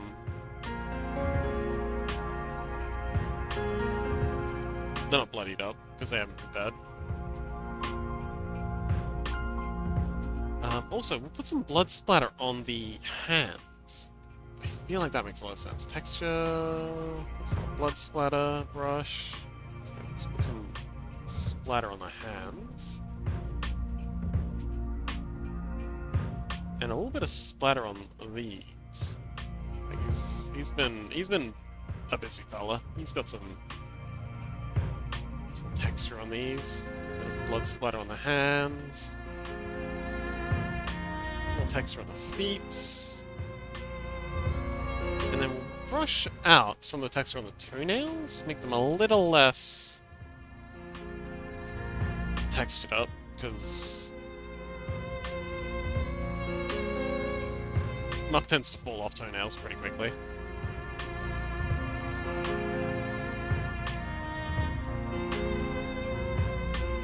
Or at least faster than it falls off skin.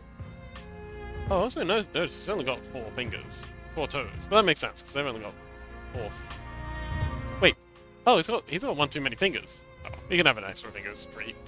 They're supposed to have 4 fingers. Anywho, I think that's it. That's our guy. Look at him. Isn't he beautiful? Don't answer that question. You might make him sad. Please. Be kind. He's just a guy. So let's hide some of our background folks. Doggos, the bat, and this is some sort of frame I put in. And way down, hide those two, and now, so I'm gonna do a Control S, and I think we're done here. So I think we can close this once this is saved and copied. Gonna go grab all of this.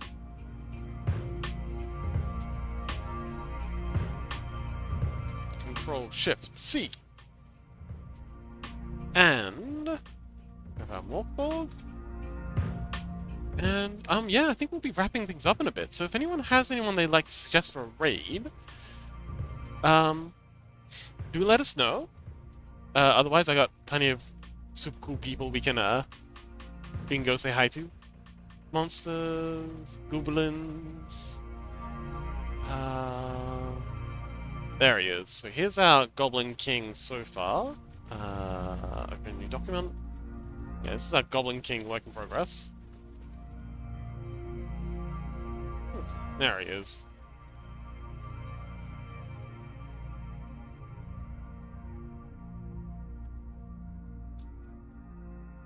Scale you down a little. The world is teeming with unnecessary people. It's Right down to God's the bottom. decision that I fight. As a knight of honor, as a protector of the seal, I sacrifice myself to the blood of criminals. The old one.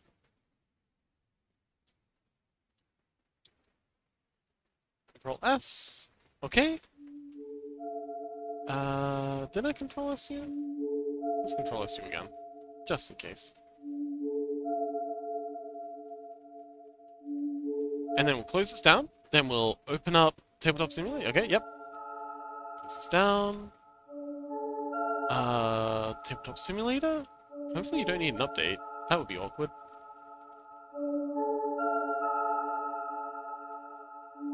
No, you don't. Wonderful.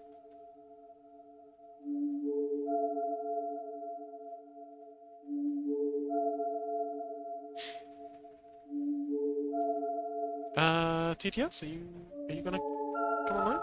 Pretty please? Oh. I think we'll just play regular. Let's get pros on. Ba-ba-ba. Oh, yeah, the shaders are loading up real quick. Go, shaders, go! The shade... Wait, cancel? Let's try it again. Play. This doesn't work. We'll try it with Vulcan.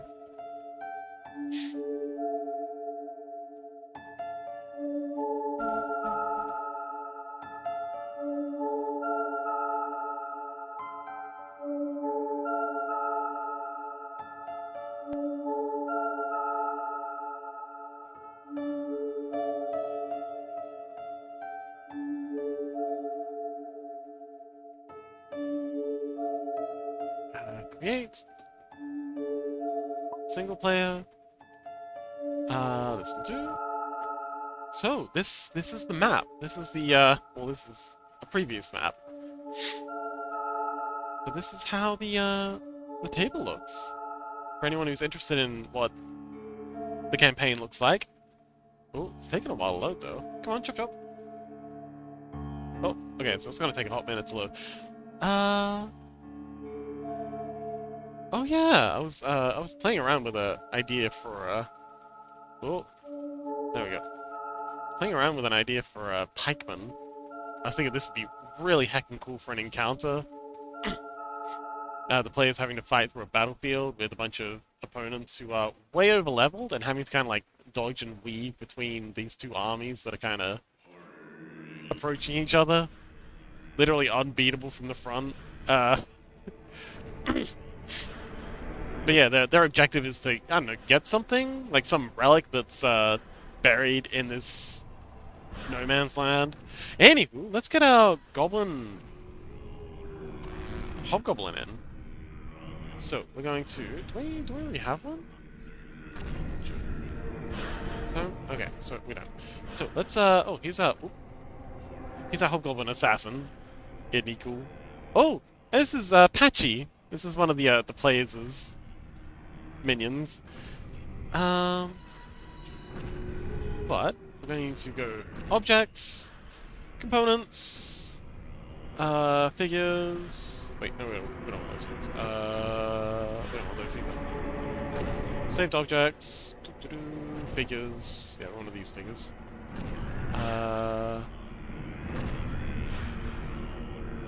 Mirrored figure. Boop. And then we want to go custom image. Figures. Assets. Figures. Huh? Oh, monsters, there we go. Goblins. And then Goblin... Oh, Goblin King. Well, this isn't actually the Goblin King. It's just a temporary. We'll load him locally for now. Import. Remove. Scale him up, because he's way small. Come on. Come on, come on, you can do better than that. Scale. Whee! And there he is. There's our Goblin Berserker. Okay, I think... Okay, I'm seeing a few things I'd like to change. I'd like to, give him a bit more texture on the head, and then mask it out from the... Ooh. This is magic! I didn't know Tabletop Sim could do all this. Oh yeah, we've been pushing Tabletop Simulator to its limits. It's a really good time, though. One thing I really appreciate is I put all the, all the assets as sort of placeable tokens. So players can, you know, move stuff around really easily. Even the doors are tokens, so they can be. Oh, that's another inspiration for this. This is very much inspired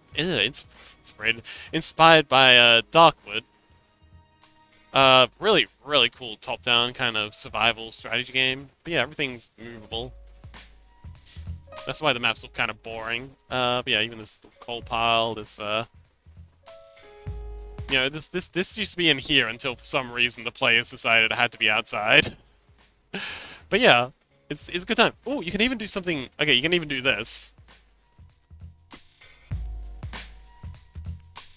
I made lying down versions of all the player characters so they can put them in bed, which they really appreciated. Sometimes it's just the little things that people go crazy for.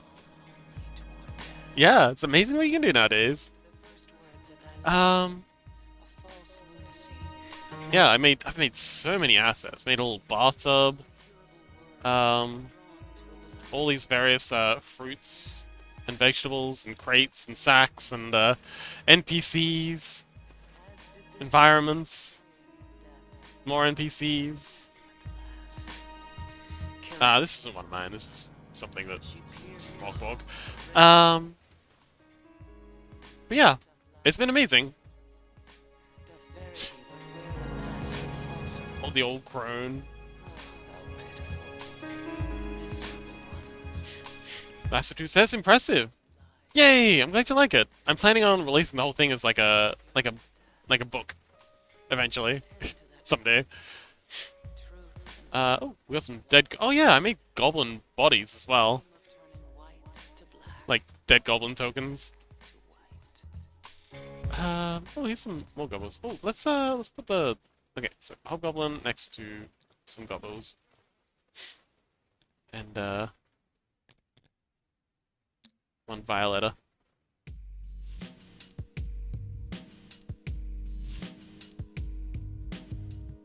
Okay, so I feel like the legs could be spread a bit further apart. Feels like it's kind of like hovering just a little. So I think if we spread the legs out a little, it'll fit better.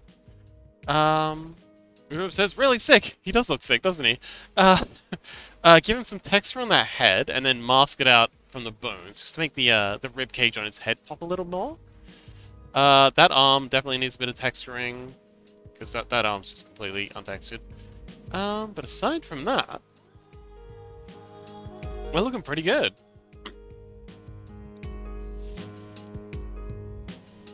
I reckon Violetta could still take him. But yeah, that's I think that's gonna be a wrap. So if anyone has anyone they'd like to guide the raid to, anyone that they feel like could use a little bump, I prefer up and coming folks, but you know, or if it's just someone you really like. Otherwise, I'll take a peek around, and we'll see if we can find someone. Rubo says, "Really sick. Thank you." Oh no. There's okay, there's someone on my friends list who's currently streaming. Oh.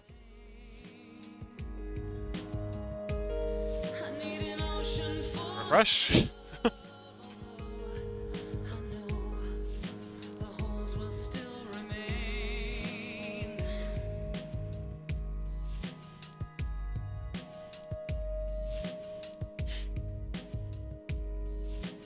Okay, my Twitch is really struggling right now. Come on, you can do it, Twitch. Go, Twitch, go.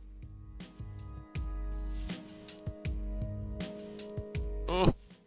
Okay, so Rosalie Draws is currently doing arts. Lucy Komori is oh yeah, doing oh man. Okay, so Twitch is really struggling. Okay, I'm going to need to... Oh, that's why it's struggling, because I'm using up all my RAM. Let's close some windows, close that. Close all of those. Close... Okay, so we're going to close down Firebot for a minute. Oh, Rosalie Draws? Rosalie Draws and Battle Fox are both excellent choices. I would dearly love to raid either of them. I can close that, close that. Okay, let's try... Do I have... Okay, we're down to 79%. I think that'll be enough for us to, Twitch? Come on, you can do it! You can do it! Yes! Yes, Rosalie Draws is currently streaming, art stuff. And Valterizo Fox is also streaming. I'm going to close down the subtitles for a minute, because I need all the, all the RAM I can get. So, Total says it's pronounced Rosalie. Oh, okay, Rosalie. Rosalie is currently drawing... Oh. 18 plus. Let's, And Valorant Fox is currently being right back. The blind... Oh, wait, they just back to the B.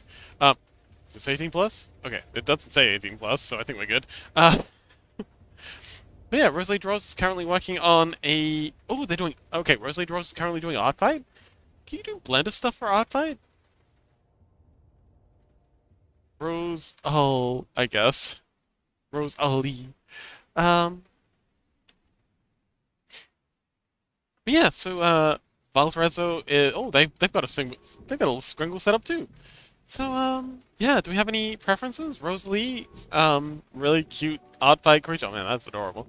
Or, Valparaiso Fox, currently doing Blender. I'm thinking, maybe Valparaiso, because I think we might have a few people who might not be able to come along for the raid to an 18 plus. As much as I adore Rosalie, am I pronouncing that right? Rosalie? Roselle? Rosal? As much as I adore Rosalie, I'm not gonna be able Rosal, yeah. As much as I adore Rosal, I'm thinking Valparaiso might be. There's no E. Yeah, I think that might be my my dyslexia kicking in. I can't. Yeah, I see letters where there are none, or my brain registers letters where there are none. But yeah, Valtezio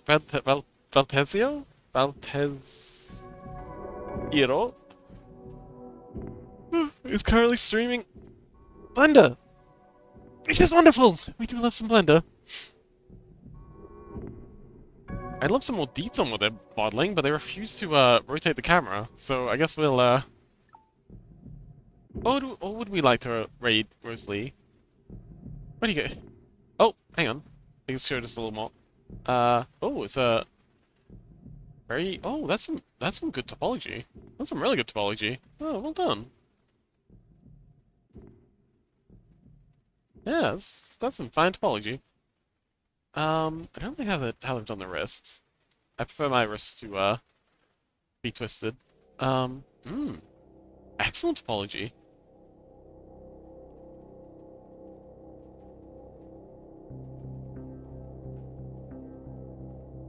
Vault these at the blender. Vault is these at the blender. Huh? Alright, well, I think we'll go ahead and raid into Voltado. Let me put up the I have an end screen now. You wanna see the end screen? Of course you wanna see the end screen. Boom! Wrapping up. Hello! So this is the oh wait, it's still starting soon. Thank you for watching! Isn't it amazing? I made this for you.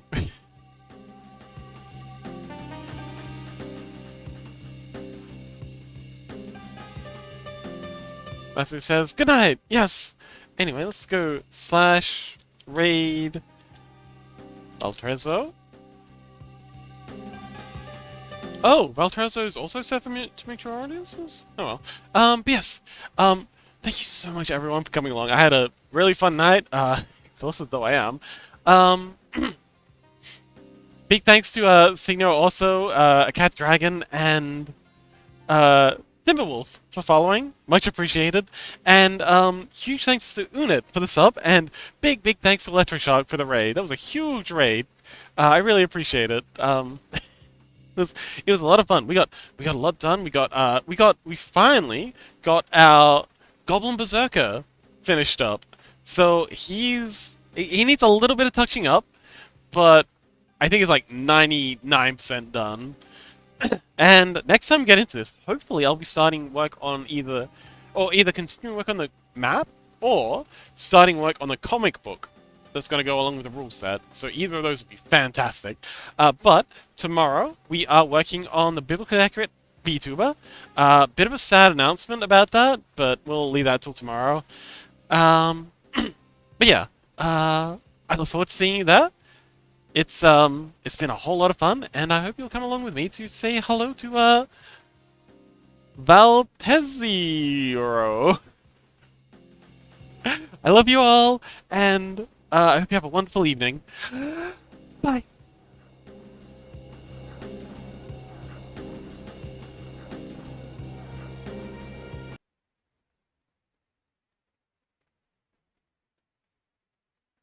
My god, it's Sleepy Fox. Hello?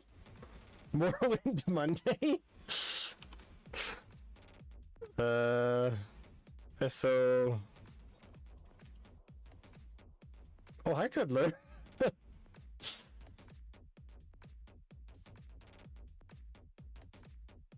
And Lassitude. And Rhubarb Pie. Oh, that's good. You want to work for me there? Cool. You're playing PUBG. Nice. I appreciate when people play that instead. I was gonna ask what you were drawing today, but I guess the answer was a bead on your enemies.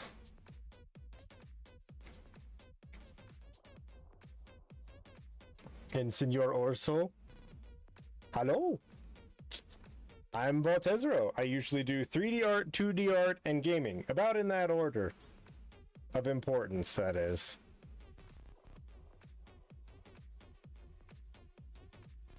And Turtle! Oh my god, it's Turtle.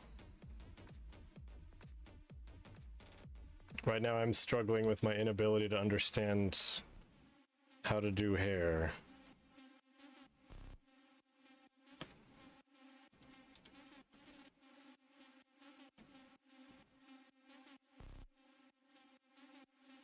That's a very crazy X thing of you to do, crazy. Go get food, you dummy.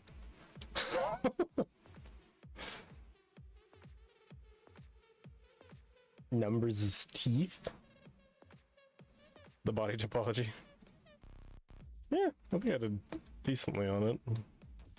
Some funky edge flow, but it's not awful.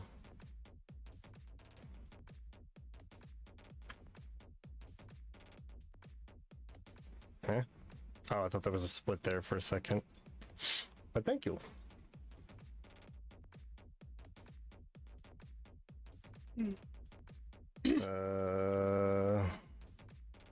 We're making Meg Ryan's hair currently. Or attempting to, at the very least.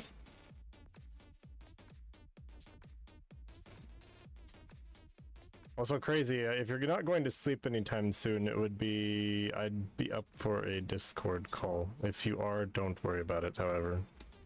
Is this the in-between one? It is, okay, cool. When you're done with food, obviously. Not a moment sooner.